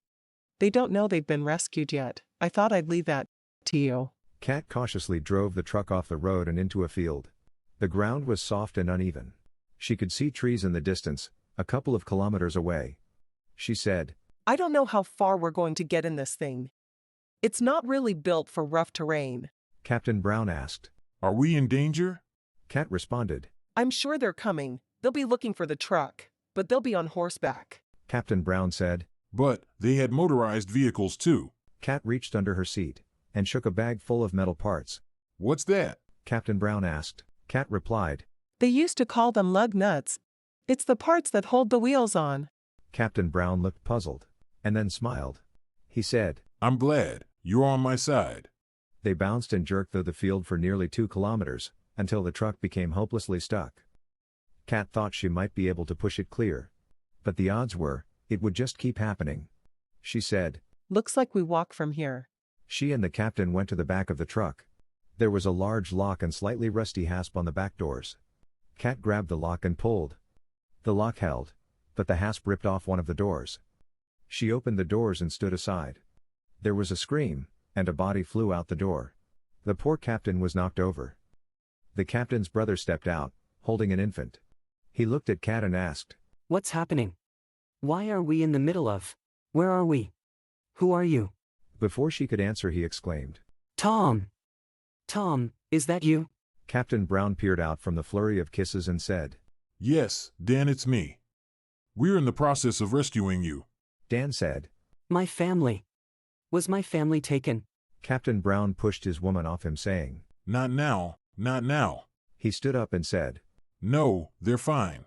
They're with her mother." Dan asked, What do you mean, rescue? Those men said they only wanted to question me. And you said we. Who's we? He was now looking at Cat, who was standing there, trying to get a better look at the infant. Cat spoke up. We can do introductions later. Right now we need to move. She pointed toward the woods. Head toward the woods. I'll catch up. Dan started to protest, saying, The baby's hungry. We've been hanging on for dear life, for the past hour. Who's been driving this thing? Why are we not on the road? Captain Brown scowled at him, saying, "Dan, shut up and walk. She is saving your life. Be respectful. For my sake and yours, be very respectful when you speak to her." As they began walking, Cat grabbed some nearby brush and small trees, and placed them around the truck. The trail it left was easy to see, but perhaps they might miss it. She then ran up to join them. She said, We can stop and rest a bit when we reach the woods. I believe we've evaded those searching for us, at least for a while. When they were deep enough in the woods, Cat called for a rest. The captain was exhausted, having driven the carriage all night. Jen sat and fed her baby. Cat tried not to stare. But the reality, that she would never be able to do that, tugged at her a bit. She knew she should be grateful for what Sis was able to do for her. She had let the opportunity to be a mother slip away in her past life. Cat had to wake the captain up. She said, Time to go, Captain. You can sleep when we get to the transport. It's about 4 kilometers from here. The captain, a bit grumpy, asked, "Why not bring it here?" Cat replied, There is a power issue. We are well beyond its normal range, and there are no charging stations in this country. We will have to get some sunlight to help get us back. Dan Brown was listening to the conversation, and was trying to make sense of it. He looked up at the gathering storm clouds and said, There won't be any sunlight today. Why do you need sunlight anyway? Cat smiled and said, You'll understand in a few hours. Where we're going, there will be plenty of sunlight. As they walked, Dan asked his brother, Who is this woman? She seems to be in charge here. How does that happen? The captain, still a little groggy, just muttered, "Our lives are in her hands. Believe me. Best do what she says." Dan replied, I don't understand. How you can take orders from a woman? It's not natural. You've certainly changed. The captain replied. Everything's changed. I've sworn to follow her. She's vowed to end slavery in our country, and believe me, she will not fail. After a few minutes, Dan said, To end slavery, you'll have to fight the king. Become a traitor. The captain nodded and said, It's gone much farther than that. We're about to start a war. Dan wasn't sure of his brother's sanity and said, You're going to war. And being led by a woman? Are you mad? The captain stopped for a second, looked his brother in the eye and said, This woman. She doesn't really need us to fight this war, but she wants us to take the credit for it. She could easily defeat the king and his armies all by herself. But she believes that history should say that the citizens rose up and ended slavery. It's complicated. They continued walking. Dan was certain now. His brother had gone mad. When they approached the clearing, Kat and Jen were walking ahead. Kat was holding the baby, just to give Jen a little break. Jen stopped and gasped. What is that? She asked. It was unlike anything she had ever seen. It was huge, as big as the tallest tree, and smooth, and it looked like it was made of metal. She just stared, trying to make sense of it. Dan and the captain walked up behind her. Dan just stared. The captain pointed and said, Get ready to experience the thrill of a lifetime. This is ancient technology. And it works. A large door slid open, and Kat moved forward saying, It's going to rain in a few minutes, let's get inside. They all looked up. There had been thunder behind them for quite a while. The clouds were getting darker above them. They moved forward, but Dan was a bit hesitant. He was scared. The captain held Jen's hand. Kat and the baby had disappeared into the thing. The interior was immense, barren and lit up. Dan was about to ask how, but the captain just shook his head and pointed to a small staircase leading to another level. The captain explained, This is just a small, short-range cargo vessel. It really isn't meant for human transportation. He was just repeating what Kat had told him. But it made him feel a little less clueless, surrounded by technology he would never understand. Dan was looking around, trying to make some sense of what he was seeing. He asked, You said, vessel and transportation, but I saw no wheels, no sails, how does it move? The captain led them up the stairway. There was a small cockpit with 4 seats overlooking a very large window. They could see the tops of some of the trees. Kat told them to sit. They heard the great door close beneath them. The tops of the trees began to move away, and get smaller. And smaller. They could see much of the forest. The captain was holding Jen's hand. Her eyes were wide, and she was beginning to shake. Dan was holding his chair tightly. His hands were turning white. The trees grew too small to see, then mist, a dark mist. Dan was visibly shaking now, he said, quivering. Are those clouds? The sky lightened, the mist became brighter. And then, sunshine. Below them stretched an ocean of heavy white cotton. That too was soon too small to see clearly. There was little feeling of movement. But there was a slight vibration, and a strange humming, coming from somewhere. The captain said, We're only about 3,000 kilometers from my ship. We should be there in a couple of hours. Kat corrected him. It'll be more like 4, I'm afraid. We're conserving energy. Kat gave the baby back to Jen and said, I'm sorry, there won't be much of a view on this trip. We have to fly far above the clouds to get enough sunlight to recharge the power cells. Jen just stared out the window. She was looking at clouds, from above. The captain looked at his brother, who was still in shock. He was exhausted. But he had to explain everything he knew and had witnessed. His brother deserved that. It was an amazing story, something they were both now part of. But it was a story they wouldn't be able to share. It was just too unbelievable. And it seems he had a few hours to kill. Kat settled down thinking about the last couple of days, and how another day earlier would have made a world of difference. Sis spoke to her saying, Yes, timing is critical in the rescue business. Now that you've succeeded in this little venture, I have to tell you about another little crisis happening back in the camp. Kat closed her eyes and thought. Now what? Sis replied. Your encampment didn't go unnoticed by the locals. I'm afraid you've overstayed your welcome. Kat waited for a second for an explanation. She was annoyed, and thought. So, what happened? Sis responded. I'm afraid the camp and most of your men have been captured. Chapter 36. Captain Brown insisted that he accompany her. Since his remaining men were at risk, she relented. They left his family on the transport, a few kilometers down the beach, and began walking. Kat asked, Have you heard of this group? Oh yes, he replied. They weren't considered much of a military threat, but they are not a friendly lot. Quite hostile, I've been told. Sis informed Kat what she knew from the professor, and what she had observed so far. She said, This kingdom consists of a dozen or so large tribal groups. They fight amongst themselves, mostly. They haven't reached an industrial age yet. They don't appear to be slavers, which also means they most likely won't be taking any prisoners either. Kat was worried now. Sis had mentioned some casualties. She had only been gone a few days, but now men were dead.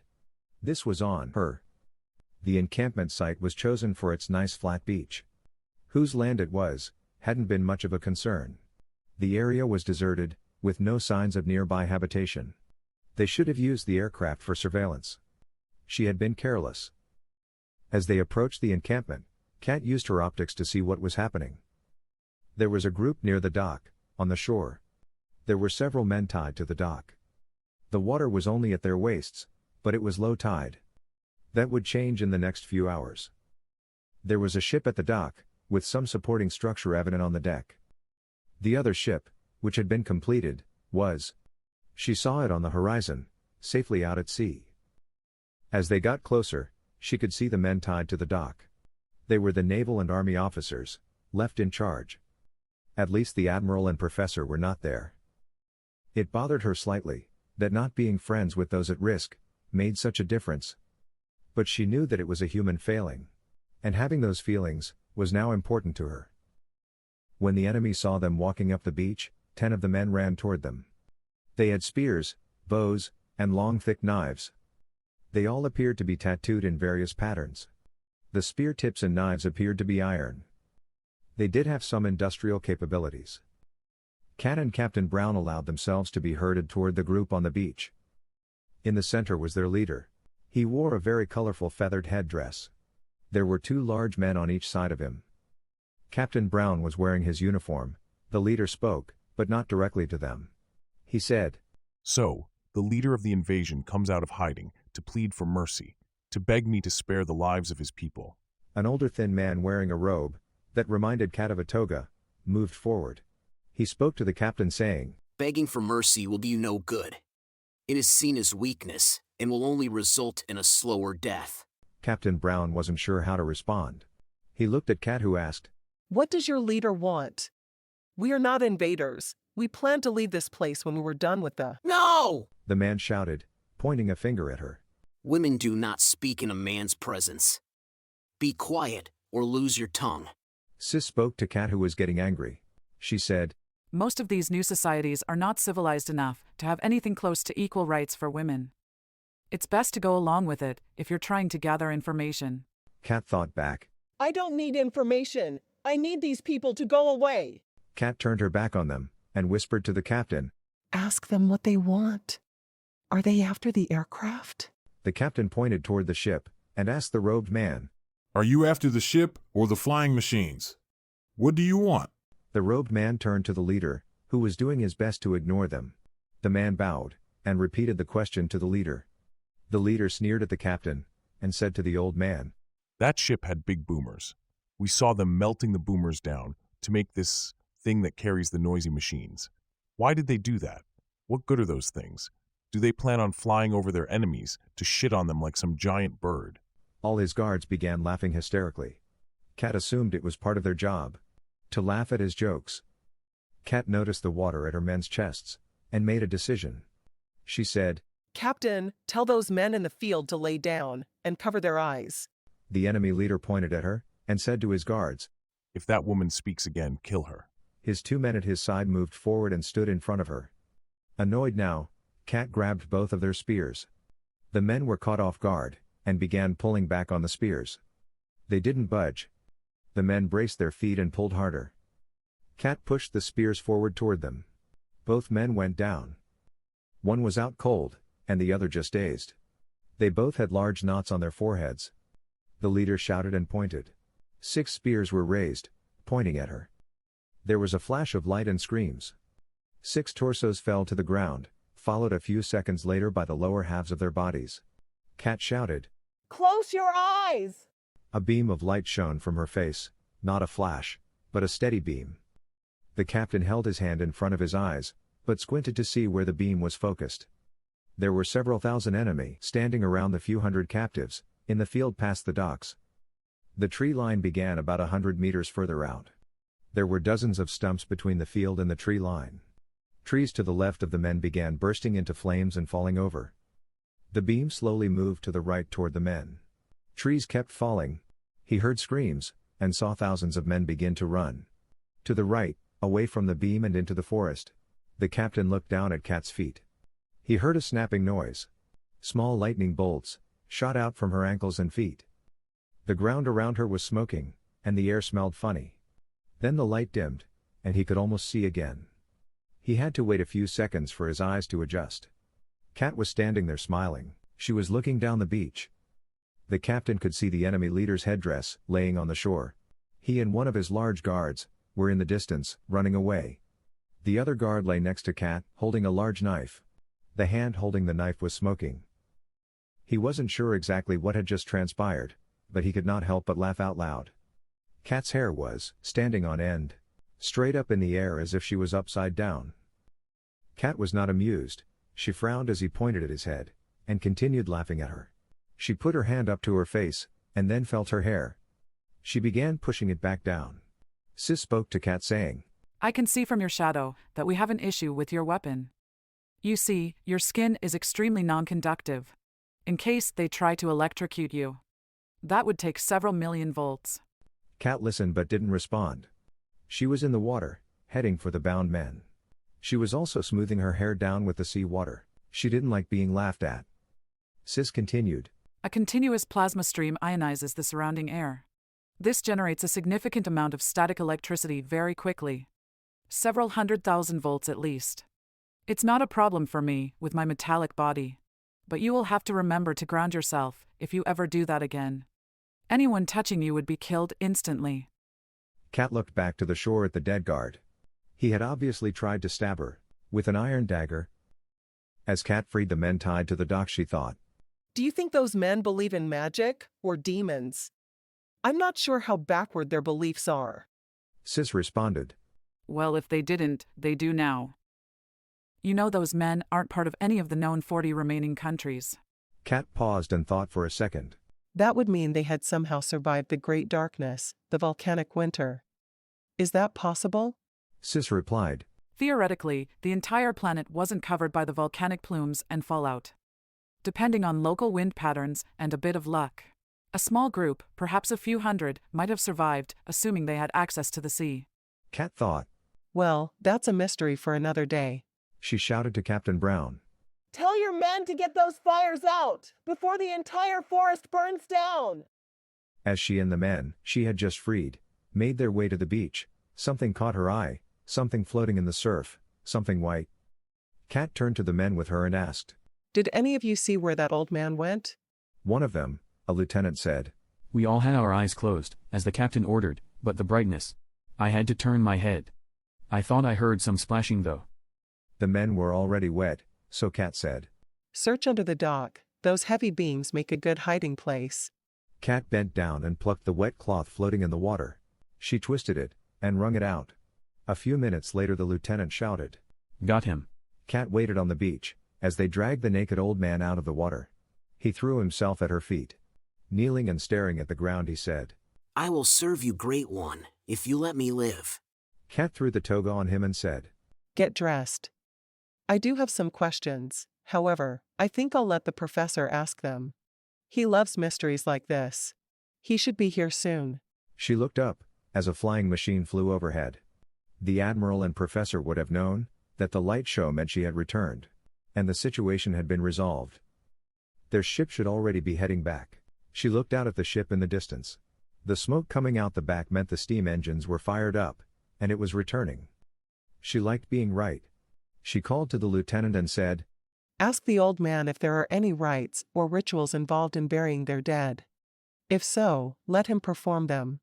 I'm sure we're being watched. I doubt we'll make friends, but at least we can show them a little respect. I feel a bit guilty about what I did, but they left me little choice. Kat stood on the dock and watched the activity. They had lost a couple dozen men. The enemy only half that. They still had about a month's work on the second ship. The work might progress a little faster, now that the men knew an enemy was close by. They didn't know exactly what had happened, but would know she was responsible. She hoped they wouldn't be too afraid of her. The aircraft landed on the beach. The pilot made his way to the dock. He saluted her, probably just from habit. So, she saluted back. All the men knew that she was really the one in charge. He said, "The Admiral asked me to apprise the situation and land. But only if it was safe." Kat nodded, but she could tell there was something else he wanted to say.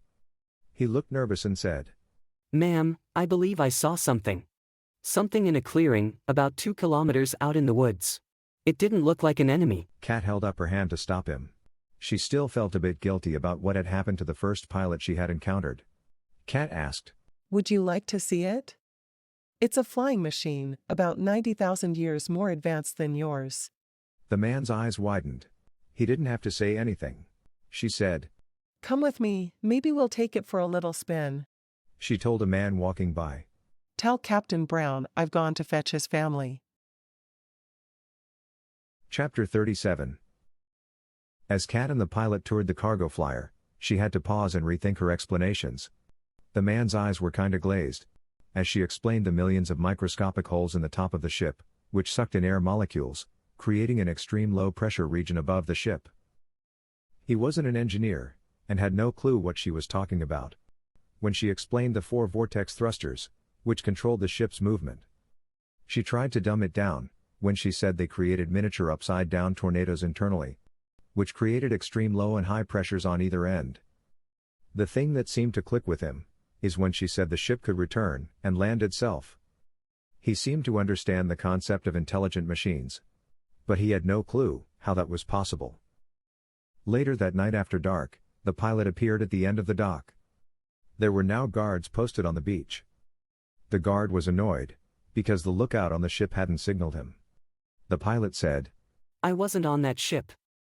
Can you get someone to row me over to the anchored ship?" The ship lookout was equally mad when the beach dock guard didn't signal someone was coming on board. The man told him, "We didn't come from the beach. Tell the captain his brother and family are here." These little mysteries and stories were the stuff of gossip and wild rumors throughout the camp. The one recurring subject of these stories was Kat. No one was sure who or what she was, but they all agreed that they felt safer when she was around. Kat had gone home to spend some time with Kit and her new friend Tina. Tina seemed quite happy now. Kat went to the beach with them one afternoon. As they practiced their new swimming abilities, Kat asked Sis. So, no assistant for Tina? Sis responded, I think not. She is still adapting to the learning regimen. Kit has to keep pushing her. But my experience with the professor has made me a bit leery of reading people's minds. I can experience all the physical and mental abuse he experienced most of his life. It's very depressing. Kat thought about the physical and sexual abuse Tina had experienced during her short time as a slave. She could understand how Sis did not want those memories and images haunting her. She changed the subject and asked, How about the ex-slave couples? How are they doing? Sis responded, We're making progress. I've been teaching them how to use the farm bots to help them clear land and build their own little community. Kat asked, So they won't be living in the wall? Sis replied, There isn't enough power yet to activate enough facilities. These people wouldn't feel comfortable there anyway. It would just be too foreign to anything they have ever known. I am hopeful for their children, however. I've been preparing more wristband learning devices. Hopefully, they will be the generation that can bring the wall back to life. Kat thought, What about all the other walls? Will they ever be occupied again? Sis responded, Probably not for a while. I believe we can help the new societies along and help them skip ahead, but we should be careful. Once we have established peace and a stable civilization, we must let them decide how much advancement they can handle. Just because we can, does not mean we should. Humans, and their petty hatreds and fears. Kat wasn't sure she would ever develop the patience that Sis seemed to have. Then she realized she was thinking of herself as something else again. Something non-human. She had to accept it, she was no longer one of them. Hopefully something a little better, but her recent actions haven't shown her to be much more than a killing machine. Sis spoke up saying, Don't be so hard on yourself. Your intentions and actions were to scare those men away. You actually saved hundreds of lives that day. Kat asked. How do you know that? Sis answered. The professor has been talking with his new friend, the old man in the toga. He calls himself Hugh. When the professor asked why their leader didn't speak to you directly, he said that their leader does not speak to the dead. Their custom is to kill all their enemies before sunset, so that they can sleep peacefully. They don't take prisoners or slaves. Kat said. They sound like a friendly bunch. Have you figured out where they came from? Sis replied. I believe so. It goes way back to the beginning of the Great Darkness. You remember, there were fusion bombs being placed on top of all the reachable magma chambers. Kat replied. Yes, you've mentioned it before. They were all triggered at the same time. Sis continued. It took over 80 years, but the last generation of men involved were the teams of miners, volcanologists, geologists, and fusion experts. They all knew what was coming. They didn't know the exact date and time, but they knew when they had finished. You understand that the magma chambers don't move, but the Earth's crust does. So that every time there is an eruption, it occurs in a different spot. This is why you get a chain of islands. There is a chain of islands off the west coast of the continent you're on. They saved the last bomb for this particular chain. The oldest island is nearly 800 kilometers away, and it is upwind of a new eruption. The next closest volcano is over 3,500 kilometers across the sea. The air on this island would only be slightly affected by pumice, because the prevailing winds would keep the skies there fairly clear. According to Hugh, this island was the ancient home of his people. Kat replied. It does make sense. Those men would have kept it secret, because an island like that could only support so many people. Sis responded. It was a desperate measure. In the future, I hope a more permanent solution can be found. I don't think using volcanoes would work again. There is still plenty of carbon dioxide on this planet, but getting it into the atmosphere has proven to be quite a challenge. We can't just rely on some future breakthrough either. Kat said. They did that for over 87,000 years. Sis replied. Yes, once we get these people on the right path, we will have to address that problem. There is plenty of CO2 on Venus. There is much more trapped in the seabed of Earth. There have been hundreds of plans to replenish the carbon in the atmosphere. The problem has always been one of raw power. A problem each generation had passed to the next. Kat thought. We may not be able to do it either. As I recall, there were dozens of supercomputers and engineering teams tasked to solve this problem. I'm not an engineer, although lately I have been learning much more about it. Maybe the next generation of machines could. No! Sis interrupted. You're thinking the same way humans always do.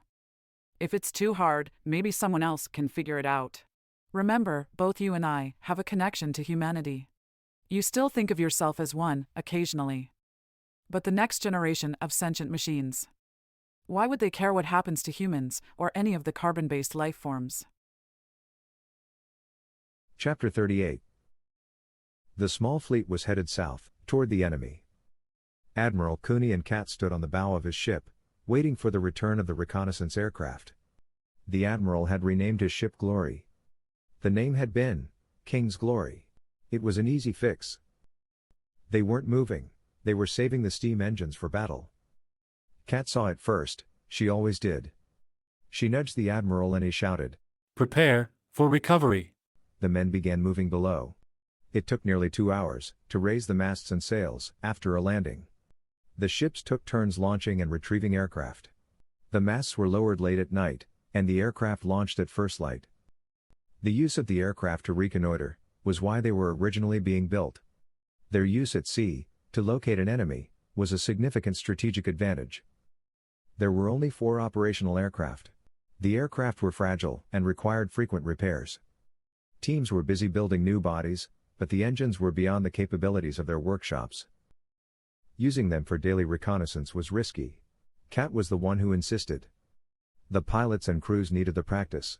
This was all new for everyone involved. The raising of the masts had become a contest between the two crews. A timekeeper was keeping score, using a set of various sized hourglasses. Kat was still amazed at how different this new civilization was progressing from the first one. It was clear now how important a single person can be to how fast technology moves forward. It didn't help that in this new world, genius was often rewarded with assassination, laboratories burned, along with universities and publishing houses. This time the pilot came running.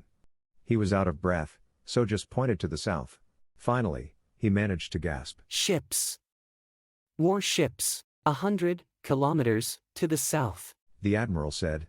Take a breath, we have plenty of time. How many ships? The pilot closed his eyes and took a few long breaths. Realizing that running had just delayed his report, he said slowly. 2 large battleships and 8 destroyers. There were at least a dozen support vessels. Kat took the admiral aside. Their consultation took all of 10 seconds. The admiral shouted. Lower the masts. They hadn't even been raised yet. But everyone knew what that meant. They were going to war. There was a shout from below. Long live Admiral Cooney! There were 2 more shouts. He was quite popular with his men. The battle plan was simple enough. They had discussed it with the other captains and pilots months earlier. If they encountered an enemy fleet, they would attack, long before the enemy was aware of their position, and never let them get within gun range. Kat had explained the advantage to the ship's captains by comparing their guns to the aircraft's bombs. The guns have a range of about 2 kilometers. In a calm sea with neither ship moving, they would get 1 or 2 hits out of 10. In choppy seas, with both ships moving, that would be more like 1 out of 30. The aircraft bombs were equally as effective, had a range of about 200 kilometers, and had a hit rate of 1 out of 3. The sea battle was very different than what most of the men had thought. Aircraft leave heavy, waiting for a couple of hours, and then the aircraft landing lighter. All the action happened in the 10 minutes after landing, the refueling, and restocking of bombs. The last sortie ended at dusk. There had only been time for 4. The battle report was quite remarkable. Both battleships, and all 8 destroyers, were on fire and sinking. The other ships were unharmed, and left to pick up survivors. One of the aircraft had suffered the loss of a lower wing, due to fire. The pilot had flown too low to ensure direct hits. He chanced it, because no one was firing at him. The crew of the ship was busy swimming. At dinner, there was a lot of backslapping and laughter. The men had experienced something stressful, and yet exciting. The admiral was a bit more thoughtful. He was thinking about all the dull lectures on naval tactics he had been forced to sit through. When he mentioned this, Kat said, It's one of the oldest axioms in military strategy. The generals and admirals always prepare for the last war, never the next one. It's what they know. Kat suspended any more reconnaissance flights. The enemy didn't have enough ships to mount another attack. The admiral gave the commands though. Masts up, and best speed to their attack site. With luck, they would attack the enemy before they even learned of their fleet's destruction. Catching the enemy by surprise rarely happens in real life. But Kat was used to it. She didn't look like much of a threat. They arrived a week later. Sailing ships can only move so fast. They were in sight of the coast, but with their masts down, they wouldn't be visible from shore. The first load of political flyers was loaded, and the planes took off. The pilots were instructed on exactly how high and where to start dropping them. It would not take long before the king started threatening people in possession of them. The plan was to saturate critical areas as quickly as possible. The purpose of their plan was to create a rebellion among the slave troops and create chaos among the public by exposing the king as a lecherous murdering tyrant. The general populace would not be knowledgeable about the real history and atrocities committed by the reigning king. The truth can hurt, especially when it reveals weakness, cowardice, cruelty, and stupidity. The reigning king and his lineage were dripping in bloody injustices and personal vendettas. On the other side of the flyer was Admiral Cooney's plan to end slavery and his promise to be frugal, tolerant, and grant justice to all. The professor thought that the admiral was a brilliant replacement for the existing monarch. The royalists would respect the blood ties, the military his acknowledged skill and popularity, the tradesmen his promise of lower taxes, and the women, while he was considered the handsomest man in the kingdom. The slaves would be thrilled and frightened. Being free also means one must find a means of support. It would be a difficult transition. Kat wasn't too concerned about what developed after the coup. Her goal was to end slavery, wherever it existed. She'd let the admiral, king, or whatever he was going to call himself, deal with it. Chapter 39. They waited a couple of days, doing nothing. The admiral wanted to put his troops ashore, and establish a stronghold. Kat reminded him that her plan was to prevent bloodshed. There was no point in engaging the king's troops in battle. In 24 hours, they would be his troops. That evening she said goodbye to the professor, the admiral, and the other ship's captains. She reminded them not to mention her or her ancient knowledge. She didn't want to start any cults of ancient worshippers.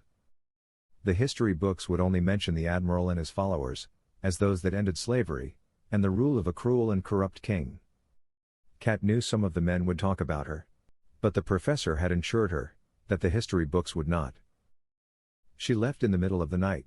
She didn't call for the cargo flyer, because they were outside its safe range of flight. She had to do this on her own. The streets of the capital city did have lights on the main intersections, provided by a clever use of candles and mirrors. There were a few carts moving about, but she moved quickly and silently, avoiding people whenever she could. When she got close to the castle, there were walls and men. She could see the building clearly in the darkness. A 6-story edifice, made entirely of wood. A simple design. 5 straight floors with 6th a bit bigger. A balcony, on the top floor, for the king to look out over his domain. The only stairways were on the outside of the building, in the back. There were a few lanterns shining on the top floor. The chaos and fear they had been spreading had its desired effect. The king was in his castle surrounded by the best of his regular army. Kat estimated there must be 40 or 50,000 troops, positioned about the perimeter. There was a main road leading to the castle, and another smaller one in the back.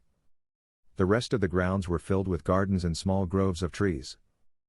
The barracks, walls, and stables were over a kilometer away. As Kat jumped on top of a stable roof, she thought it was too bad about the gardens. But they'd grow back. In the darkness, she easily snuck past the guards and patrols. They never looked up. When she got to the castle itself, she climbed up the face in the front. There were ledges and windows. It took less than a minute. She climbed onto the overhang and made herself comfortable. She had to wait until after daybreak. Dawn came, and Kat waited. This would not be a happy day, she thought. It wasn't just the king, he had a family. She heard bells coming from the distance. Then they started ringing around the perimeter of the castle grounds. They had heard the approaching aircraft. She only had about 10 minutes now. She went to the nearest door and opened it.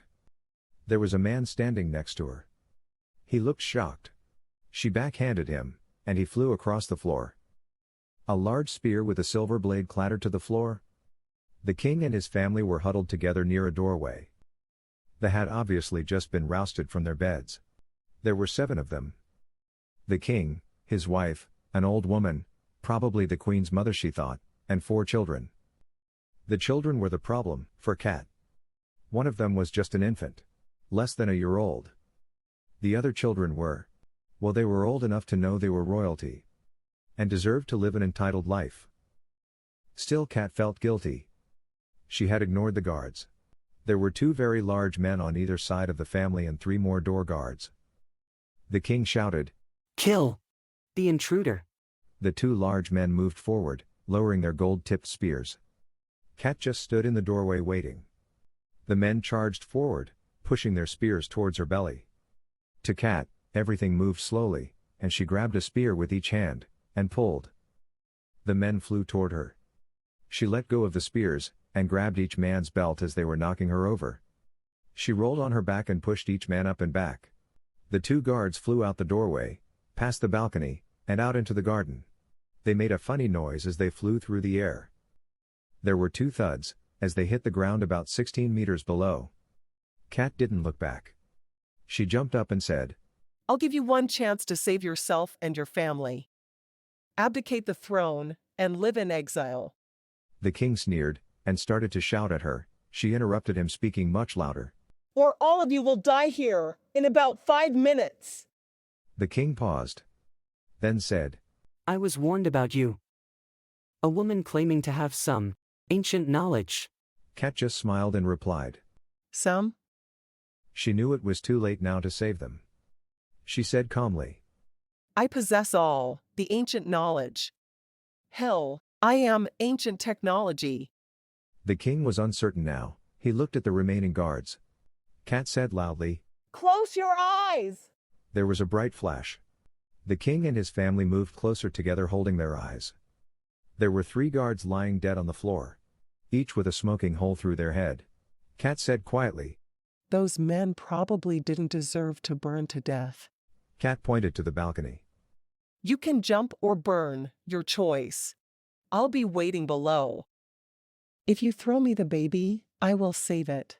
The king, now furious, said, My army below will stop you. Cat just smiled and said, Your army? Why would we attack your army? They will be our army in a few minutes. We are using those flying machines you wanted so badly. There were several loud bangs, and some muffled thuds, that Cat recognized as exploding incendiary bombs, coming from outside. Cat said, That would be the first flying machine blocking any path of escape. The rest will drop their firebombs directly on this castle, burning it to the ground. The king looked scared. There were several more thuds and bangs outside, one from above, on the roof. Smoke began to fill the room. Cat didn't look back. She didn't want the memory of their final moments of terror. Moments they had given to hundreds of their victims over the years. A little while later, Cat pulled the baby out from under her shirt. She carefully uncovered it from its very soft blanket and removed the fine cloth diaper.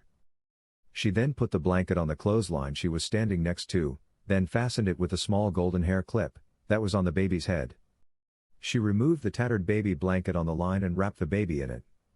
Cat was thinking about the luck this infant was having. She wasn't sure if it was good or bad. But it was alive. Thousands of people had come outside to see the spectacle of the burning castle. As Cat moved through the street, she saw a young woman standing next to a basket containing an infant. The woman's face was lit up with the light from the fire. She was young and pretty. The infant in the basket was less than a year old. Cat quietly put her beat-up old blanket and occupant in the basket next to the infant. Cat was feeling good about herself now. Her mission was complete. Time to go home and relax. Sis spoke up. Good job. Cat responded. Thanks, it took much longer than I had hoped. Sis responded. It's the world as it exists. Sailboats and horse-drawn buggies. Cat replied. But we've succeeded. Sis answered. Well, that's 1 down and 25 to go. 25 what? Cat asked. 25 more countries with slavery. Cat grimaced, closed her eyes and loudly cursed. The end.